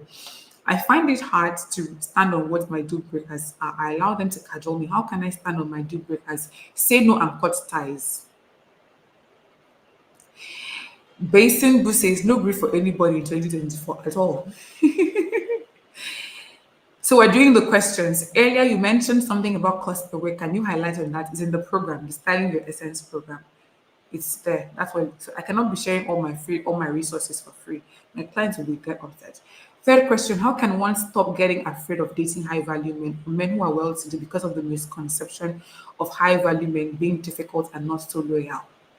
Negative mindset. You Selene, you've been here from the beginning because I can like you've been really, really active, and I'm so grateful and thankful that you're here till now with me. Thank you. And for all the ladies who have been here from the beginning till now, I'm so grateful. We're rounding up, okay? We're just going to do the Q&A because it's so important. I know I put a slot and said ask your questions. I don't want it to be that you took the time to ask your questions and I did not answer them. So we're going to address that and then we're going to wrap up, okay? Listen, as somebody who have dated high value men most of my life, I can assure you that all this is in your head. What do you mean by they're not so loyal? The thing is, that's low self-esteem speaking. Okay, you want so what about dating the one who is low value and he's still playing on you? He's still cheating on you. Hey, see, you ladies are going to make me lose my mind because you see this dating aspect. I get so protective and so angry on behalf of the women in my community. I get so angry. If you watch my YouTube videos, you get me getting so angry and bro. I get so angry about it. So okay, would you want to date the low value man who you're not getting what you want and you're still getting played in at the same time? This is just low self-esteem. That's the mindset. It's a low self-esteem. You be the highest value woman you can be. You take care of that man as he's taking care of you. And let me tell you something. There's somebody in my life that is trying to get back into my life right now. He is high value, as in when I mean high value, is high value. He's the kind of person that if I mention his name and you're in Nigeria, you will know who he is. We broke up last 2 years, and right now he's trying to get back into my life. And why is he doing that? Because I made sure that I was the best version of myself in that relationship. I loved him. And because he loved me and he made sure I was taken care of, he made sure my needs were met, my wants were met. He was wonderful. But we had to part ways because I told him, I said, I cannot marry you. At this point in my life, I cannot marry you. I'm sorry. So let me not string you along, okay? And but he still want to come back in, want to come back in, and I can't. So you be the best. Haven't you watched Pretty Woman? Go watch Pretty Woman. She was herself. She took care of him as he was taking care of her. And guess what happened? He couldn't let her go. So forget all this misconception, please. Basin who says, I have used the journal and it helped me immensely. I bought it with the Styling Your Essence course. I keep going back to that as I took 2 days to work on it. It was not easy. Yeah, using the journal is not going to be easy, I can assure you. It's never easy. What kind of environment can you meet high value people without giving the wrong impression? What do you mean by giving the wrong impression? Go to where you meet high value people. Whatever they want to think. What are you doing? What are you thinking for people? There are three businesses in this world. Let me quickly say this. There are three businesses in this world. Your business, their business, and God's business. When you do this, you are in other people's business. What wrong impression? Dress well, look good, go to hotels and sit down and have buffet, go to restaurants and sit down and have your food, go to polo court and go and watch a polo game. Go do you. Why are you thinking for people? How how do you mean date multiple men? Mary Jane, the YouTube video is coming up on Wednesday. Let me not spill the tea. Let me not spill the tea. You're gonna love it, okay? It just means just date multiple men. Date multiple men. I would explain everything in the video. I'm not saying sleep with multiple men. I think that's where the issue is. I'm not saying have sexual intimacy with multiple men. No. Date. The talking stage that you do with only one person, you know that talking stage that you do with only one person, do it with plenty people. Should you go on dates with guys that you aren't physically or mentally attracted to? No. That those are except you have the time to play those kind of games. But it gets to a point in your life that you don't have the time to play those kind of games and you don't have placeholder relationships. No. You're not attracted to them. So you're making yourself feel like you have somebody you're talking to. So it should be somebody you want to be with, not somebody you're managing. For an overthinker and someone who has social anxiety, how can I manage communication and relationships without looking or feeling awkward? There's a resource, how to talk to anyone. Hold on, let me quickly look at. I think it's this one. Read these two books: How to Win Friends and Influence People, How to Talk to Anyone. How to Talk to Anyone has 93 tiny, tiny, tiny, tiny, just small, small tips and tricks. Start with how to talk to anyone. You're going to see a lot of things that's going to help.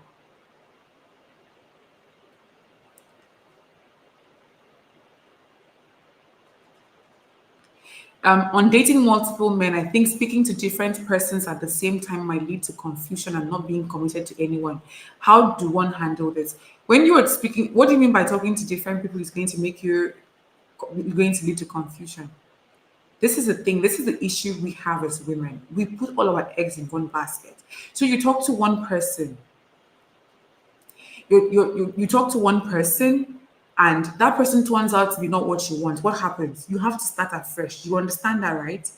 So we have this tendency. I don't want to talk about because this is it's a video I've already filmed, and I don't want to talk about it here because it's a video that I know is going to be controversial. But the ones that will take something from it will take something from it. We have, as women, we have this tendency of meeting one guy.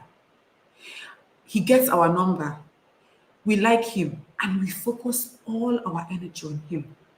And that is how you end up dating what's available, not what you want. Dating, see, what is available is different from what you want. What is available is there's no other person. I've put in all this work. We've been going on dates. Let me manage him. That is guilt. You see, I've left elegance aside because this is serious business. The biggest decision you will ever make in your life is who you date, who you marry, who you choose to do life with. So you need to get it right in the dating stage. Okay? I am so intentional about dating, about women just dating the way a man would date. I'm not saying act like a man would act in a relationship. I'm saying date the way a man would date. Okay? So that's how you end up dating who is available and not what you want. That is how you put too much pressure on yourself about the dating process. You take the fun out of it. You should be talking to three, four different men, figuring, honing your skills on how to talk to these men, going on dates and figuring out how you want to be treated. What made you enjoy? Watch the video, please. Celine says, no, I'm not trying to build anyone. Thank you for the correction, Manote. Do I need to be rich to be able to be? No, you don't. How much rich was I rich when I was being kept and everything about my life taken care of? Celine says, please don't lose your mind. Pardon us. I'm not losing my mind. I just see, I've worked through fire. I have see this dating game. I have worked through fire, and that is why I don't play. If you come close to me and you are in my inner circle and you are somebody I love with everything in me, and a guy is doing, I can go mental. I just, no, don't just Don't let these men do this, okay? Beautiful movie, pretty much. Yes, it's now on Netflix. I recommended it to my friends, and sorry, my friend, she watched it. And she was like, "Oh, I love this movie," so go watch it. Taiwo says, "Thank you so much. Can you recommend online dating platforms in Nigeria?" Start with Tinder. Tinder is amazing. Start with Tinder. Buy a Tinder passport. Chat with people in Ghana, in South Africa. Do all of these wonderful things, okay? Chat Tinder. Bumble is also good. Although Bumble makes the woman say hi first. I'm not really interested in that.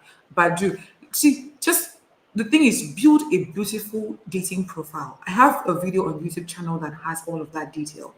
So we have 4:37 minutes. So in 5 hours, we're done. Didi says dating is for data collection and for vetting. That's just what it is. We're so used to putting all our eggs in one basket. So used to it. You end up dating what's available, not what you truly want. Please don't. I've left elegance aside. I'm huddled up in my chair right now and we're getting down to it, okay? So I'm going to do the questions. Let's look at the questions quickly. All the questions. I'm going to run through them. How can I top up my style with low cut gray hair? Where is this? Oh no. This is not the one I'm looking for. Sorry about that, ladies. This is not the one I'm looking for. I went to look at something else. Please tell me I've not. Okay, this is the one I'm looking for. How many things did I turn on right now? We're rounding up because I'm tired. I'm sure you're tired. We're rounding up. We're rounding up. Okay. So I just want to take the questions so that we can get it done.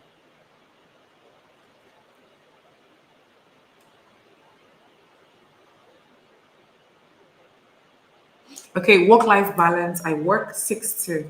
Hold on. Did I get here? Oh my God. Did I? I can't remember getting here. Oh my goodness. So how do I become? Okay, yeah. How do I become a woman of value? You work on yourself. All the energy focus on yourself. Level up your mind. Level up your appearance. Start opening yourself to high class experiences. Surround yourself with other high value people. Okay.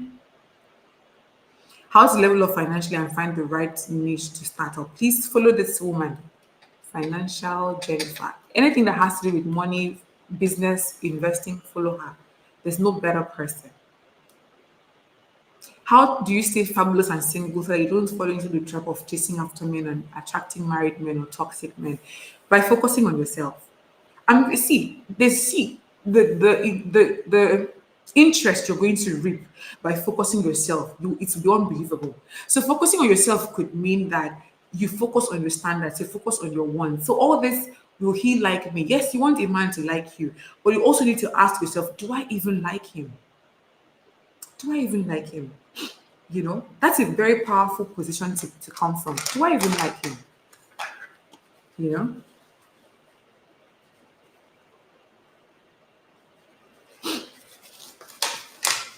Okay. So, and about married men, you see, before I used to think that there was something wrong with me if I was attracting married men, but there's nothing wrong with you. Men will just be men. Men chase after girls. It's just what it is, right? Some men, let me not generalize, some men. So you attracting married men doesn't mean there's anything wrong with you. It's just what it is. But it just means that probably you are in a place where you operate, like you operate more around single men. So you want to put yourself in places where you meet more married men. So you want to put yourself in places where you meet more single men. Okay. And there are communities like that, joining clubs, social clubs, and all of these things. You're going to meet single guys. There's certain activities that naturally attract single men. Okay. Okay. How to overcome impulse buying. Wait 24 hours before buying it. Just give yourself 24 hours or maybe even 48 hours. You'll find out that you didn't want that thing that much. Work life balance. I work 6 days a week and close at 9 p.m. That one day, make it yours. Not for anybody. Make that one day yours. It is for you. I said this year is about you. You and you and you alone. How can I maintain a positive mindset amidst difficult situation? We talked about this. Oh, We talked about this in the, let me turn off my camera. We talked about this in the, what is it called? In the, what's the word? In the first session, how you can focus on your mindsets. Focus, sorry, positive mindsets. Focus on the things you have control over. Focus on that, okay? Uh, my network is not coming on. Why? What's going on?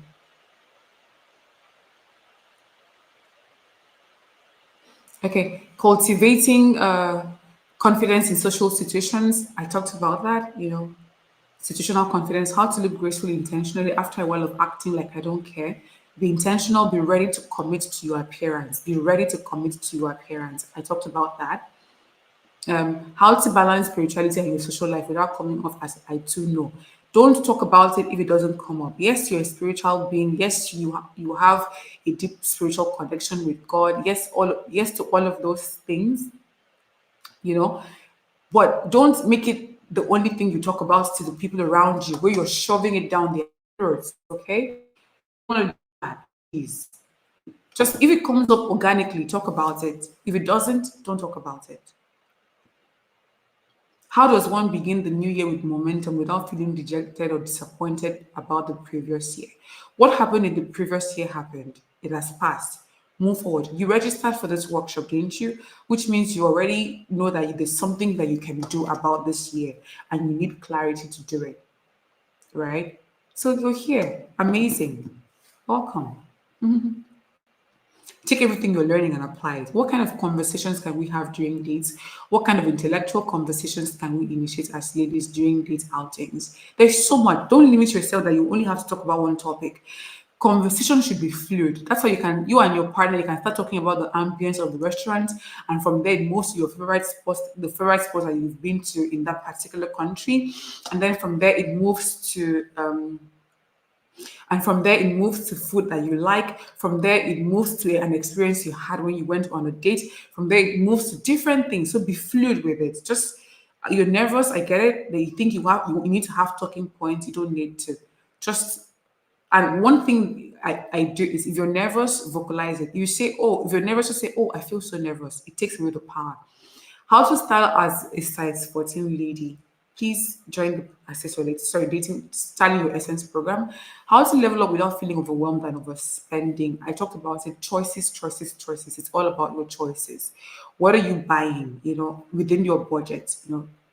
We talked about it in session two. How can I maintain a good posture when I have physical disability around my limb? I don't know what the particular disability is. It's a limb. This is about your health. So you have to do what is about your health for now. This is your health. So as much as aesthetics is good, please your health, okay? Please your health. How do I manage to be elegant in my appearance when I'm just barely managing to stay afloat in my finances? That means priorities, priorities, priorities. Make do with what you have, but level up your finances first so that you can, work on your appearance more. If you focus more on your appearance and you forget your finances, you're going to feel pressured. So, with what you have already, your wardrobe, your clothing, style them better. That's why the program is so good. Like I said, I teach something called shopping your wardrobe. Okay, so you shop your wardrobe. From your wardrobe, there's always something, that you can use. How to be stylish in comfy clothes. In module 6 of the Styling Your Essence program, we have something called the 6 feminine elegant styles. And one of the elegant styles is the casual elegant styles. And it covers this how look so comfortable without compromising your elegance. Okay, you'll not compromise your elegance, I can assure you. How to elevate my personality, my personality or people's perception of me to improve my business results. I'm so sorry. Somebody collated this questions because I wouldn't have put up this question. Why I wouldn't have put it up is because there are just some things that you just need to that I'm not equipped to respond to. I'm just not equipped to respond to it. And this is just one of those things, okay? When it comes to business, there you have business coaches that is who they are for. So just do that. Okay. How to be a lady after giving birth. Everything you've learned applies. The only difference is you're a mother. If you were on your way to, being a lady already, you're still a lady. The only difference is that you're just a mother. That's just it. Okay. How do I attract quality men who want me, not just me forcing myself on them? You become a high value woman. Become a high value woman, and you're going to find high value men flocking to you. That is what works. If you're not a high value woman and you're chasing and you want a high value man, you are going to find yourself chasing after them, forcing yourself on them, and then they're going to play you and treat you anyhow. Focus on you, invest in you, invest in you. I cannot say this enough. I'm looking for dining etiquette. My goodness. Who collated? I'm looking for dining etiquette. Okay, let me show you dining etiquette. Let me show you dining etiquette. Oh, please, that's dining etiquette. Okay. The next one says networking as an introvert. This Christmas, I went to a couple of parties, looked good. So if you're still on the live and I answer your question, I want you to do is just say hi in the comments so that I know that you're still here with me. I went to a couple of parties, looked good based on the styling course. Great. I took with you, but that networking part had no be small. I understand. 93 ways to talk to anyone. Please read that book. It's going to give you a lot of conversation starters that you can use. It's amazing. I promise you. How do I build relationship? You invest your time, or you have to invest to build relationship. You have to invest time. You have to. You have to first make sure that, Mary Jane, that was your question. Awesome. Make sure your offer of friendship is accepted. So you're not trying to force your friendship on somebody, but the person accepts it. They are interested too. You have interest. Both of you have interest. So you're not just a friendship that is based on nothing. You don't want that.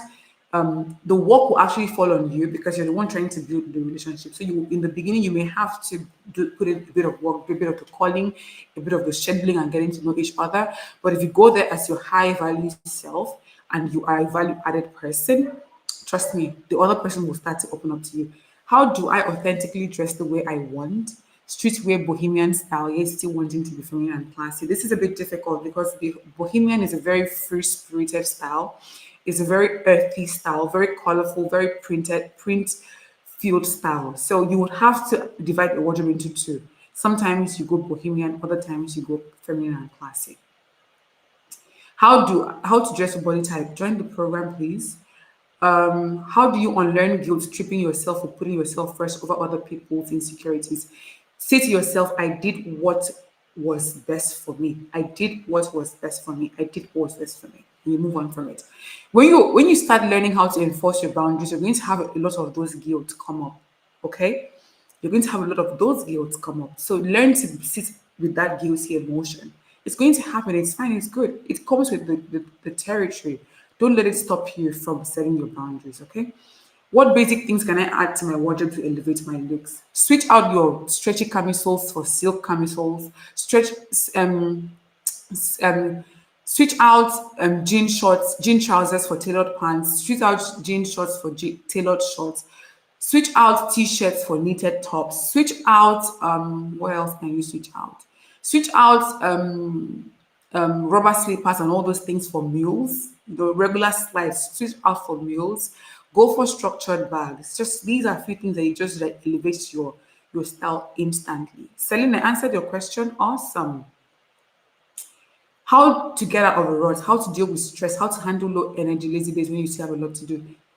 You said the word stress and you said lazy days. If you feel stressed and you're having a low energy day, that's listen to your body. Take that day and rest. If you're working for yourself, the work can wait.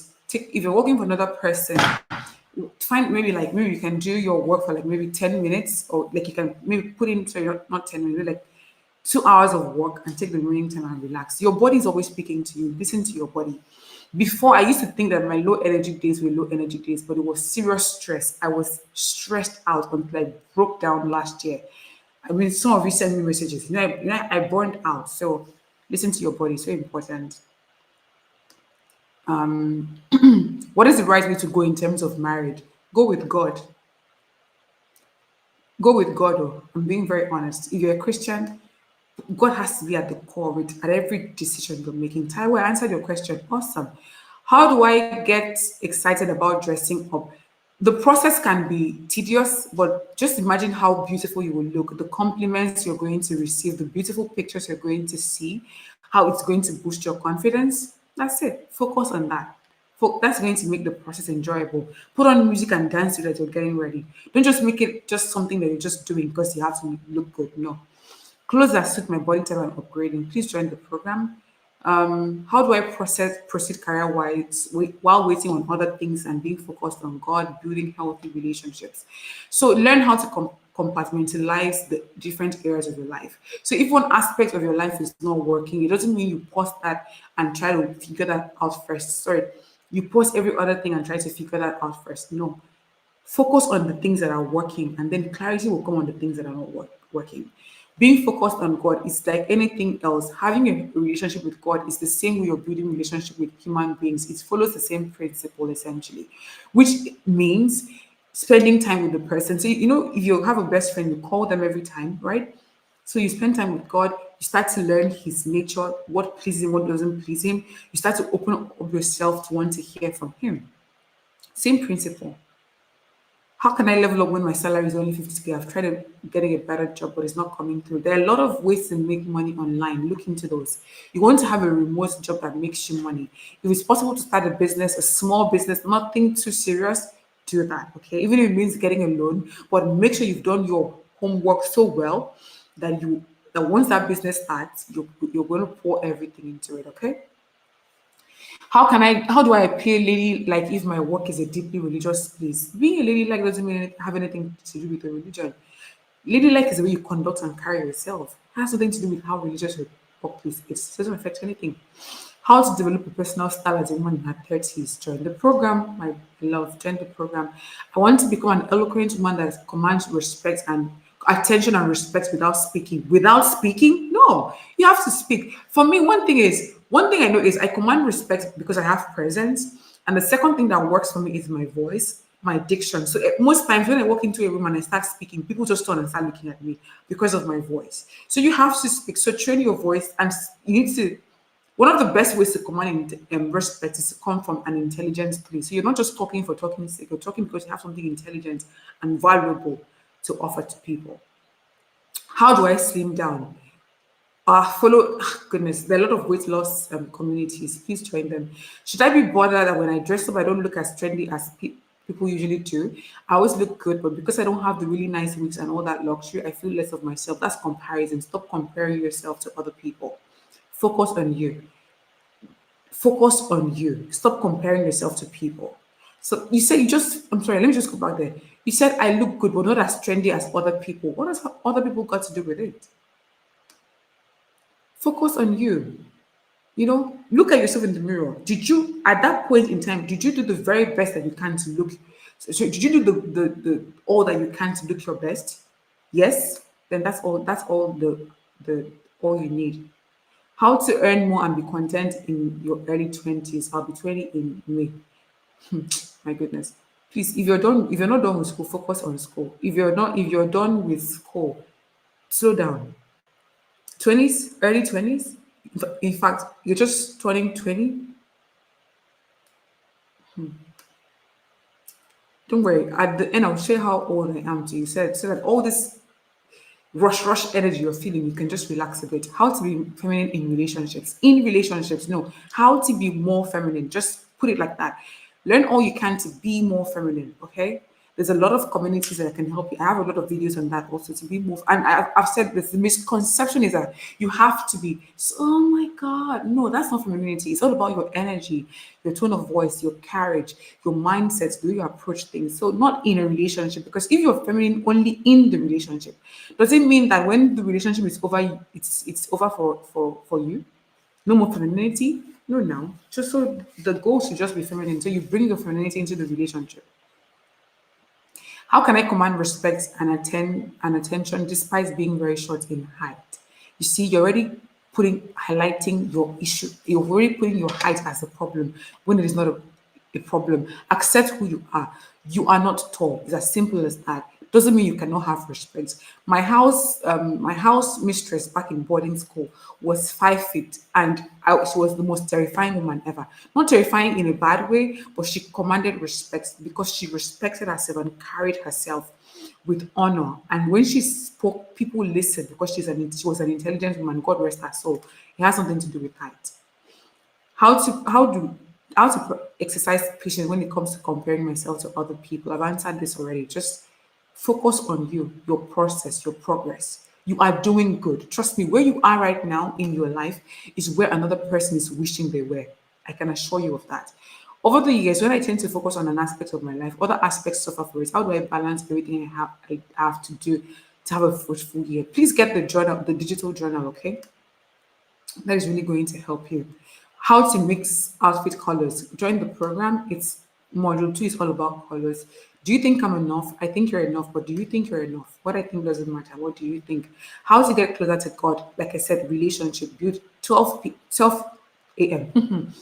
5 hours right now since we started. Unbelievable. How to get closer to God? Like I said, build with the same principle you use in building relationships with other people. Use that same principle. Use that same principle. The same way you spend time on the phone talking to somebody, spend time talking to God. The same way you learn about your best friend's behavior, your man's behavior, so that you can not offend him. Do the same thing here. Okay, learn about God, His nature. That is how you get closer to God. How does one become softer? How does one get good at discernment? If you're a Christian, make the Holy Spirit your friend. If you're a Christian, make the Holy Spirit your friend. Okay, as I'm talking to you right now, I don't have light. See, if my laptop goes off, the life is over. How do you know your purpose? Oh, this is one of those questions that when I saw, I was like, oh my goodness, how do you know your purpose? This is one of, how do I answer this? How do you know your purpose? What brings you joy? What doesn't feel like work? What makes you happy? Is it helping people? Is it being able to market, to sell? Is it impacting people? You have to, what gives you joy, even though it's work, but gives you joy, that can become your purpose. Okay. Financial independence and freedom in marriage. Please follow Financial Jennifer or other resources that do this. How to cultivate a relationship with the Holy Ghost. I talked about this. How can I get better at emotional intelligence? There's a book I'm going to recommend. It's part of the recommended. I'm going to share this slide. I'll send an email tomorrow with sorry today with the slides. Please get that. How can I come off an addiction? Get professional help, please. There's some addiction that you can handle by yourself, and there are some that you can't. So get professional help. So important, please. How can I top up my style with low cut gray hair? Oh, you can do this with please join the program. This I have a client who she has low cut, and we sat down and we created what is it called, a mood board for her. Her name is Faith. I don't know if she's on this live right now, so please join the program. I cannot do this. I had to sit down, me and her. We created a mood board for her style for her, and she's on low cut. I don't joke with my clients. I don't joke with them. So we're rounding up the questions. How to respond to, okay, I think this is where I'm coming back to. I think we've done all this. How to stop, how can I apologize to my ex and fix things? What are you apologizing for? How to become a woman of value? How to level up? Oh, we've done this. Oh my goodness. Or am I going to this? Okay, sorry. I went to the same place. I'm removing this completely. So we're doing this one. So this is one we're coming to. Okay, so I think we're here now. All right. Okay, so how do I handle low self-esteem and learning to love myself? I've answered that already. Okay, you're deserving of love. Okay, keep the promises you make to yourself. They will boost you. How to be firm on my decision. How to be firm on my decision. One of the reasons that makes us think that that just the timbo thing is you're not sure if you're making the right decision. If you think you're making the right decision, then stand firm on that. That's just what it is. How to speak to others about their issues without crossing your boundaries or their boundaries. how to speak to others about their issues without crossing your boundaries. When someone comes to you to talk to you about their problems, don't be quick to give them advice. Listen, and then if they ask you, what do you want? What do you think I can do? Then you offer your advice. I've learned that. I don't offer advice anymore, except she specifically asked me to give you that advice. How to elevate my finances in 2024. I'm talking six figures, kind of. Financial Jennifer. Follow her. Please do. How to make my mindset of the goals I want to achieve without relationship interference. If your relationship is interfering with your goals, then that's not the right relationship for you. It's as simple as that. How to attract and retain productive relationships. You work on it, you invest in it. I have a lot of questions for every part of my life needs. How do I up my personal style on the budget? Join the program. How do I date rightly? Get the Access Your Dating Life workshop. Had a couple of failed relationships. My business has been stagnated. What do I do to move forward? You have control. Focus on the things you have control over and work on that. Hold on, let me see if I can call somebody to turn on the generator so that we can continue this live. Finish the question and be consistent. Get the journal.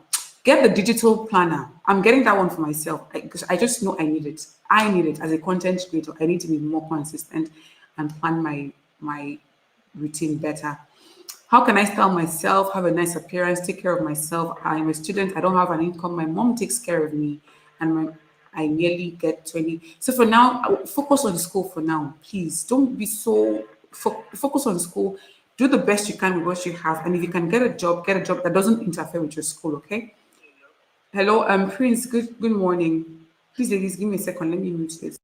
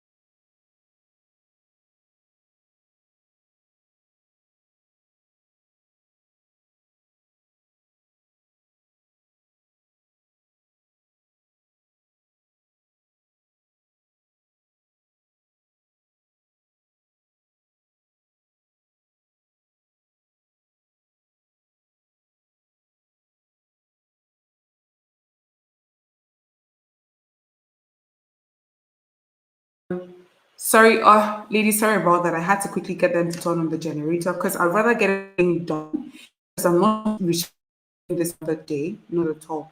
So please, just for now, whatever it is that you're like, I talked about it. Everything you're doing is choices, choices, choices, choices. So please, whatever you're buying, with the small allowance your mother is giving to you, let it be the right type of clothes, the right type of outfit, flatters you, the color, everything. Okay, let it make that purpose. If you can get a job, when I was at university, I was working, but I made sure the work didn't interfere with my academics. Okay, I was working. So if you can do that also for yourself. Um, Sorry, hold on. They're going to turn on the generator so that we can run up. How to cope with not being in a relationship after 25 years? After 25 years. Oh my goodness. Do you mean you're 25 years or you haven't been in a relationship in 25 years? There's going to be so much you need to learn. You're going to have to read books and re-equip yourself with the dating game because if after 25 years you've not dated, that's 2 decades plus. So you need to reacquaint yourself with the dating skills right now, which is so important. But if you're 25 and you're worried you've not dated, please, you're 25, focus on yourself, please. I am an inverted triangle that is quite busty. Please join the program. Thank you. If that you will join the program, thank you. How do you ensure that you're not get settling for less in the relationship, especially if your partner seems to be on a more relaxed, plain per mindset? and it irks that you're the female. If you're an ambitious woman and you're with a man who's not ambitious, that's a contentious relationship. You're not going to get the best out of that relationship. So please, if it seems like it's good, I'm giving everybody tough love right now. Please leave any relationship where you have to operate in your masculinity, because right now you are, you know, operating, you're going to be operating your masculinity with this person right now. That's what's going to happen. You're going to be the one proactive, trying to build life, trying to build a bigger life. He's okay with his normal, ordinary, simple life. Okay. You don't want that. You don't want to be your masculinity. How can I express myself without fear of what people will say or think and feel when they don't care about how I feel? They don't care about how you feel. So why are you bothered about how they feel? Don't be disrespectful. Just tell them, share your boundaries, communicate your boundaries, and move on. How to vet men on dating sites. Look at the profile, then look at how they approach you. If they send emoji saying hi on match, if they say just hi on match, hi, who sent this Marie? That's my bare minimum on a dating site. If you cannot take the time to say hi or anyway, I'm not interested in talking to you, because that means you're not intentional. You're on that site, you're not intentional. You're doing 1, 2, 3. How do I feel motivated to exercise? Before you go to bed, lay out your workout clothes and then wear it. Where your sorry, keep your workout clothes. Once you open your eyes, put on your workout clothing. Okay? Put on your workout clothing once you wake up. The simple act of putting on the workout clothes gives is a huge motivation. The way staying consistent with my yoga is that I what I do is what's the word? I just stand myself to the mat. Like, I stand up from my bed. I just stand up from my bed. Sometimes I don't even put on my yoga clothes. I just come to the mat. Once I come to the mat, I feel motivated. How to speak up. We've talked about this. Face your fears. It's just fear that is holding you back. So just face your fear and speak up. Body shape and clothes that fit. Please register for the program. The Styling Your Essence program is amazing. Please register for it. Okay. I cannot dwell very much on this. I beg you. Okay. I am the breadwinner of my home and I earn so little I can barely buy things or take care of my self. How do I level up with this level of responsibility? I'll be 30 in June, no boyfriend, just me. Please, right now, the main focus will be generating different streams of income. That is your main focus right now. There's nothing else that should be your focus. That is your focus right now. The NPN number you have dialed is current. That's your focus right now. Okay? That is your focus. I want you to address looking elegant and stylish on a budget. I've done that. How do I level up emotional intelligence? The book I'm going to share with you. How do I level up in dating and remain disciplined in my goals? How can leveling up in dating affect your goals? Your leveling up in dating should be part of your goals. How to thrive as a single mom? Oh, get all the help you can. Lean on your support system and get all the help you can. Get all the help you can. How to level up my appearance cost effectively. I've talked about this. Join the program, join the program. How to deal with unconscious negative thought. Are you kidding me? We've dealt. How do I practice femininity at home? Softer movements. Don't bang doors. Ask for help from the men around. Don't lift heavy things if the men are there. Tone of voice. Take care of your appearance. Adorn yourself. Put on your earring even if you're at home. Brush your eyebrows. A bit of lip gloss. Just look good. How do you deal with toxic people elegantly? How do you deal with toxic people? Like, these days, I just ignore. I detach. I'm so detached from people now. What are some of the reasons why certain women only attract younger men? Is it no, it's not. It's just what I mean. Probably it's just situation. Really, that's just what it is. What do you do when you don't know what the next step is? Take a pause. I'm learning how to practice stillness. Like, let your subconscious work it out for you. So if you don't know what the next step is, don't even make a decision at that time, because you will likely make the wrong decision. Focus on other things. Then your subconscious will bring the answer to your conscious. How a producer should dress on the job. Classic sneakers, tailored pants, knit top. You're good. You look good. Minimal makeup or no makeup at all, but your features, are groomed. You look good. How do I create healthy connections in friendship? Oh, well, we talked about this. Dress sense for plus size. Please join the program. How can I get the right people to notice me? become a high value person, you become attractive instantly. How can I dress better even as a Nigerian that barely goes out and always wears shirt? You replace your jeans with tailored pants, replace your t-shirt with knit tops, replace your sneakers with ballet flats. That's casual elegance. That is simple casual elegance. And then join the program, okay? How to interact with business partners as an introvert. Read the book 33 Ways to Talk to Someone. How to have a clear skin, work with the right people, work with the right people. I cannot stress this enough. Clinic, the aesthetic clinic.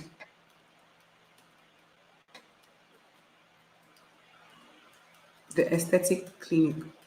That's the clinic you work if you're no matter where you are, work with them. What's my body shape and how to dress it? Please join the program. How do I limit unwanted or unnecessary access to me without coming off as a snob? You limit access. That's just it. I limit access. If I'm a snob, too bad. I just don't want it to be. I don't want how to maintain your composure and spirit when extremely irritated. Don't say anything. Focus on breathing until you're calmer. How do I finish whatever I start? I like discipline. Get the digital planner. Ladies, be saying goodbye. Just be saying hi to me in the comments. Let me know how you feel about this workshop because I'm rounding up. My laptop will soon go off. So, how to speak elegantly and control your emotions. Just pace yourself. I have a video on that on YouTube. Click on my YouTube and then maybe go to elegance. It's there on elegance playlist. Please just send me your love. I'm stressed out. I'm hurrying through. So just let me know you're here with me and we're rounding up. After listing it all, how do I get the energies to restart? I don't know what this means, but let me know. Why I don't always know what to do, what I like. Take a pause, let your subconscious figure it out for you. How to set smart goals, SMAT, specific, measurable, actionable, relative, and time sensitive. I just did the systems. I just went through the system thing, okay? I just went through the system thing. So we did that. How to be an elegant lady in healthcare. Take care of your hair, take care of your makeup, take care of your grooming, your nails. It's the little things. Trust me, it's the little things. It could be as simple as your nails, okay? Can be as simple as your nails. How do I discover my fashion sense and dress to fit my personality? Please join the program. How do you know the next thing to do after school? Talk to your mentors, talk to your parents, talk to your older ones. Let them help you, okay? And finally, styling as a married woman. There's nothing like styling as a married woman. You're still a woman. So how do you style yourself? What do you want your style to say? I talked about that. Start from there. And finally, how are you able to excel as a coach all these years? By focusing on you, what you want, what you need, by focusing on you. That's just what it's been about. I focus on you. I make it about you. That is why I'm able to excel. So I'm going to quickly do something about the spiritual journey. I'm going to read a page of the Bible for you, and we're going to round up for the Christians. I'm so sorry if you're not a Christian. Please forgive me. But I'm just going to quickly do this so that we round off, okay? So I'm going to read the last. So all this, I'm going to send all this to you, and we'll talk about it, okay?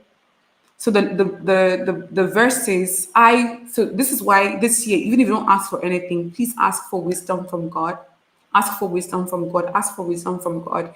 Wisdom to manage your affairs, wisdom to manage your finances, wisdom to level up, wisdom to manage good relationships so that God doesn't bring amazing relationships to you and you ruin them. Okay. Wisdom is the principal thing.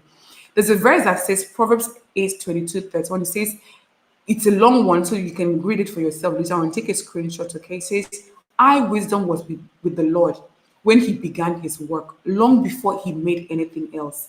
I was created in the very beginning, even before the world was created.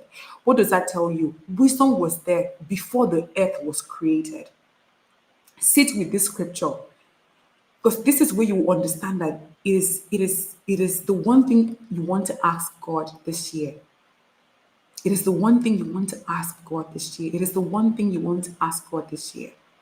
Wisdom to level up, wisdom to make this year your best year ever, wisdom to stick to your goals, wisdom to be disciplined, wisdom to manage good relationships so that you don't ruin it. Wisdom, wisdom, wisdom. During the 31st crossover night, that's all I prayed for. I didn't ask for anything. I just kept saying, wisdom, oh Lord, wisdom, oh Lord. And look at what happened. Look at this workshop. This workshop is an happy accident. I didn't plan it. Wisdom was something I meditated on for a very long time before even the crossover night. I kept saying, wisdom, oh Lord, wisdom, oh Lord, wisdom, oh Lord, wisdom, oh Lord.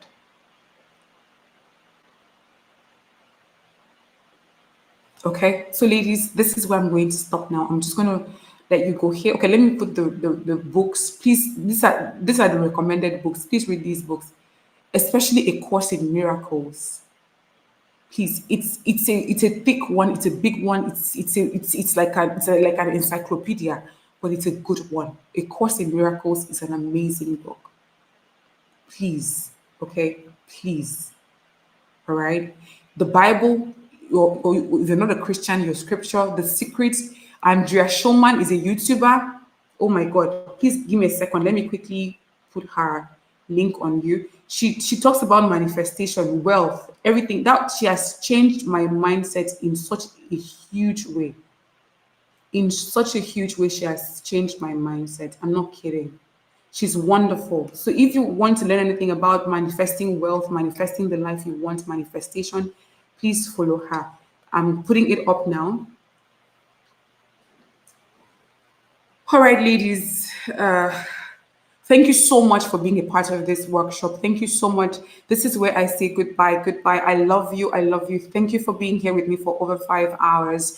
You will get an email with me tomorrow. Sorry, from me tomorrow with a link to download this document. It's going to be free.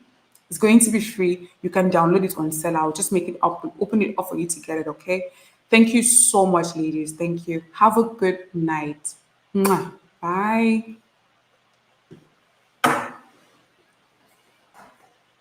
Thank you.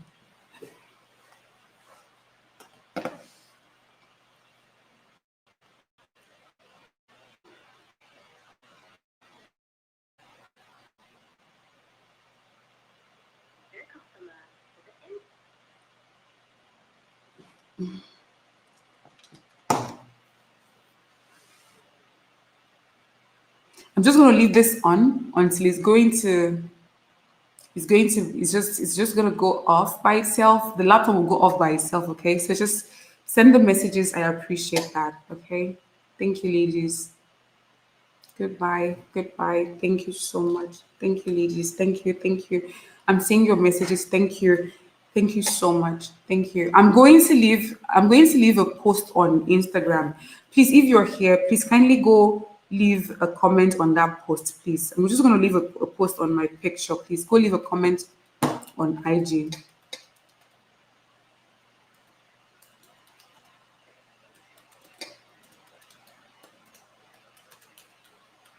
Please, please, please. I know it's late, but please, can you just do that for me? Please just go leave a comment, on IG, please. Thank you so much. Thank you so much. Thank you so much. Thank you so much. Thank you so much. Thank you. Thank you. Thank you. Thank you. Thank you. Thank you. Thank you. Thank you, ladies. Thank you so much.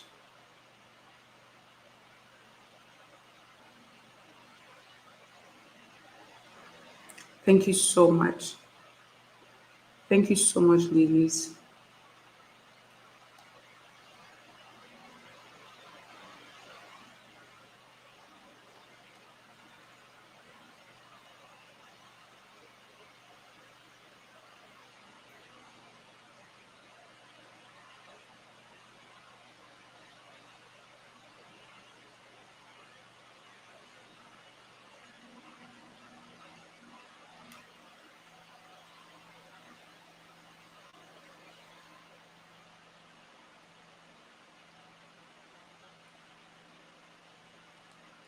The post is up. The post is up. The post is up. Please go leave a comment. Please go leave a comment. Leave a comment. Please go leave a comment. Thank you so much. The post is up, okay? The post is up. Go leave a comment. Thank you. Thank you so much. Thank you so much, ladies. Thank you. Leave a comment.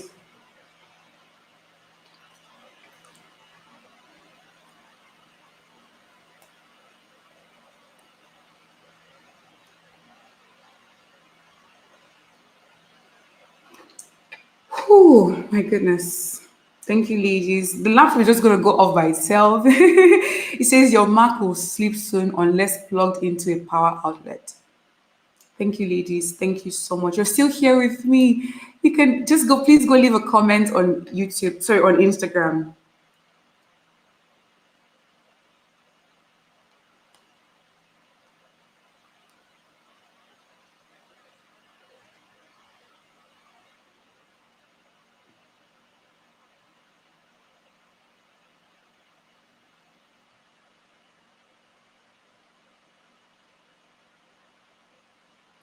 Thank you. I already see your comments. Thank you so much.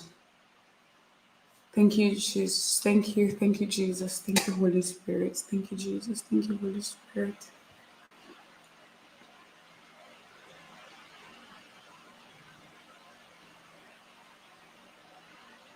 Thank you, ladies. Thank you. Thank you so much. Thank you. Thank you. Thank you so much, ladies. Thank you. Say, will this be saved to be unlisted? Let me think about it first. Let me just think about it first. Let me think about making it free because this is, I sent an email. I said this is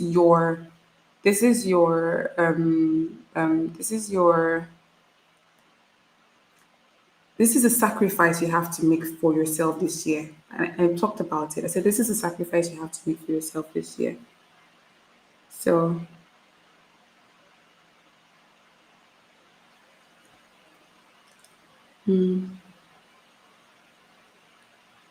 thank you, ladies. I'm seeing your comments. Thank you so much. I'm sorry I had to end in a hurry. I really wanted to talk about spirituality. People are still joining the session. The session is over. Oh my goodness, the session is over. I really wanted to talk about manifestation, but Andrea Schulman will teach you a lot of things about that. I've shared the link. Okay, she's going to teach you so much about that. Okay, you are good to go with what you've learned today. If you can just put everything into practice, you are good to go. I promise you. I promise you, you are good to go. You're able to make this year a wonderful year. I'm just waiting for the laptop to go off. So once the laptop goes off, just know that we're done. Okay.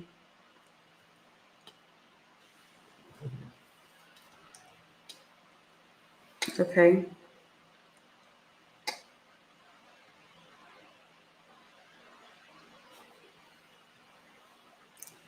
Please. All right. So my laptop doesn't want to end. Look at how wonderful the Holy Spirit is. The Holy Spirit is just wonderful. The Holy Spirit is so wonderful. Like just my laptop, I called the security personnel. I said, turn on Jen. Has he turned it on? No. Inside, he switched off his phone. What a wonderful person. But look at laptop. My laptop is the bar is red and it's just there. It's just been here like this. Isn't this amazing? This is so amazing. Oh my god. Oh my god. This is so amazing. This is so wonderful. Let me go to the last part of this slide. So this is what the last slide says. The end. Now go away. Oh my god. Oh my god, ladies. Oh my god. Oh my god. Oh my god. Oh my god. Ay, ay, ay. Oh god.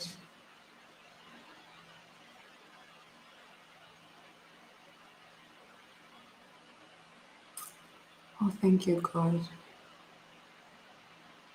Oh, thank you, Lord. Thank you, Lord.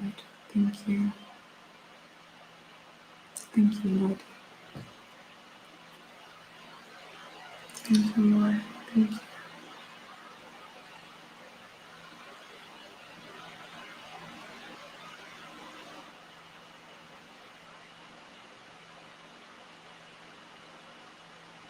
Thank you, Lord.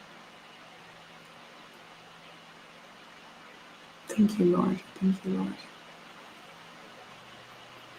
Thank you, Jesus. Thank you, Jesus. Thank you, Jesus. Thank you, Jesus.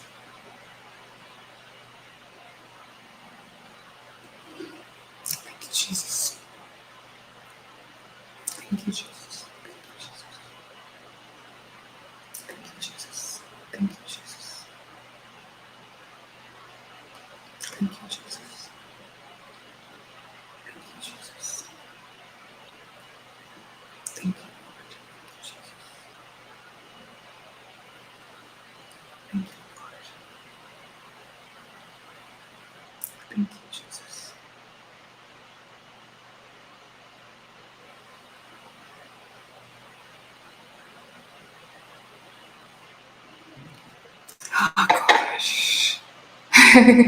So I have 36 people waiting with me for my laptop to go off. Oh, thank you, Jesus. Thank you, Jesus.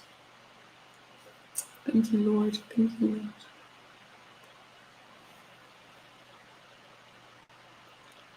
Thank you, Jesus.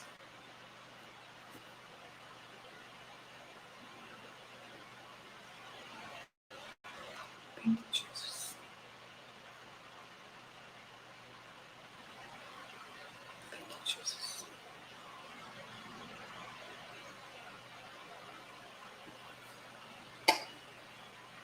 Whew.